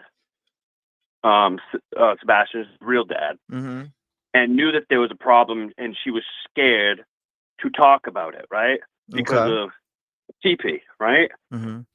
And she made it happen because if she would have said something because of all the problems that come with CP before, she was scared for her life to say anything. Maybe he's threatened to do something to Sebastian or whatever. And so she made it where Sebastian's gone, because if she wouldn't have made it happen with the father, the real father, then possibility could have been of everybody getting hurt because of CP, what he would have done. You know what I mean? Right. So they're waiting for things to happen, maybe, and set him aside, because even the real father said, I think he's at a friend's house just playing video games. So I think of that he's well taken care of. I think he's okay. I think they're just waiting for more things to happen so they can put the CP problems. You know what I mean? Because a lot of people seem to be afraid of him. You know what I mean? Yeah. No, I get what you're saying. So yeah, so there's that. Yeah, I mean, I get what you're saying. So are you insinuating he's really possibly out somewhere hanging out in some, his friend's basement? Yeah, I think, listen, what real mother, maybe not in basement, but what real mother wouldn't be out there looking for a son? I think she knows, and her and the real dad have made it happen where they have to hide him, because if they wouldn't have made it happen like this, CP would have made problems for everybody. Right. Because maybe he has pull, maybe his family has pull, and she has to listen to CP because, KP has to listen to CP, because if she doesn't, she's scared for her life. You know what I mean? Yeah, they're saying that there's a lot of action here. I got the scanners pulled up, ladies and gentlemen. So if there's action coming through, we'll hear it. I got the scanner pulled up right now. Somebody said a lot going on. T-REV urgent, cops and law enforcement all over Hendersonville right now. Shit's going down. Yes, I see your messages. 100%, Lori. All right, brother. Hey, do your thing, brother. Keep going, man. Nah, I appreciate you, brother. I appreciate you. God bless you. All right, bro. I ain't mean to cut you off, man. Shout out to Main Man. I do got the scanner pulled up. What is going down here in Hendersonville, Tennessee? What are we talking about? You said I was blocked. That's weird. I don't know why you would be. Yeah, Melissa. I don't know why you'd be. Thank you, Carla. I appreciate you. Thank you for the support. Thank you, Ashley. I got the scanner on. What's going down? Hold up. Let me swift to the internet real quick and see what I can find us. I don't see nothing going down out here. Let me check right into this. I don't see anything going down as we speak. Nothing. Not one thing yet. Nope, not that. What are we talking about? Because I had the traffic hazard. Highway 386 is down. 30 was down. Exit 6. Heavy white Equinox. Color state 2. On the roadway. Can't get it out. TBI sucks, Tammy said. I got it pulled up. What's going on here? And what is going on? Somebody let me know, because I don't know what's going on. I can't see anything. Lori, I don't see that. I can't find anything on that. 1 second. I'm searching though. I'm searching right now as we speak. Let me see what's going on here. Spyglass and Saunders Road. Stand by for that. Live stream. Okay, I see that. What are we missing out on here? Okay, cops and law enforcement at the house and FBI at neighbors. CP has prior arrest for CP of a family member. I don't know nothing about that, Lori. I do see that message in here, but I don't know. We got the scanner Roy on. Henry Jones, 903. There's only 7 people. There's 15 people listening now, but it doesn't sound like anything's going on. Why would somebody be trolling? Click on that account and see what day that account was made, just to see if they're trolling. Seriously, I'm not even joking. I'm being dead serious. Some people do come in and troll. Wow, Melissa, thanks for you said, wow, this video is amazing work. Yeah, she killed it. Jessica Danielle, make sure you give her the credit. That's who made that video, not me. She put that video together. She put time and effort into it. She went and got the dispatch calls. She took time to Google Earth what she put on there. She took time to edit the video. Shout out to Jessica Danielle on that 11-hour timeline of when Sebastian went missing. I think that video was 10 out of 10. 100% 10 out of 10. Great work, Jessica. Love it. You said Seth needs to ask Volume 5 about the timestamps on the coded door locks. They should be able to get they should be able to get a readout if they haven't already. So again, I'm checking the internet. We're scouring the internet for any updates that somebody's saying in chat, police are there, etc. But I don't see them. I don't see no reports of it. I don't see any pictures or anything coming up online with cops and law enforcement at the house like Lori was saying in chat. Lori said cops and law enforcement at the house and FBI at neighbors. CP has prior arrests. I don't know what's going on with that. Could be false alarm. But we'll see. Who is Sosa? Sosa is my dog, and he's right here right now. He's busting in the room left and right. He's kicking the doors down, but let's see. Hi, baby Sosa. I'm going to turn the lines back on until we find something out. 219-885-9693. As I'm scouring the internet, I'll take phone calls and talk with you guys. I don't see anything, though. I don't see nothing on Facebook, which I think that would have already been talked about because there's locals in here and people who would be posting about it. I see absolutely the detectives. Oh, shit. Hold up. Hold up. Hold up. I see something. Was it Sunday? Yes, around 1 Monday morning. Okay. We'll look at this. 860, you're on the show. Talk to me. Hey, this is Nancy from Connecticut. I am on TikTok watching one of the things that they say they know you really well. And there's a lot of shit going down right now. And apparently Chris has an SA against him on a family member, and his stepdad does too. They just got the report. Wow, interesting. So are we breaking some news? I got the scanner on Challenge Daily. Don't worry. Scanner's on as we're talking.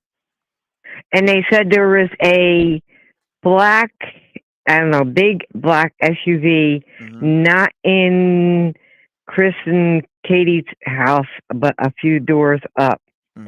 It looks like FBI or something. And they're following and stuff, these people. They said about getting a hold of you. And I said I would contact you if I can. One of the girls. Police present there now? Presence as we speak? There was one, big black SUV. Okay, so there's a big black SUV. Was this at the home of? Not at Chris's, on the same street though. Okay. A neighbor. It was seen there before. Interesting. Somebody's been following it, and if I give you some names out, maybe you can contact these people. Yeah. Let's see. We got a Phoenix Rising investigates. Midwest. Snack Girl. Okay. Barbecue or BBQ Lady. Mackenzie Johnson. Then there was a guy in here. They said there was a sighting of him in another state. Okay. That the cops are looking now. There's a Amber Alert down in, I don't know, somewhere in Georgia or somewhere near there. I'm just giving you, I don't know if all this is true or not. Tammy Yee, TAMMYYEE.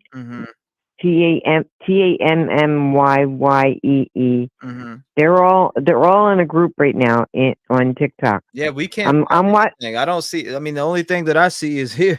The detectives was searching inside and outside the Proudfoot's home. OP late Sunday night into Monday morning. It was the same car. They was visited the same car. the neighbor's house to see if the camera captured their movements around the front yard, trying to see if the morning of Sebastian's disappearance could have been captured. It was about 9 police and detectives here. I'm seeing this in the group. This was posted about 5 minutes ago. So I don't know what the truth is to here. Right. I don't know what's true and what's not true. I mean, I'm taking everything with a grain of salt. But if being that they have the records from the court thing on the stepfather being an SA to a family member and Chris, same thing with the member, is it possible that they're hiding Sebastian because maybe they've done something to him? I don't know. That's just a guess. I hope not, because I had a daughter that got molested from a neighbor. He did 4 kids, and my daughter is disability. God bless her. God bless Thank her. you. Well, she's growing and has kids, and I got her counseling and everything right away. So she's done really good. But I'm just letting you know about these people, because they said that, hey, get a hold of T-Rex if anybody can. And I've been following I watch you at the same time I watch them, and they're on from like 10 in the morning to 2 in the morning. Wow. So I think that I mean, who are those people? I mean, I'm pretty sure I talked to that person on live the other day. Didn't they allegedly find something at the Texas Roadhouse or by there? And I sent all that information over. Yes. I know who you're talking about. I've sent that information over to Seth before, and I heard him talk about it last night. He said he didn't hear anything about it. Yeah. Yes, I was watching them. Yes, when they found it, I saw it, actually. He said he heard nothing about it. The cops went there, and I was watching. They had it live, and Jessica, I was watching. Jessica, Seth told me, he said you did a great job on that video. Phenomenal. That's what he just messaged me. Great job you did on that timeline video of that. And I guess he didn't see it, but he said you did a wonderful job on that, by the way. Very informative. Oh, good. Oh, good. And the thing is also is that I was all weekend watching the live with CJ with the divers. Yeah. And I don't know if you watched it or not, but I try to follow live so I could see with my own eyes. And they did those ponds and everything before Chris called them. because you could see that they're standing there talking to him, Right. you know, and CJ standing back. And somebody came up and was asking him something. Yes. I seen it. And okay. I seen it. But I'm just trying to keep an eye out for you guys. I'm in Connecticut, but I constantly am passing word around to all my friends in Facebook and stuff. And they're all like, look at me like I'm crazy, but It's okay. I don't care. I'm sure a lot of us are looked at like we're crazy, obsessed with this case daily, wondering where Sebastian. I am so obsessed that I can't even sleep some nights. That's why I'm up watching everybody. Will you let those people know this? The people who you're talking about that know this extra information, tell them to call in. We want to hear from them. Okay. Yeah, I tell will. them to call in. We want to hear from them. What information do they know that? I mean, what's this sighting that they're talking about out of state? I want to. Oh, you know what it was? It was Tammy that you talked to the last time. Yes, I did talk to. And Tammy. she's on right now. She's on the road to go. They're meeting somewhere in another state because there was a sighting. Yeah, and that's what I'm trying to hear. I don't know about. where. What's going on with the sighting and yeah.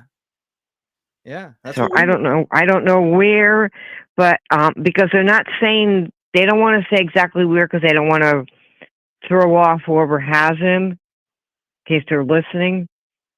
You know what I mean? So but how? I am going. Where did they get this sighting from? There's a guy. He's not on here now. He's not on here now. There's a guy, and he's autistic, and he's married and stuff. And he's digging up a lot of stuff. And I just wish I could. Yeah. I'm gonna give them your number. I know who you're talking it? about because I've talked to her on the line. What was it, Friday? The Friday Night Live. I talked to her. So yeah, she's on pause right now. Okay, now she's back on. I will see if I can. I don't know how to do this on TikTok. Tell her to call in. I When appreciate you calling. Thank you so much. Just let her know. You're welcome. If she wants some information. Okay. Out there. God bless you. All right. Or if I hear anything else, or she could email me like last time, and I'll call her back. God bless you. Thank you so much. I hope you have a blessed day, and thank you for being a voice for Sebastian. Keep your eyes and your ears. I am like you are. Thank you. We appreciate that. And keep your and prayers for all of you guys. Lock your doors. Yeah, I don't know what she's talking about, but 219-885-9693. We got the Hendersonville dispatch up, and it's crickets right now. So I don't think there's much going on there. And if there is, they're on another dispatch. They probably switched over. If it was pertaining to Sebastian, I think that they would switch over because of how high profile this case is. Look how many popping already, and people, where's the link? 551, what's going on? You're live. Hello. Yes, ma'am. You are live. How are you doing today? Okay, so I am on with. Hold on one second. I got to turn you down. I am on with Tammy's live, and Tammy is en route to Boots on the Ground. Yeah. Yeah. So there was a credible tip that that he was seen 2 weeks ago in 2 weeks later in this area. They have now sent out people to go look for it. We also, in our little group of people, have boots on the ground out in that area. Okay. Was there a possible sighting? Yes. It was 2 weeks. 2 weeks later after the report of him being gone. And I'm echoing really bad on you. Yeah. Interesting. So, wow. And then also, yeah, so that's kind of what, and I guess there's apparently, Ellie everywhere and stuff like that. That's what somebody was saying in chat. I was like, are they joking or are they serious? Like law enforcement all over the place. I'm like, what? Yeah, there is. Yeah. Well, we have people people everywhere. It's crazy. And they just call in and send text messages and stuff like that. They'll just let you know. Right on. Yep, just to let us know. There's police all over Hendersonville right now. Yeah. I mean, we honestly get it. It's crazy how we get text messages and everybody knows everybody. That's how it we have connections. Yeah, well, so we have, like Tammy said, we have been on live, like literally starting at like 9 a.m. till 2 a.m. the next morning, spreading awareness. We've had people out there that have like popped in the chat. They go be boots on the ground, search areas and stuff like that. It's been crazy what we've done. And then now Tammy and Barbecue Lady are heading up to Hendersonville to be boots on the ground for the next few days. So yeah, you guys will be up in this area. And I got Seth also checking into this Gatlinburg possible sighting that was sent in from a viewer here. And this person that works at the job, I sent that information over. And when Seth responded back to me today, I was kind of surprised when he said, well, I didn't hear anything about it. And so I did see that a while ago. And this is a separate one from the other one. Oh, it is? Yeah. Oh, okay. Okay. And when was that one done? Hold on. This one was what was it? It was the 20th or the 23rd, or I'm just thinking off the top of the head without looking at the email and the actual, because I actually read the TBI email, etc., and forwarded that information over to Seth. I'm pretty sure it was either the 20th or the 23rd. Oh, okay. So that's very interesting. And they're saying that he was wearing some type of Luffy one piece. I forget, Luffy one piece, but it's after they were saying to me, this kid was so identical to Sebastian Rogers. So I made sure I got it over to Seth, and finally, I know he has a lot of people hitting him up, but when I brought it to his attention again today, he said, I'm going to check into it. I haven't heard nothing from TBI or law enforcement about it, man. So I'm glad he's looking into it. And that's so sad, because we were watching, some of the stuff today, and that is just really sad that they're not keeping him up to date, up to tune on everything as far as like what's going on. And I know, like when we called in that tip of the stuff that was found, right? That we were unsure if they were going to come and stuff like that. And I have heard people in my chat were like, "Yeah, I gave a tip, and they didn't even follow up with it." I wonder if it's because they're getting a lot of nonsense tips. And it might be. That's a really good question. But I mean, you can't let every tip go, because that one tip might be the tip. Yeah, what sounds credible and Winbrook, and Saundersville Road. Right. Exactly. Stand by for dealer's hat. So we do have a girl right now in the Georgia area where the last tip just went off. She's out there right now with a prior 911 dispatcher or whatever, doing some searching, and she said that Ellie is present out there.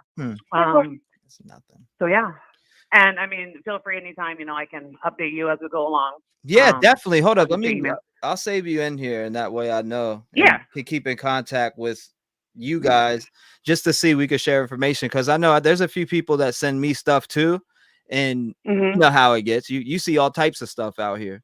Oh, you What's do. your name again? You do. My name is Angela. Angela, okay. I got you locked in, Angela. Just making sure. So this is insane. So you guys are going out towards this area of a possible sighting, and you're looking in so many different other places. About the police and the presence, when was that reported to you guys? Like the presence of the police picking up in the local area? Hey, when did you guys get the report of the presence of the police in the local area? I am. Yeah. So when did you guys get the police report of the presence in the area? It was like within the last half an hour? Okay. Probably the last 2 hours. Last 2 hours. Yeah. Last 2 hours. Last 2 hours. So okay. And it goes kind of hand in hand with what I seen an hour ago posted here. Yep. The detectives were searching, and they're talking about on Monday morning they visited the neighbor's house to see if the camera captured their movements around the front yard. So this was yesterday too that they were out there. It's kind of wild. Yeah, they're doing a lot of intense searching. Yeah, I appreciate you. Thank you for calling in and let me know. I got your number saved, so if there's any information, feel free to text, etc., or let me know anything. God bless you. Thank you for being a voice for Sebastian. Thank you. And also, shout out to all of y'all. You as well. You're welcome. God bless you. Bye-bye. Stay vigilant. Shout out to her. I appreciate him calling in, giving an update, and they're out there boots the ground. Also, I'm pretty sure they're on TikTok. So shout out to Tammy and the whole team out there for what they're doing. They're doing good work. But alleged there's some heavy police presence in Hendersonville, Tennessee. Is anybody local and could let us know what's going on out there? We would love to hear from you. We would love to hear from you. It's supposed to be a very heavy police presence out here right now. This one says Monday, but is there a heavy police presence in Hendersonville, Tennessee right now? I don't know. I'll find out and I'll let you know. I'm looking. We are law enforcement is holding their cars to the vest. Nothing there. Nothing there. I don't see anything there. 512, I'm on with you. Talk to me. Hi, I got through. Yes, ma'am. You are on. Heck yeah. You're live. How are you doing? I love your show, by the way. You Thank are you. amazing. And this is like, I'm literally, okay, I know this is crazy, but I'm literally delivering pizzas right now. And so I'm on my way back to the store, so I can't talk long. I'll make this quick. But I think it would be very helpful if we know more physical descriptions, because I have yet to hear how much he weighs, how tall he is. I mean, I'm sure it's been talked about. Maybe I missed it, but you didn't see the flyer? No, I haven't seen the flyer. Really? I live in Texas, but I haven't. You know, I'm still picking up pieces of, trying to catch up with everybody. But how tall is he? Can you just tell me? Because I'm driving right now. Yeah, I mean, everything's right. I got it across the screen right here. I didn't know you never seen the flyer. Age 15. He's a male. He's white, obviously brown hair, brown eyes, 5'5", 120 pounds. 5'5". Okay. Yep. All right. I was just wondering, because there's a little boy that I saw the other day, and I couldn't tell you. I could swear he looked like Sebastian in the face. But I live in Texas, and I don't see how he would have gotten all the way here. But I couldn't tell. He was really short, so I couldn't tell you. 5'5"? Was he around 5'5"? I mean, he was shorter than that. Okay. But that's good that you remember that I'm part. surprised I hadn't really seen the flyer yet. I feel like kind of a goofy person for calling you right now. No, it's okay. I mean, this is the flyer right here. I got it on the screen. You can see him. Okay. Yeah, 5'5". Yeah, 5'5". Okay. 120 pounds. Okay. 120 pounds. See, that's helpful. And then do they have like his shoe size, his shirt size, things like that? As far as his shoe size, I don't know about that. As far as shoe size. Okay. Well, now that I know, I guess I should have looked at that flyer more closely. I just saw that it was his age and how old he when he went missing. But okay. Well, you're doing a great job. I love your show. You're awesome. Thank you. Well, thank you for calling in. I appreciate it. God bless her. She's like probably feels crazy, but it is what it is. 219-885-9693. We are covering this right now. Allegedly, there is heavy police presence in the area, from what I'm hearing, but I can't confirm that anywhere. The only thing that I can't confirm is yesterday. It says right here, the detectives were searching inside and outside the Proudfoot's home on late Sunday night into Monday morning.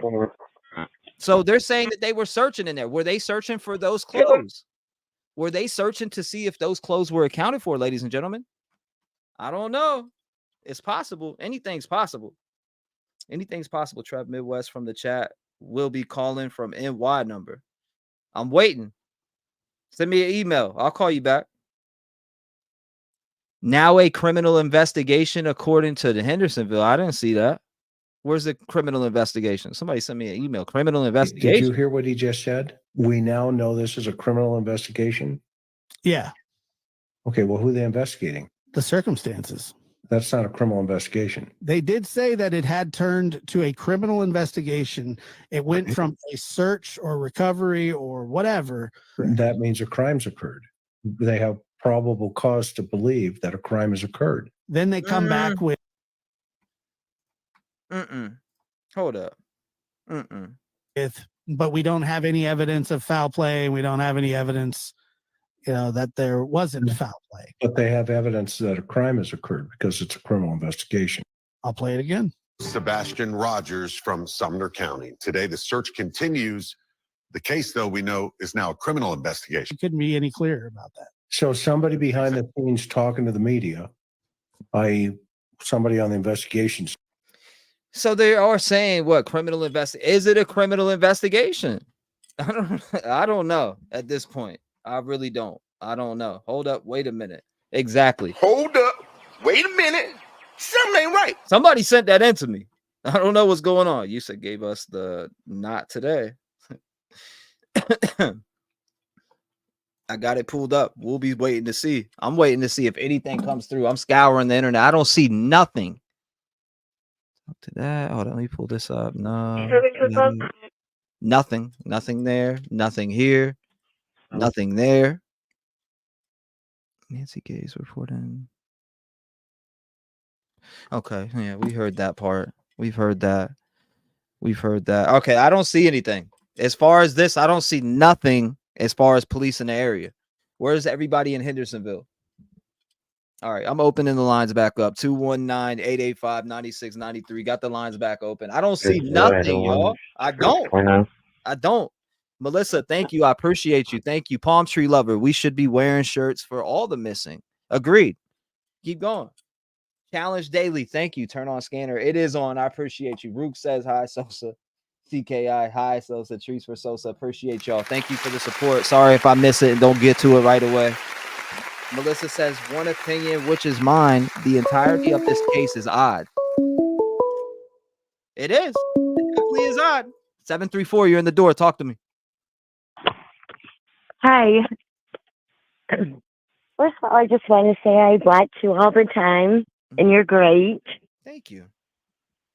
And I would like to give a shout out to all the YouTubers, including you, everyone who has been out there searching, passing out flyers, all the locals, everyone else that has came in and done the search for Sebastian.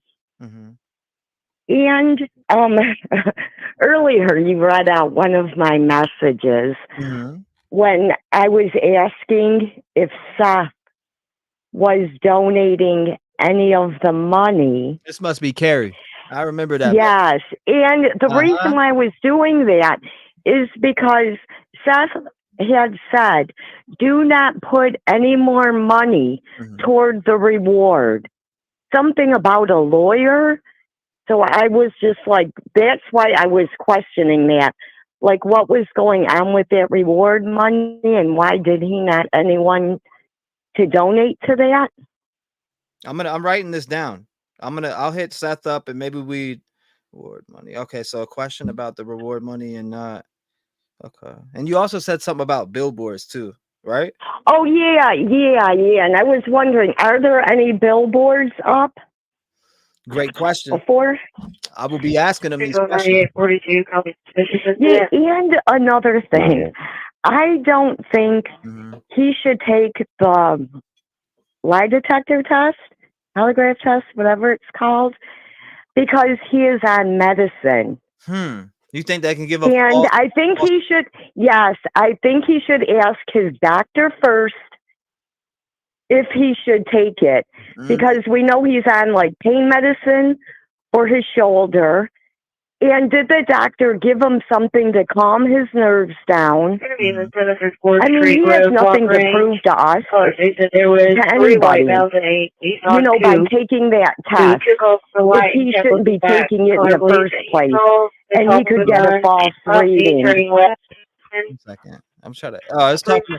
That's about. I was listening to the dispatch. It was talking about 3 unknown males taking off. 3 unknown males taking off. I don't know what that's about, but again, that's great. I mean, I'll tell him that. Hey, you maybe check on the medication, but he is somebody that wants to prove that.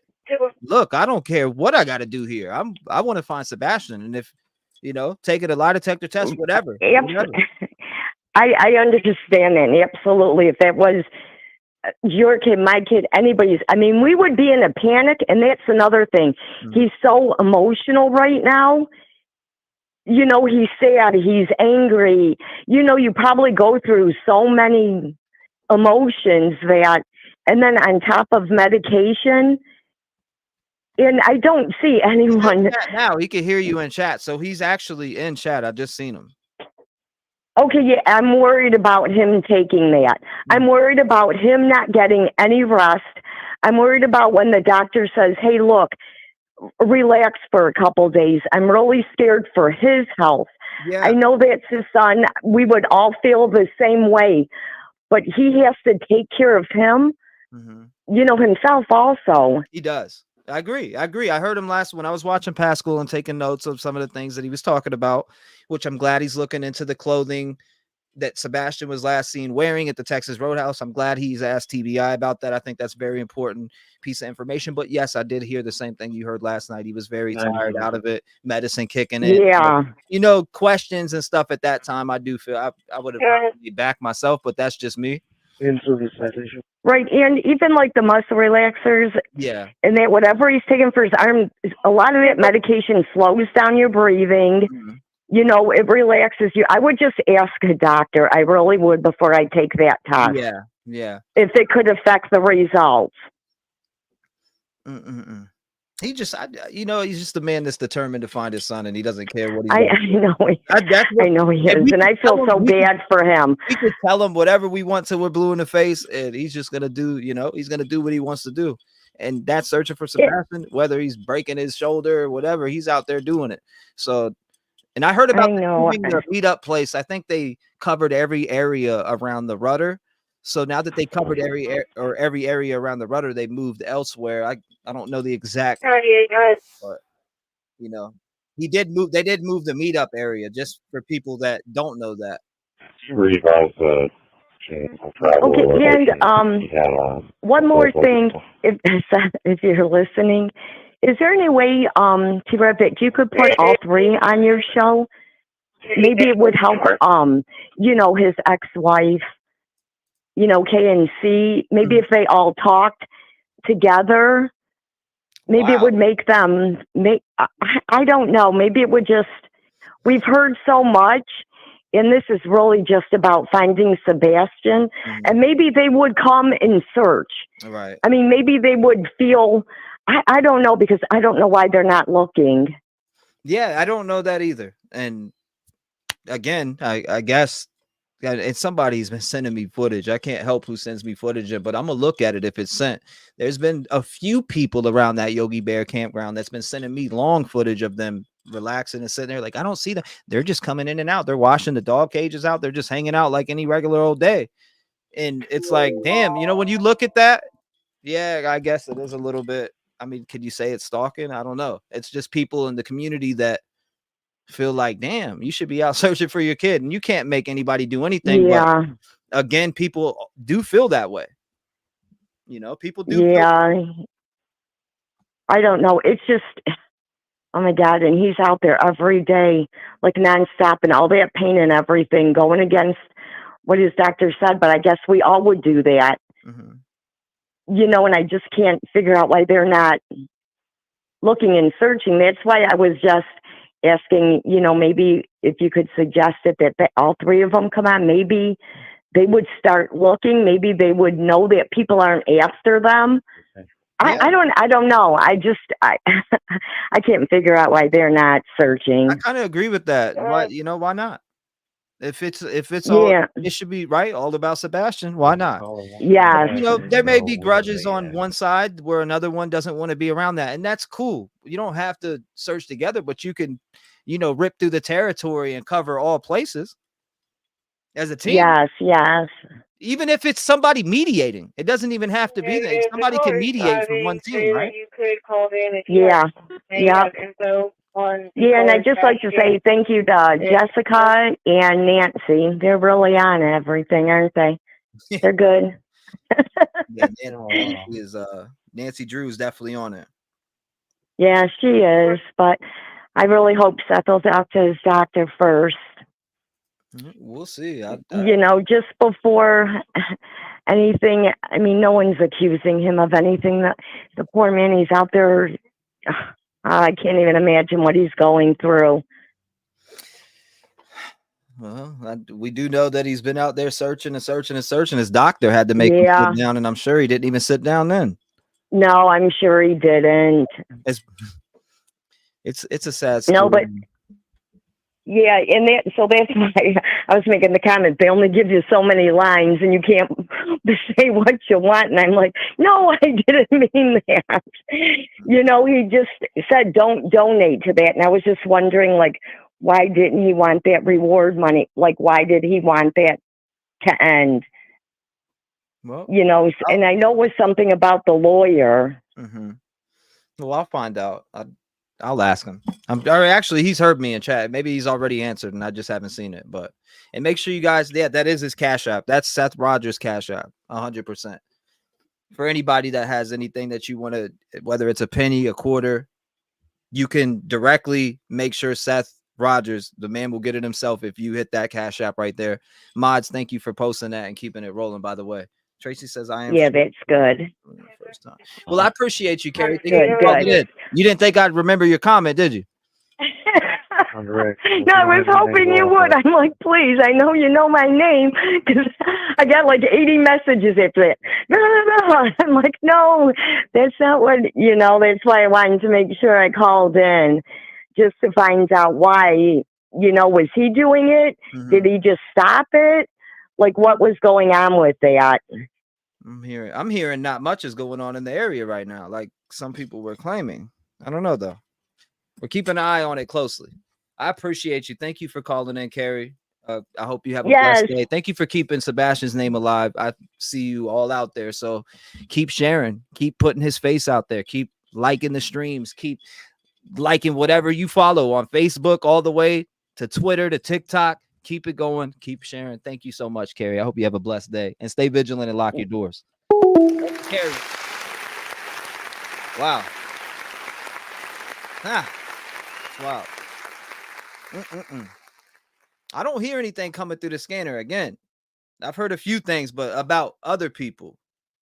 Has nothing to do with what's going on out here. Pictures claim here the detectives were searching inside and outside the Proudfoot's home on late Sunday night into Monday morning. How true that is, I have no idea. I don't know the validity to that. It says they visited the neighbor's house too. Or they visited the neighbor's house to see if there was any camera captured their movements or around the front yard, trying to see if the morning of Sebastian's disappearance could have been. It was about 9 police and detectives were there. 925, you're live. Talk to me.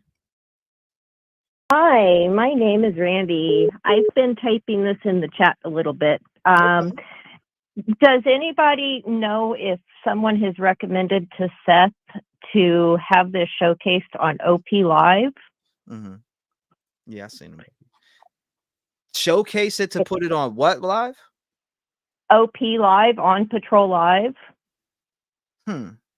Yeah, I don't know. Because a lot of kids have been found by showcasing their missing kids on Patrol Live on Reels. Interesting.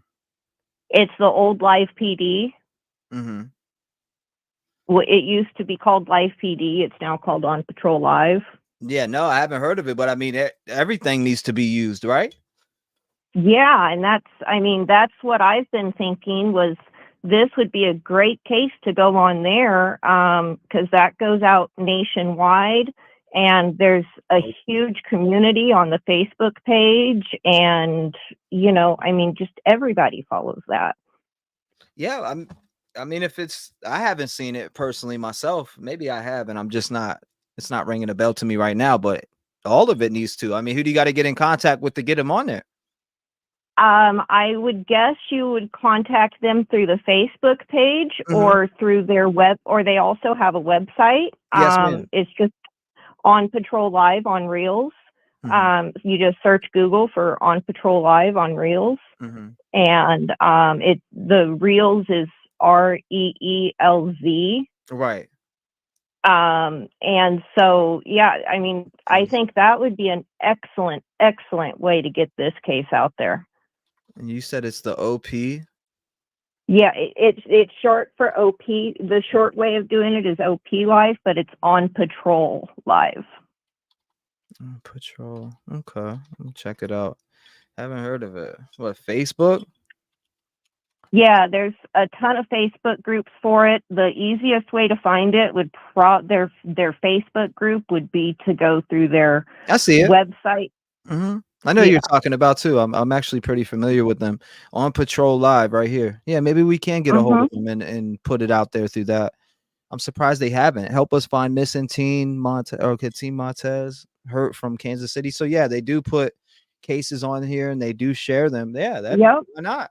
Every night they showcase, every Friday and Saturday night they showcase a missing person, but it's most of the time a missing kid. Yeah, why don't we? Why don't we share that? Or and see if So they put it up there. You never know. yeah, I really think this would be a great way. So Seth, if you're listening, if you want me to help you with this, I'm more than happy. I'm at home all day long. I can help you with this. I am more than happy. Yeah, let's try to get it up there. Let's try to get it up there. Okay. Yeah, we're down. I'm down to try. I mean, we could reach out to him. Both of us can. So let me find the email for him and we'll try to get Sebastian up on the patrol live. I actually am familiar with what's his name that was in the middle. I can't remember his name. I'm very familiar with him from ID.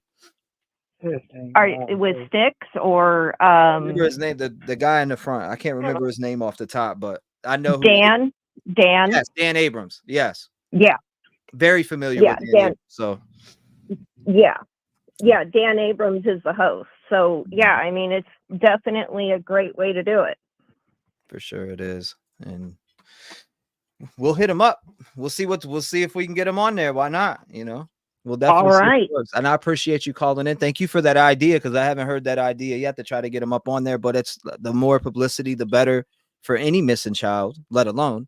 But definitely. Thank Yeah. you so much. And they've also got a court one that they do as well. I don't know if they showcase missing kids on the court one or not, but I mean Dan Abrams does a bunch of the different shows. Yeah, and it plays on TV. Mm-hmm.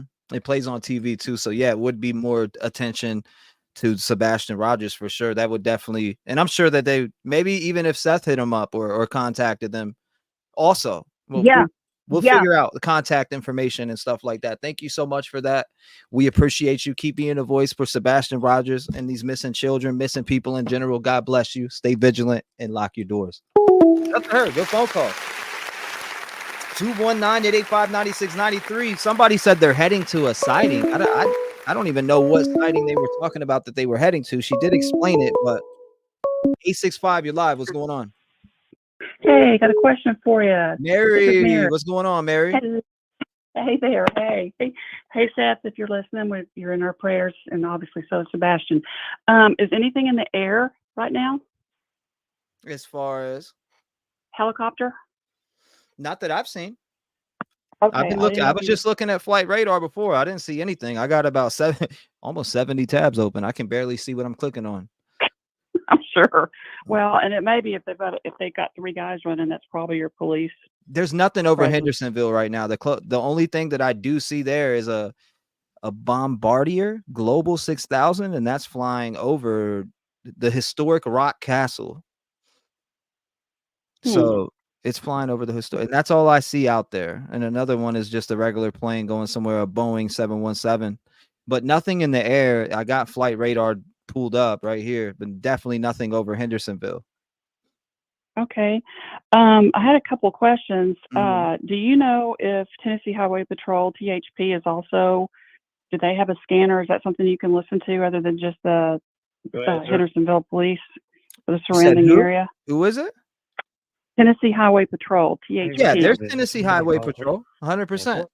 There's Sheriff Dispatch also, Sumner County Sheriff, which personally, that's who has the case, ain't it? Well, I'm just wondering if they're also looking out on the highways, up and down. Right. They have it right here. I'm looking at it. Okay. And I didn't know if Seth had a chance to, if he wants to address, he doesn't have to address at all, but just didn't know if they had mentioned the Memphis possibility of him being in Memphis, or does he feel like I guess because he's concentrating right in that area, he really probably feels like he's more in that area, is what I'm assuming. So you're thinking maybe that question about Memphis still. Yeah, like up in the middle. I have no idea. Yeah. I didn't ask him yet. Okay. All right. Well, I didn't know if he was listening in tonight that maybe, but I guess I'm just thinking if he thought he was there, he would probably go there. You know what I mean? Searching. So, but anyway, you would think, right? Yeah. If he heard that, he'd probably fly right over there. Yeah. yeah, you would think, you know, I want to, of course, you can't be 2, 3, 4 different places at one time. Mhm. But will you tell us again who it was that did the dispatch call? Because I Jessica barely caught Danielle. that. I'm sorry? It's Jessica Danielle. I'm pretty sure she's in chat right now. She did that dispatch call. It was the first 11-hour timeline. A very good video, by the way. And it kind of, she has all the timestamps on there and the movements from law enforcement within that first 11 hours. So what, Chris called the police around 6:20, he said. So you have the dispatches start from 6:45 a.m. Wow. a.m. That's when they first started coming in. So she, released a whole entire, I think it's about 19-minute video, but it has a very good breakdown of that first 11 hours of them searching, Wow. etc. Yeah, very good. Okay. And that's on YouTube? Yes, it is. We played it too. Yeah, I didn't. I barely got in right at the very last. I was going, wait. It was going fast. I didn't know what we were looking at. Yeah, no, it was a So, very yeah. good phone call. Or Okay, not a very I'll good phone call, but a very good phone dispatch that you could see right in live time as she created. And she also added visuals by going to Google and pulling up maps and giving you a visual of the spots that they were looking at. So that, I mean, it really connected. It was a very good video. Okay. Well, and I just, it's hard when we get, snippets calling in saying, oh, there's this or there's that. And we all get excited. And I'm sure, it probably puts Seth through a lot too. You know what I mean? So I hope that we can just, when somebody calls in with information, that it's like, for sure, you know what I mean? It's just hard. It's, because we just want to find him and have him come home and just jump in his dad's arms and that's it, just go on living a good life. And I'm just praying for that so much, and for Seth, and we're all here for him. If there's anything we can do, Seth, if you think he's anywhere in any other state, let us know. I'm here in Florida. If I can help, let me know. Whatever we can Flyers. do, man. I mean, I hand out flyers is what he's saying. Hand out flyers, search if you're in the area. So for instance, I think I dropped off flyer. I got 4 stores that allow me put flyers in there now, including the YMCA. Nice. So that's dope too. But I mean, I don't know if he's down in this way or not, but it's keep the word out. Get your t-shirts too, by the way. Make sure you Absolutely. Mine came. Absolutely. T-shirts. Get your t-shirts. All right, thanks. Show them off. Get your t-shirts. Sebastian Strong. This is Sebastian Army right here. And we are keeping his name and face out there. We've been doing it daily, and we're going to continue to do it. Day 44. It seems like some stuff's heating up, but we'll wait for it to come through. I don't know what it is, Mary, but people are saying the police were there yesterday. Did you see this right here? The detectives were searching inside and outside of the Proudfoot's home on late Sunday night into the Monday morning. What's going on with reports of that? No, I didn't. I heard somebody say something about a room that was questioned about. I didn't know, if that was rumor or whatever, that there was like a special room or kind of a hidden room in the house or whatever. But I would think that I would have thought that they probably would have had the dogs hid in there. I don't know. They did. I just wish he'd come home. So I'm there with you. But no, I did not see that yesterday. So yeah, I'll go back. We are trying our best to keep his name front and center. We've been doing it for weeks now, and I hope that he is found soon. I really do. I hope that he's found soon. I can't say it enough. I mean, like I said, I've talked to Seth off the air, on the air with you guys, and it's just it doesn't change. He's the same, like when I talked to him, he was damn whimpering, like to the point where he had to he was stopping crying.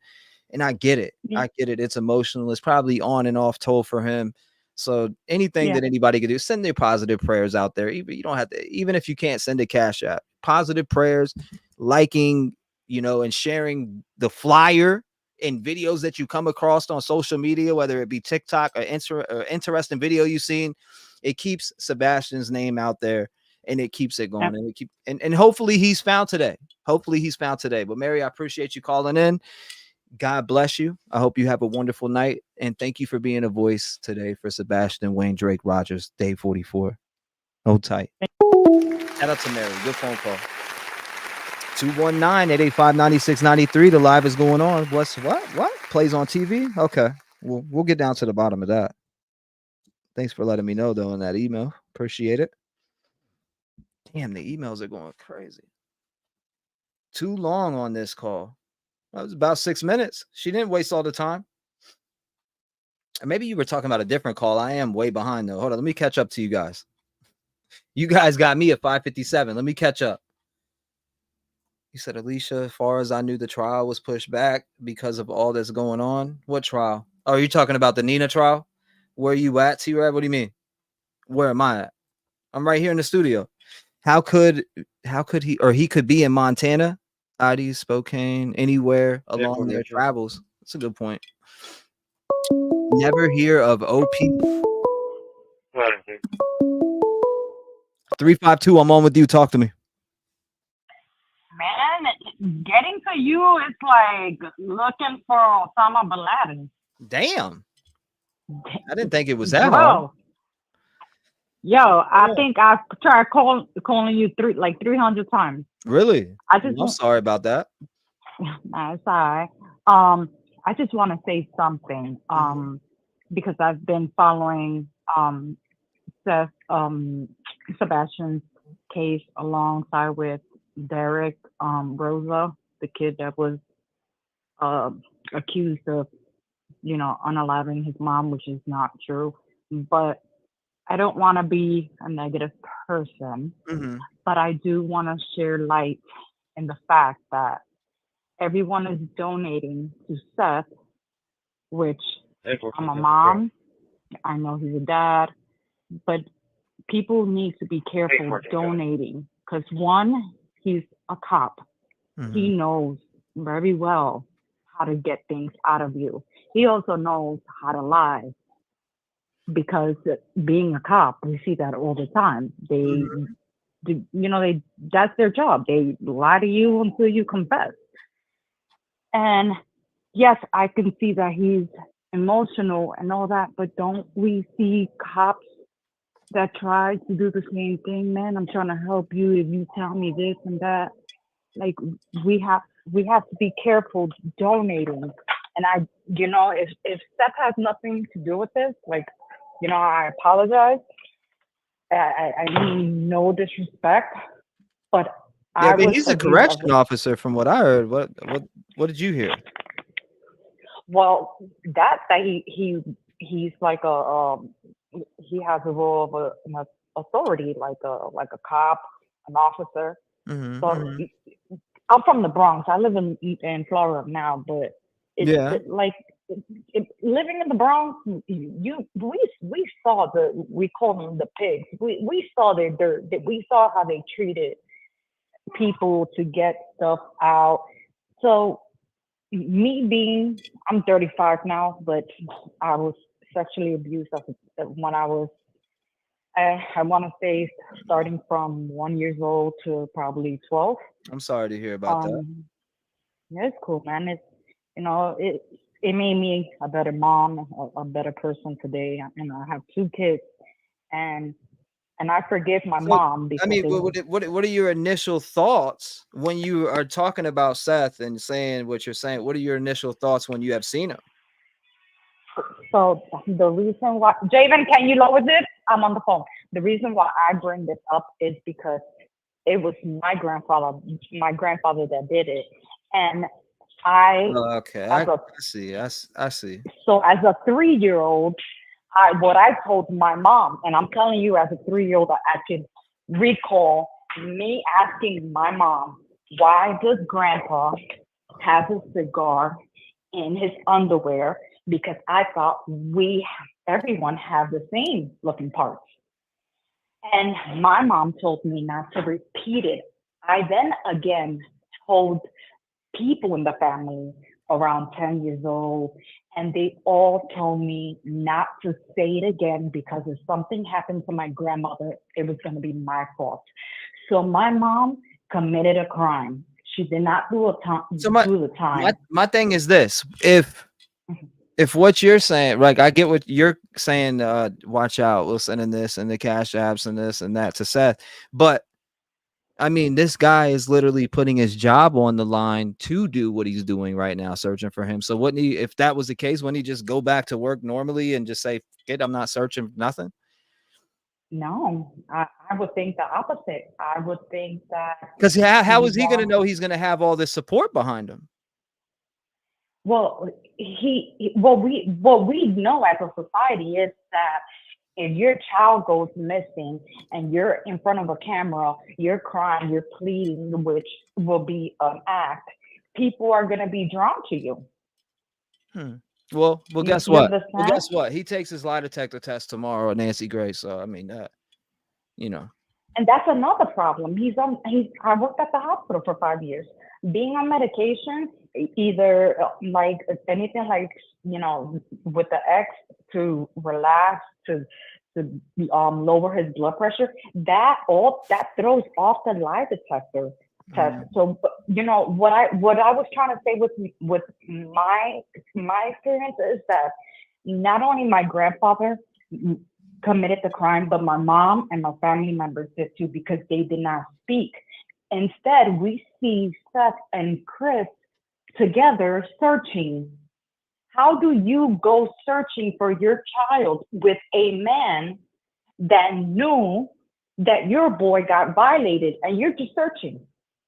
What do you mean by violated? Before, I mean, he searched for him at the beginning, right? With one time with Chris. That's what Seth told us live on my show. He said, I went out and searched with them one time at the beginning, and I didn't pay attention to see if there was any marks on it because I was worried about where my son was, which is his exact words here. So, right. So I'm gonna ask you this: do you have kids? Yeah, possibly. Okay. I mean, by DNA. Okay. I need DNA first, but yeah, possibly. Dude. Okay, so let's say you have a child and you and your spouse, got separated, and you end up finding out that a child that they allowed into their house, this is to your child. Are you gonna walk with that man that knew? You're gonna beat the hell out of him before anything. What? Hold up. You're saying? Are you saying that he'd known about what happened to? He didn't know about what happened to Sebastian. He had to find that out online on Smiley's interview. He found out that Chris spanked him and all that stuff on Smiley's interview. He didn't know about any of that at that time. That was after the fact. No, he actually said that he was trying, that he was like questioning Katie and saying, she's not being a mom. She should be trying to find help for him, like therapy, counseling.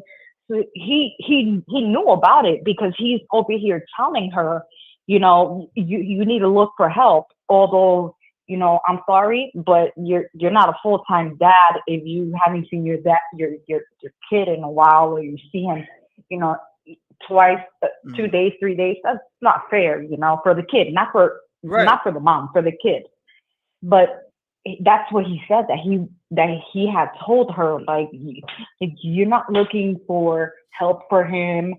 You don't say that after your child is not, it's not found. Your child is a runaway, supposedly. You don't bring that up because your main goal is to find your child. Right. So he told her that when he found out that Sebastian was being, abused. Mm-hmm. And he said that he was looking into doctors, but it never happened. He never went to the doctor for it. He never got therapy for it. Mm-hmm. So as a dad, as a mom, you're not going to walk alongside with someone that knew this happened, allowed it. Like, I'm from the Bronx. Like, I'm going ham on you. No, that's like it's your right, your opinion. It's your right, your opinion. Go ahead. But he's standing out here in front and taking that, and he would answer you just like he answered any of us on any questions that we've had for him. So whether it be any, I mean, don't you respect the fact that a man that is willing to show his face everywhere on every freaking podcast across, whether it be national TV or YouTubers who bring the questions right to him and ask him damn near anything that you could think of that's been asked to? What, don't you respect that more of a person who's actually showing face and willing to answer every single question that is thrown his way? I mean, every single question. He hasn't told When I brought him on the show, he didn't say, well, don't ask this and don't ask that and don't ask this and don't ask that. He didn't do none of that. He came on here and I'm pretty sure all the other shows that he's been on, with no limitations to any questions that were asked to him whatsoever. So that's just a little bit different to me when somebody is so forthcoming and willing to do things. I mean, are we all perfect and do we walk on water? Absolutely not. So if I hear somebody who has made mistakes, I'm not about to crucify him to a board until I have evidence to do so. So why, you know what I mean? Like that's and I get and that goes I the do same with the respect that. Proudfoots. That goes the same with the Proudfoots who have not been charged with anything, but they are looking a little bit sus to me, allegedly. But that's just my opinion. And I appreciate you calling in. Thank you for being a voice. I get it. I understand it. There's people on all sides of the fence. I respectfully disagree with your opinion, but I respectfully sat here and listened to it and would do it again. I would do it again. And you know what? I respect you. I respect your opinion, and I absolutely love every time you pray. Because I swear, when you pray, like I always tear up because you have a purpose. You have a huge purpose, a huge calling. I'm a Christian, and I know you got big things coming up. Your channel's gonna blow for Jesus. You're gonna glorify him. So I know this. So I'm not trying to show shade on nobody. I'm just trying to be neutral. People be careful until we find Seth. That's a lawyer standpoint, or that not being biased. So I appreciate you calling in with and being honest about what you feel rather than blowing smoke up everybody's ass or anything like that. That's what I do appreciate, is getting raw thoughts and opinions here. So thank you for calling in. God bless you. I hope you have a beautiful day. Make sure you lock them doors up and stay vigilant. You already know this type of world we live in. I mean, like I said, I respectfully disagree, but at least she had the courage to call up and say whatever she had to say. 219-885-9693. I just don't feel like Seth would. I just don't feel like he would go up here and talk like that everywhere else. And this guy is willing to go to end of everything to talk about Sebastian and anything. So any questions that anyone have, he answers them. 334, you're in the door. Talk to me. Hey, T-REV. How you doing? I'm doing good. I'm really upset. Talk to me. And I'm from Chicago. And we say it straight from the hip. And down here in Texas, where I live, they say everything's bigger in Texas. My mouth has gotten even bigger. Now, people up in the chat starting all these little rumors, bashing Seth, saying Seth has committed crimes. Mm-hmm. If you don't know what the flip-flop you're talking about, close your mouth. Turning the heat up today. Good grace. I am so tired of it. I tried respectfully stating to them, if you don't know the whole scenario, please stop. This is how rumors get started. Obviously, you haven't been paying attention from the beginning, saying that Seth knew that this happened to Sebastian and he didn't report it. Excuse me. He got a phone call from his, at that time, I don't know if they were still legally married. Right. And she had already contacted the police, and nothing could be done. Furthermore, all these people saying that he didn't try to get him help. Excuse me, yes, he did. He got barred from Post because he was fighting with the psychiatrist on Post, saying, you don't handle this type of therapy. You're not doing good for him. And I can tell you, I am a military brat. I was raised as a Navy brat. I've been married to my husband that served almost 21 years in the U.S. Army. And I hate to say it, our medical system for our soldiers and their family sucks. Point blank. I don't care what branch you're in. It's terrible. So I don't hold that against Seth for standing up, because I've had to do it many times my damn self.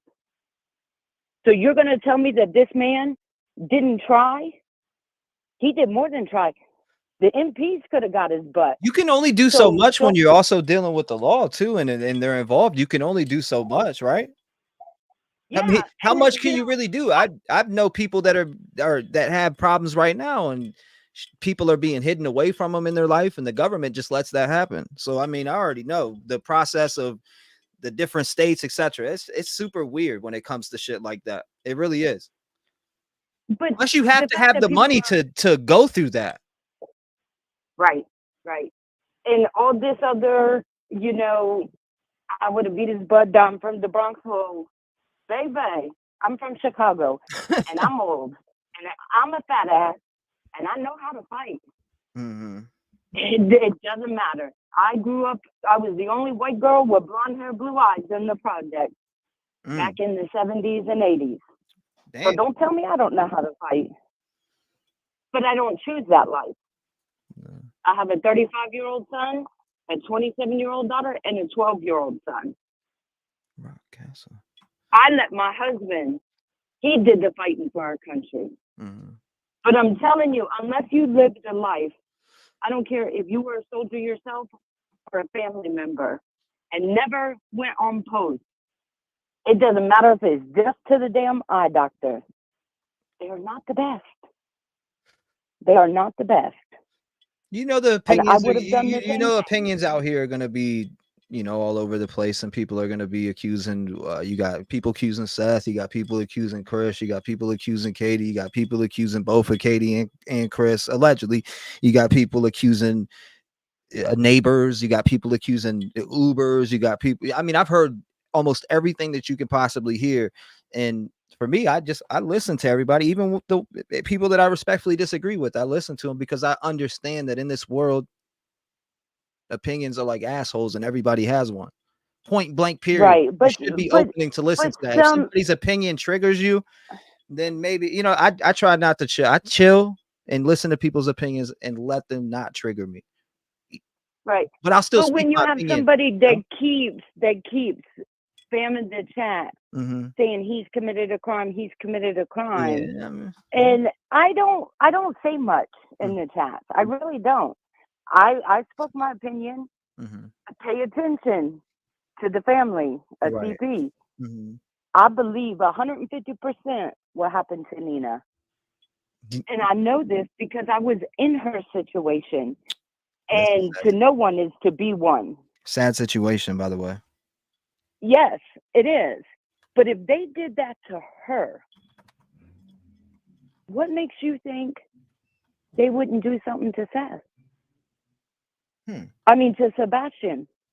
Come on now, be for real. If they did all that bullamakaki right there in the sheriff's department, right there at the courthouse, what makes you think they wouldn't help to get Sebastian out of the picture?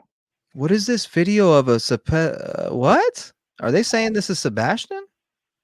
I'm sorry, something caught my attention when I'm looking at this Facebook page and it says possible sighting. What is this?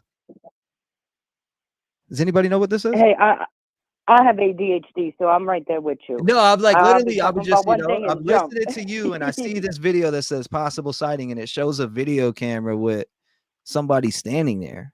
And I don't know who this is. It says Sebastian grandparents left 2 days after he was reported missing. And this was CCTV that was uploaded to the neighborhood app. Huh. The neighborhood app. What do they mean? What are they talking about? I haven't seen this. This was in the disappearance T-REV, group, by the way. T-REV, in all honesty, if somebody only believes 10% of what Nina said, just 10%, I believe her 250. But if they believe what she said, just 10%, and there's paperwork to prove what she's saying, then the whole family needs to be investigated. The whole family. And Seth needs to stand up and stand his ground and tell them, I don't give a flip or a flop. I want them all investigated. I want their cell phones pinged. I want everything from it. What the hell is this? I still want to know what this video is that I'm looking at. Why is somebody, where did this come from? I'm sorry, but I want to know where this damn video came from. It just came out of nowhere. Somebody posted it. When did they post it? Just a little bit ago. I think this fella looks older than Sebastian. I don't think so. He doesn't look like Sebastian to me. Yeah, it doesn't. I can't tell, but it definitely doesn't from what I'm looking at. Interesting to say the least. But I appreciate you. Thank you for calling in. My bad. My ADHD No, kicked in and I seen that. I was like, what? no, you're good. You're good. Just please, Seth, if you're listening to me, please stand your ground. Seth And isn't. Seth, get all trust the. me. He hears all these people that talk, and he knows. You know, he knows. He's not Well, stupid. he needs a demand. He needs a demand. He's All the messaged me electronics before. from the other. Like he's messaged me before I call. He's like, tell her I'm not stupid and things like that. You know, Seth is really an outgoing guy, and once you get to know him, you'll see that. You know, he's a good guy. In my opinion, he's done everything that he possibly can so far for Sebastian and more. But you Above haven't and asked beyond. the right questions. You haven't asked the right questions. And one of those I remember questions him could saying that. be, and one of those questions could be, if his family did that to Nina, why wouldn't his family help her Right. with Sebastian? I'm just saying, allegedly. Mm-hmm. So they would hear my mouth all the way in China. Well, I he would may be have just down heard there, you now. TBI, FBI, everywhere, saying, I want all the electronics. I don't give a flip or a flop. I want everything. I want them investigated. He may have just heard you now. You never know. Well, He was God just bless in you, chat before. Seth. God bless you, Seth. You know, I'm praying for you, and I pray God Sebastian is okay. And it's just, something's not right. Something is not right. Yep, you got that right. And it breaks my heart. It's way off. Because everything he talks about with Sebastian does, my 12-year-old does the same thing. And I'm petrified because we never know what we would do if we were in those shoes. You're damn right. And But you I know can what? tell you one thing. I would want y'all looking for me. I would be up underneath that jail if they told me I couldn't go look for my child. That's what I'm saying. I would Because want I'd you to tell look them for me. all to go flip off because I'm going.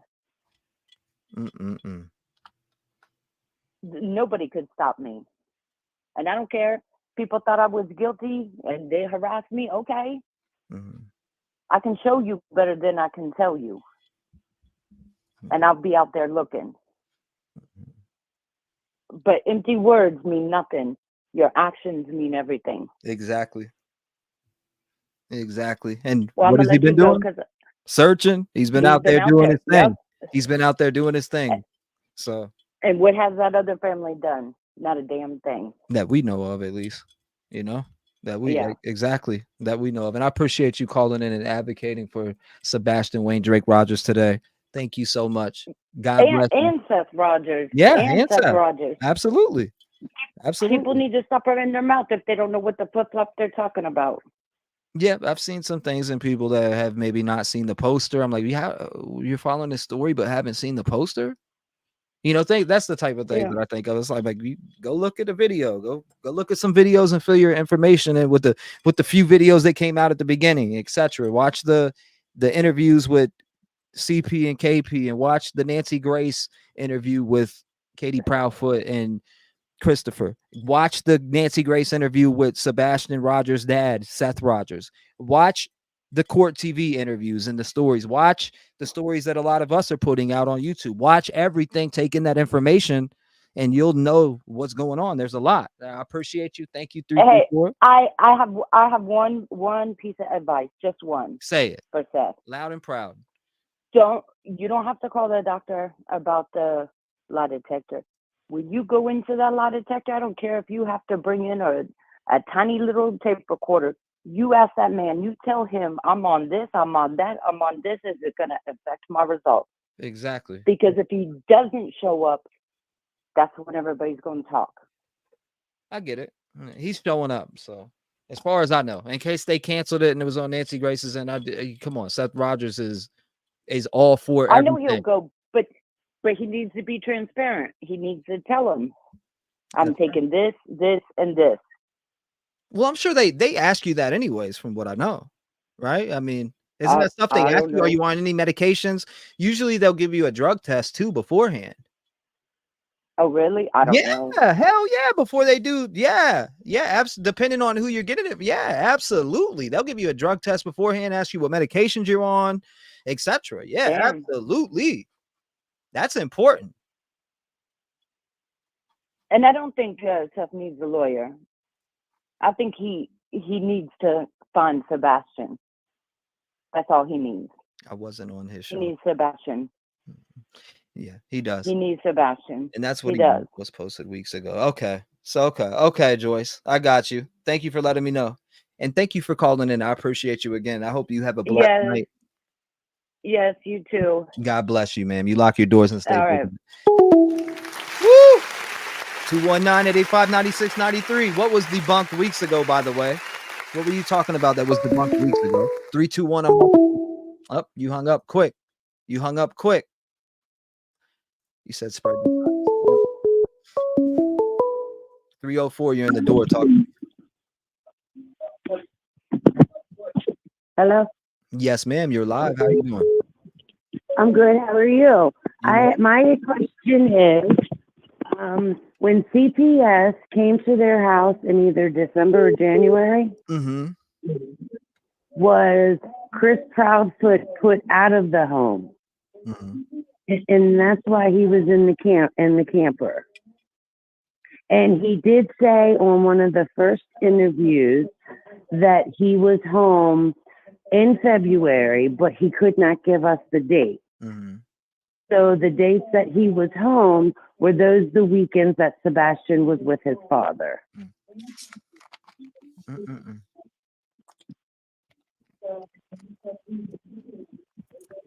I don't know. I can hear an echo in the background a little bit. Can you mute that for me? Turn down. The part where I'm sorry. You're okay. It's just hard to hear when that's going on. I appreciate you though. I'm sorry. When in one of his first interviews, he had stated, Chris Proudfoot, that he was home in February a couple times, but he could not give the date. Were those dates the dates where Sebastian was with his dad, because he's not allowed in the household with Sebastian? I'm asking, was he put out of the house when CPS came on the last investigation? As far as that, I don't know. Do you know what I'm saying? Like, CPS came in December or January, correct? Was the last visit? I don't know. I don't know the answer to that. Right off the top of my head, I don't. Okay. Yeah, I don't know the answer to that off the top, but Chris Proudfoot was put out of the home. Chris That could be a Proudfoot was put out of the home? If Chris Proudfoot was put out of the home the last time CPS was there. Yeah, no, I don't think so. I mean, he's been there. Okay. Yeah, I mean, when they just remove him for good, until the the child investigation is what they would do. So, yeah, as far as that, no, I don't think they removed him. I mean, because he's still there, you know. But Sebastian's not there. Exactly. But Chris, as far as we know, Chris has been there the whole entire time. But he was at work when Sebastian went missing, according to what he said on Nancy Grace's. Could his alibi be because he wasn't allowed in the house? I just, you never know. You know, lots of things go through my head. I think both, all of them involved has failed that poor child. And I pray for all of them. And yes, mostly Sebastian. And you're awesome. Thank you. That was just my question was, with their last visit, did CPS put Chris Proudfoot out of the home? That's why he was staying at his camper on the job site. And he stated that he could come home. He was home a couple times in February, but couldn't give us the date. I think that's a great question. I think it's a very good question. I really do like that question. In fact, I'm going to write it down. I think it's a good question. And that could be part of the motive. That Sebastian had to be out of the house. Yeah, I wrote that down. I think that's a wonderful question. Really, I do. I haven't asked it. And it would be easier for Chris to go to work and stay in the camper than to remove the child from the home. Mm-hmm. Oh, we'll see. I'll ask him for sure. But I appreciate you. Thank you for calling in. Thank you, and you have a great night, and prayers for Sebastian. God bless you. Thank you for being a voice for Sebastian. Lock your doors. Stay safe. Stay vigilant. It was kind of echoing, so it was hard for me to really talk back to her. 219-885-9693. I could barely talk to that woman because it was echoing every time I said something. Every time I said something, it was echoing. You said, how about John Walsh's show? Absolutely. Any coverage of child. Elijah View also. Elijah View. 321, what's going on? You're live. Hi, this is Crimezilla. How are you? How you doing, Crimezilla? Love the name. Thank you. Actually, I wanted to call. I work with children with autism and teenagers, and I also raised a son with high functioning autism. From what I have researched on here, it has been, I just have to say, if Seth was confronted by CPS, okay, you have to understand developmentally, he may be 15 in the 15-year-old body, but developmentally, he's a lot younger. Okay. And if he was questioned, he would probably be too afraid to answer that question. The other side of autism, socially, they are lacking. Okay. So he probably didn't have a lot of friends. He probably didn't know how to communicate with the family. And especially, and I'm just going to put this as SA, okay? So in my experience, I'm in the behavior field, trained, everything. So I'm going to tell you, they are delayed at that age. Yeah. Okay. So you're dealing with a kiddo that probably, if the story's true, that he was locked outside because the mom got frustrated. And I will tell you, I raised a son, and I can tell you, it is extremely frustrating. It is tiring. It is exhausting. Did I ever hurt my son? Absolutely not. Absolutely not. But I will tell you, if he was put outside and locked out, if he had tendencies to be a runner, which I heard a couple times before he did, he would find a safe place that he finds safe in his own mind, whether we do or not. And I do feel that he would have, and there is no doubt in my mind, if there was water, he would have gone straight for it. They checked it, body's not there. Okay. Yeah. But he would go to a safe spot for him.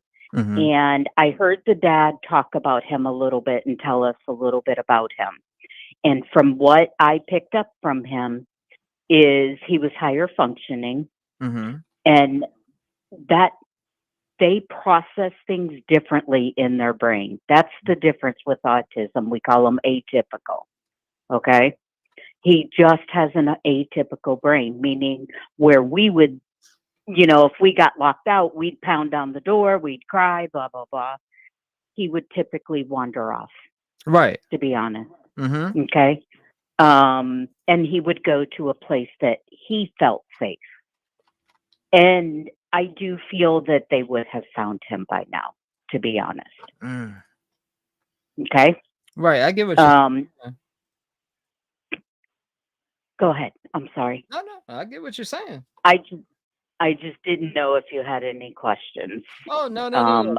It's just, you think he'd be found at this time, but 15 years old, puberty.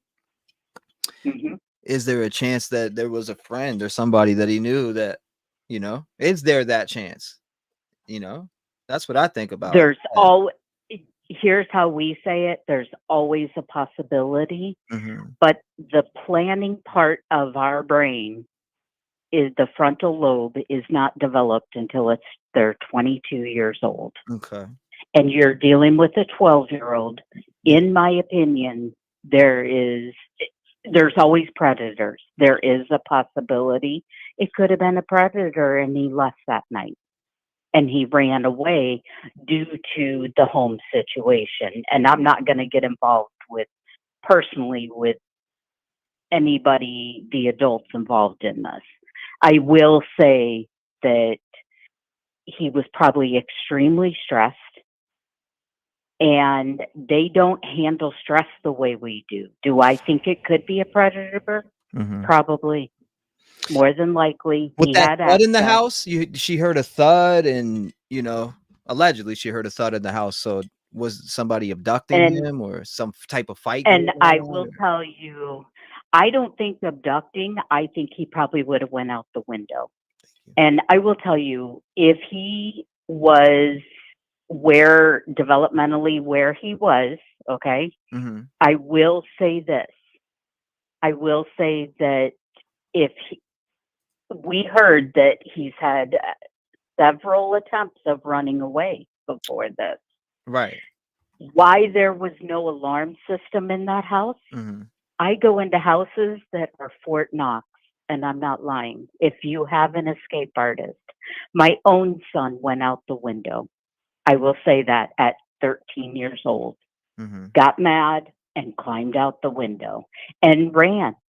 Mm-hmm. And it took us 3 hours to find him, and he ran to the woods. He is going to escape out, and he's going to run. He's not going to stand there trying to get back into the house. So if he's running into the woods, I mean, and you look at this area, you've seen how desolate this area is. I mean, I do. And I Yeah. have family in Tennessee. Mhm. So I'm very aware of the terrain. Now, something that, and if I'm talking too long, please stop me. But what I do want to say, the terrain there is rugged. I do. They There also, is they no- remember him saying. Remember them saying. I didn't mean to cut you, but remember them saying he was not a runner. I thought I heard that they said he wasn't a runner. Right. But if you're running away, that is still a runner. Mhm. I mean, we call them, in my language, in the behavior field, we call that eloping. So basically, he eloped out, if that's what happened here. And he may have gotten, you have to remember these kids, and I don't want to be too personal about puberty, but they have hormones running through them. Their frontal lobe is younger.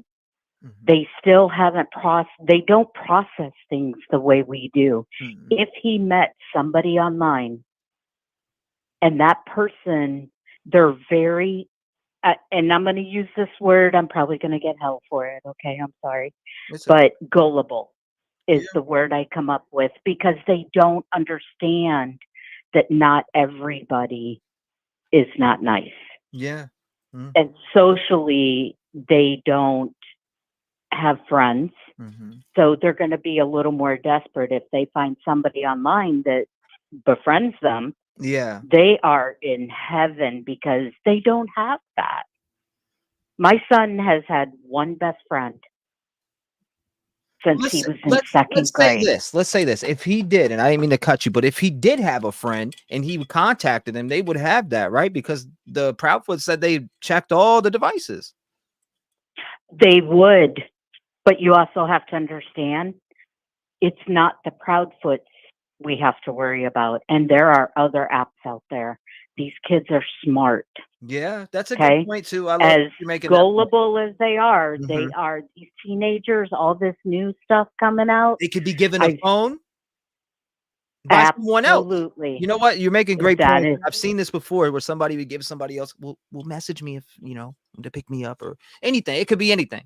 Message me. From Yes, this phone when you it get could off. be anything. I'm not saying anybody's innocent or anybody's guilty. Mm-hmm. Is it possible that could happen? Absolutely. 100% it could happen. Yeah. On the other end, I'm not liking what I see with the parents the direct parents. Yeah. Seth is just looking for his son, and you can see it. He is out there every single day looking for his son. And why the other two are not doing it is beyond me. And the lie detector, you don't even want me to answer to that one. He's just avoiding it like the plague. 240 miles away from the door that they allege he walked out of. And I will 241 tell you, when our son escaped and he was gone for 4 hours, it took the police and the whole neighborhood. We had a plan in place with our neighborhood. Yes, ma'am. The neighbors would call us if they saw my son running, because he did take off. He was smart enough and would take off if he got mad at that age. He would take off, and they'll say, nope, just saw him walk by. They would text me. And it was like a neighborhood. They helped, but then we lost him and couldn't find him. And I will tell you, ask me if I ever would have left my house at that point. I see Seth's in chat. I mean, if he wants to come up and join us, and I see some people have questions for him. Tons of questions lingering around. Wow. To Seth. I would love to talk to Seth, because he's more than welcome anytime. I've told him he's more than welcome if he needs anything to clear up, or if he needs to talk, or ever wants to. Even off the record, it doesn't even matter. Even off the record. Of course. And this guy, he's amazing. And I have to tell you, as a parent, this is one of the hardest things he is going through. And any naysayers on this gentleman, they need to be banned from you. But I just want him to know. I would love to, hear a little bit more about Seth and his personality. And, I don't want to get into the personal stuff online, but I do think that just with my training, I've been working with these kids for 25 years. And so there's all kinds of them, but I will tell you, when my son disappeared, I stayed home. My husband went out and went looking. Yeah. With the police. But I stayed in place, because if he came home, I wanted to be there. Yeah. And so that part I really don't understand, but I do understand Seth. And the dad in this has been under so much tremendous stress. He has, for sure. I mean, mine happened. It was 4 hours. And I appreciate you calling in. I appreciate you calling in. 4 hours. What were you saying? Hold up.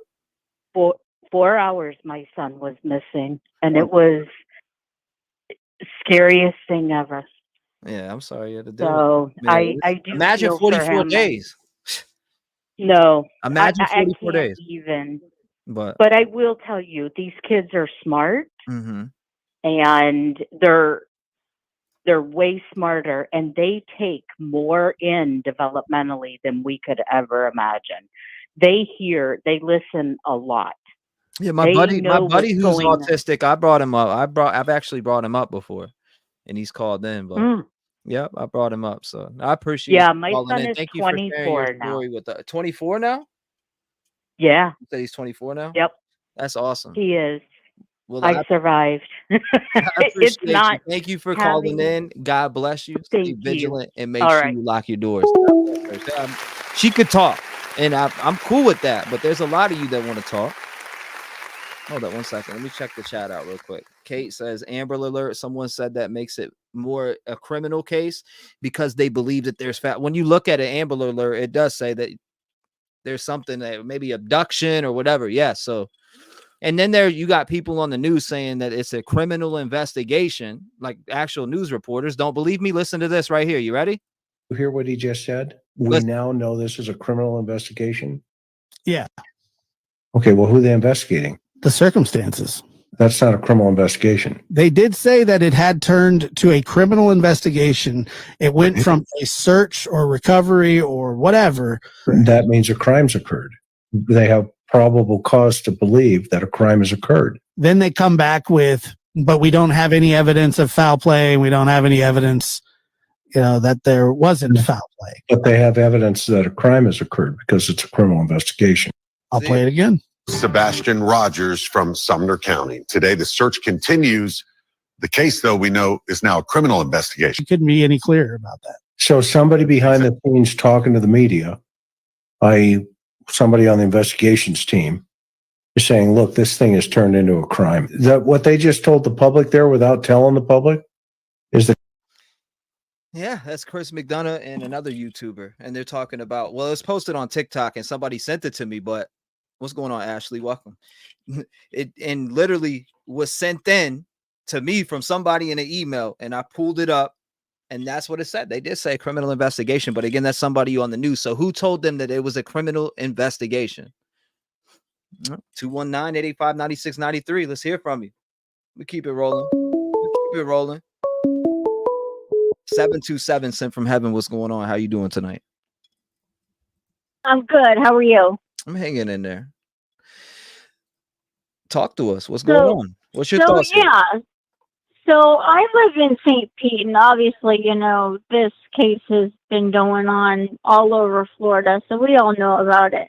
Mm-hmm. But the only thing I'm calling is because there's one specific interview that the Proudfoots did, right? And it was with, I think, a lady named Holly, and she goes, the mom goes into detail about how, okay, Sebastian's not a runner. He's not a runner. Mm-hmm. But then she goes into detail about a story that he had at school, that he was having a blast when he was at PE, and he ran laps and ran laps and ran laps.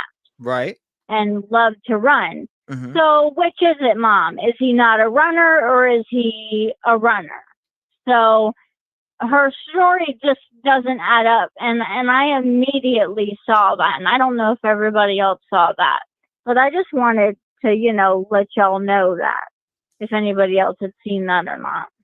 Not too. I mean, we've seen a lot of stuff. Let me see. I haven't seen it. I've seen tons of stuff though. Wow. What's going on, Summer? Welcome to the stream. Maria says what? Or I have 13 grandchildren too high. What? I don't know. I mean, what? That lady had a lot of good information. Yeah, she was definitely a good expert, but a runner, I remember them saying that he wasn't a runner, right? Right. She said, the first thing she said was, no, he's not a runner. He's not a runner. What He's about not the a runner. swimming? Do you remember about the swimming? Do you remember the question about the swimming? I don't remember that question, but I do remember she went into full detail about him being at PE, and this might have been a year or so ago. I'm not sure. Mm-hmm. She didn't really specify. But she did go into detail about how he was at PE, and he was so excited because he was the only one that won this race, and he would run laps and run around, and his PE teacher was so proud of him, and he was just such a great runner. And that's exactly what she said, and I'm thinking, okay, but you just told us he's not a runner. And that was on which interview again? Now, I think the interviewer's name was Holly, and she was actually at their house. It might have been the very first interview. Oh, no, you're talking about Olivia. Was it Olivia? I thought her name was Holly. Olivia was at her. You had me thinking here. I'm like, hold up. Olivia was at their house. Yeah, and it was all over the news, and they were both sitting there, and it was a nice interview, and she was asking all the nice questions and everything, but I picked up on that right away, and I'm thinking, okay, you can't say your kid's not a runner and then go into full detail about how he loves to run. Yeah. Running away is definitely different for sure. Yeah. So yeah, I just wanted to let y'all know. I didn't know if anybody else had picked up on that or not, but oh no, they're talking. I love your show, by the way. Holly Thompson from WSMV. Is that who you're talking about? I think so, yeah, because I could have swore her name was Holly from Nashville. She was like a Nashville reporter. Okay, so Holly, I'll have to check and find that.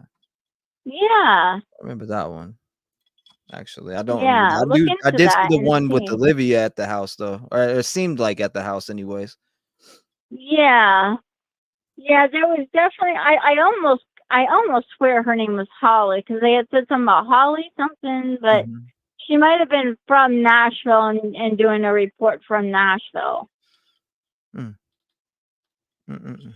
But yeah, I just wanted to tell you that, you know. Well, I think maybe they meant like as far as running away and running. I think it may be the difference, but I have to go hear what you're talking about. True. Maybe I've already heard it. I've just heard you so many probably different have. interviews. I've watched so many different interviews, been sifting through them. I'm actually working Right. on a docu-series pertaining to this case, and there's just a lot of Oh footage wow. out there. There's so much footage, so Right. Yeah, but it's just weird. I just picked up on it. I'm like, okay. So I didn't know if anybody else picked up on it or not, but I just wanted to run that by you. I got you. I got you. But thank you so much. I appreciate you taking my call. No, you're more than welcome, and thank you for calling in. God bless you. God bless you too. You have a beautiful night. Make sure you lock your doors. She was about to say you too. I heard you. Thank you.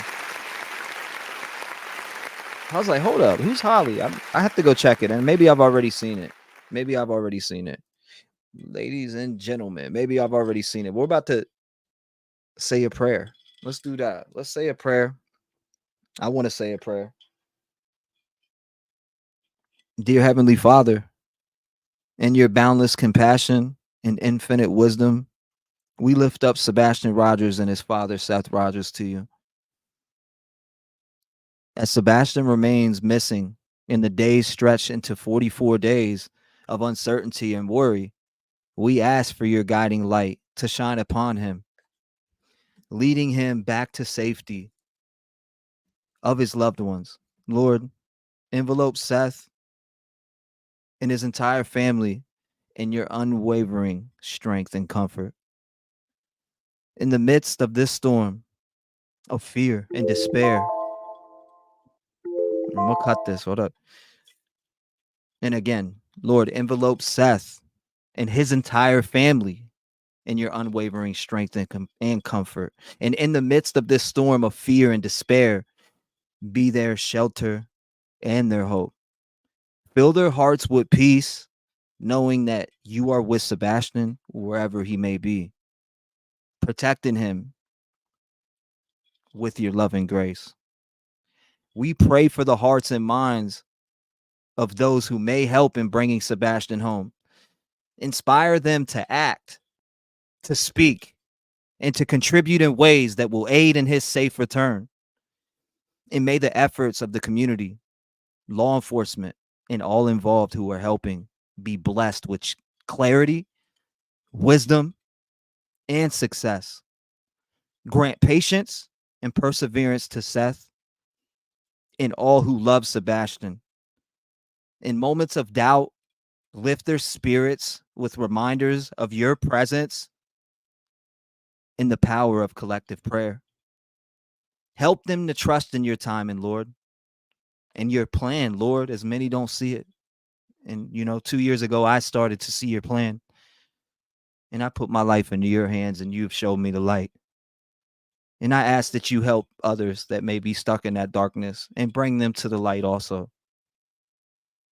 Lord, we are holding on to faith that you are working behind the scenes for Sebastian's return. And in fact, we know you are. We ask for a miracle, Lord, that Sebastian may be found safe and sound. And let this trial be a testament to your goodness and mercy, bringing glory to your name through the reunification of Father and Son. In the name of Jesus Christ, amen. Ladies and gentlemen, we'll end that with the prayer. And I'll see some of y'all. You already know where I'll be at, but you know how we do it. And I appreciate everybody who called in, etc. But let's go ahead. We got to run this for our guy here.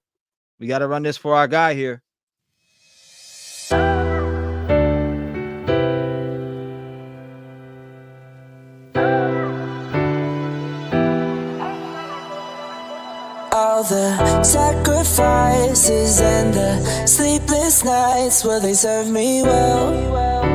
Only time will tell. I just keep on praying that I'll find my way if I go through hell. Only time will tell. Only time will tell. Every day I wake up, I'm here to make a change. Only time will tell, I hope it takes the pain away. I see these families going through it every single day. Another person dead, an article up on a page. But I hold on to hope like a candle in the rain. Got it by the light, trying to break through these heavy chains. In the heart of the night, I'm searching for the flame. Speaking for the silent, in the honor, I'ma pave the lane. In the silent battles, I become the roaring train. Carrying the hopes on this long and winter terrain. Through the valleys of silence, the dreams I entertain. In the quiet whispers, my purpose remains the same. Let's sacrifices and the sleepless nights, will they serve me well? Only time will tell. I just keep on praying that I'll find my way if I go through hell. Only time will tell. Look. Only time will tell. We're really feeling like we're living in hell. Just turn on YouTube and start searching and you'll see it yourself. But together we light up the dark, standing strong, playing our part. Heart to heart, we heal, we mend. And this battle will prevail in the end. Voice for the voices we defend. In the silence our words transcend. With every note we send a message, deep truths we blend. And every verse hope strength from our spirit within. Let's wake up, start the day, I'm back fighting again. Giving a voice to the people who have nothing to give. They come to me, I let them speak and tell it just like it is. I've been sacrificing all my life, I sleep when it is. All the sacrifices and the sleepless nights, will they serve me well? Only time will tell. I just keep on praying that I'll find my way if I go through hell. Only time will tell. Only time will tell. Divine spirit of love and light. In this hour of need, guide America right. Shine your grace on every child, every soul. Mend our hearts, make our nation whole. All the sacrifices and the sleepless nights, will they serve me well? Only time will tell. I just keep on praying that I'll find my way if I go through hell. Only time will tell. Only time will tell. Woo! That one is that one right there. Good gracious. Shout out to all of y'all, though. I do appreciate you. I appreciate every one of you, and I will see the ones that like to come over to the second channel. I will be over there in a little bit. For the ones who want to come over, shout out to you. I'll see you there. Hold on, let me find where we at. We got to play this one because I feel like maybe this point. Hopefully Seth don't feel this way, but he feels like he's got to lead the way like this, right? I mean, this is how he's feeling right now. He's got to do it himself, right? Well, guess what? If I'm gonna get it done, I'ma do it myself. I don't trust no one, I don't need your help. Where were you when I reached out for you? I needed you and you left me by myself. So if I'm gonna get it done, I'ma do it myself. I don't really give a fuck if you're with me now. Where were you when I reached out for you? I needed you and you left me by myself. I was always left alone, sitting in my home, going through depression while I'm crafting all these poems. My mom was doing dope, that's all I ever known. But I let that pain go away, I'm here to take the throne. Got Rev gang behind me, I give a voice to the streets. Let the people speak, love and light is what I preach. Got these negative people who try to put stains on my fleece, but I never give up and stay focused on my peace. Reaching to be the better me to succeed. I cover stories every day that could drop a horse to his knees. I've came to realize we really need change, and if I gotta do it myself, I'll bring a parade. I'm gonna get it done, I'ma do it myself. I don't trust no one, I don't need your help. Where were you when I reached out for you? I needed you and you left me by myself. So if I'm gonna get it done, I'ma do it myself. I don't really give a fuck if you're with me now. Where were you when I reached out for you? I needed you and you left me by myself. I'm speaking to the government, we really need some change. I used to be that child that was living through the pain. Got raped by a monster when y'all barely did a thing. I'm speaking out for me and all the others feeling pain. When I speak, it's with my chest. This ain't no motherfucking game. I'm sick of y'all giving every one of them a name. I hear stories like mine and it makes me wanna rage. How can we turn the page when y'all haven't done a thing? You give the ass a deal, then they're back on the game. We can't fix these sick pricks, but you free them every day. So I'ma build my platform up, step by step. You can't ignore all the signs, just take a look at the deaths. I'm gonna get it done, I'ma do it myself. I don't trust no one, I don't need your help. Where were you when I reached out for you? I needed you and you left me by myself. So if I'm gonna get it done, I'ma do it myself. I don't really give a fuck if you're with me now. Where were you when I reached out for you? I needed you and you left me by myself. It's like they don't want to listen to us about what we're going through. They don't want to hear the pain. They don't want to stop these people. They want to keep giving them deals and letting them come back out into society and ruin more lives. And we're getting sick of this shit.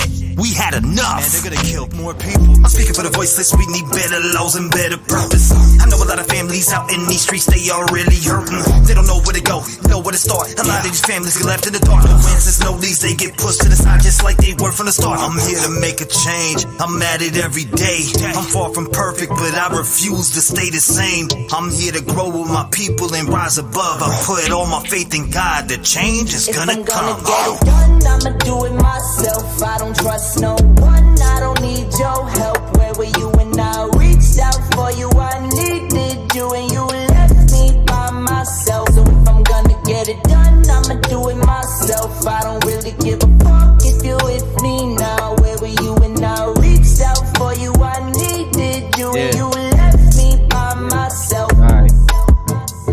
Left me by myself. Another one. Here's another one that's going to be on the album dropping this summer, Voice for the Voiceless. Yes, we are that here, a voice for the voiceless. That's why I am dropping this album here in 2024. We will be heard. We will be heard. The last two you heard will be on there. You know, I love what I do. I love what I get up every day and get on live streams and do every single day. I love this shit. I'm dedicated to it. It means the world to me that we are able to come together and help, whether it be spreading the word, whether it be doing whatever we can possibly do to keep awareness out there. That's what we are here for. But following up to that prayer, here it is right here. A lot of people's favorite song, Dear Jesus. On this album this summer, 2024. June, baby.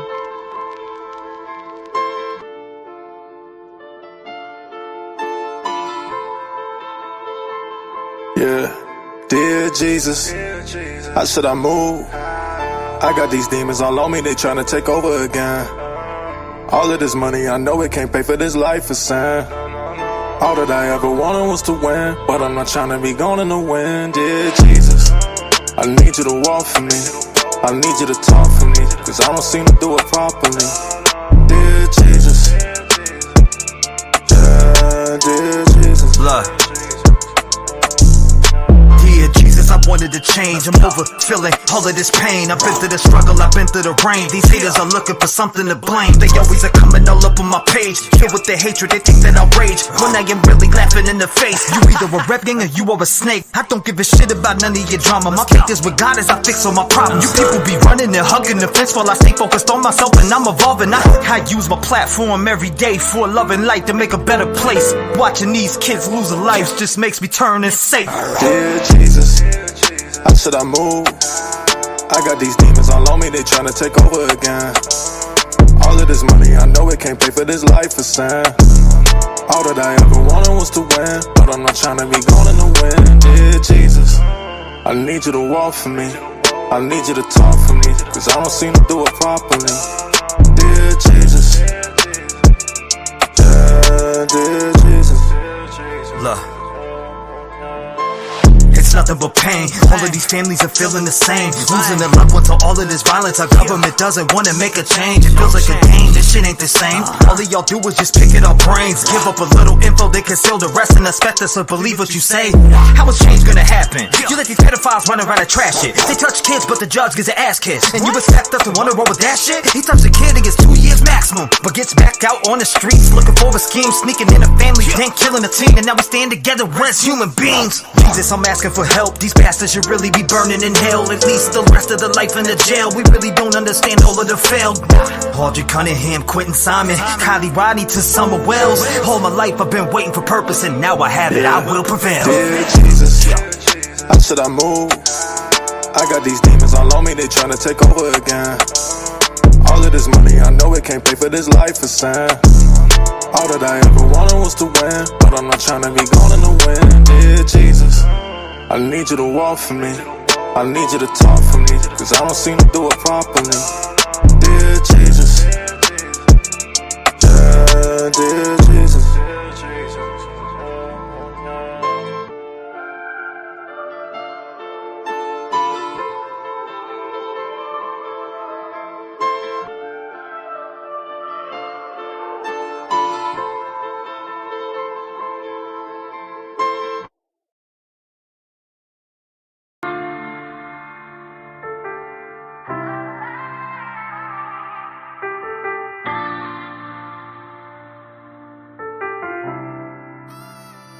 I count my blessings for the days when I was down and losing faith. They made me patient. All I can say is thank you. I really wouldn't be the same if I ain't gone through all the pain. Look what it made me. All I can say is thank you. Wouldn't be the same with none of y'all by my side. You hold me down every day and it makes me strive. I wake up and look forward to doing these lives. A lot of y'all really came and opened up my eyes, and I hope I gave it back because it comes with yours. No matter what they say, I know I opened up them doors. I brought a family together even though shit was rough. They tried to shut us down, but we really shut them up. No matter what, we stand together when shit gets tough. I wanna thank everyone for showing me love. The Rev Gang family is something I cherish and love, and I'll smack anyone for fucking with us. Blessings for the days when I was down and losing faith. They made me patient. All I can say is thank you. I really wouldn't be the same if I ain't gone through all the pain. Look what it made me. All I can say is thank you. No one making a voice to the voiceless. People get killed for other stupid choices. Standing up for the families that took a loss is something that we find important. Rap gang strong, chest up. Little homie, keep your head up. You can be whatever you want. Get rid of the fake and it will add up. All my life I strive for greatness. I manifested my time with patience. People try to copy us, but respect is earned. It's not an obligation. I love the fam and they love me back, and that's why I always have the backs. I give a voice to those people who were never given a chance for them slimy cats. When you come here, you ain't a number to me. I really take time to read what I see. Don't forget to lock your doors, cause there's danger all up in these streets. Y'all really put life into the air that I breathe. I really am thankful for all of my peeps. Your loyalty means a lot to me, so this is a special thank you from me. Blessings for the days when I was down and losing faith. They made me patient. All I can say is thank you. I really wouldn't be the same if I ain't gone through all the pain. Look what it made me. All I can say is thank you. Don't let nobody dim your light. Don't ever let nobody tell you can't do nothing. I appreciate you all, brother and family. 2024, voice for the voices, we're coming. See you all the second live.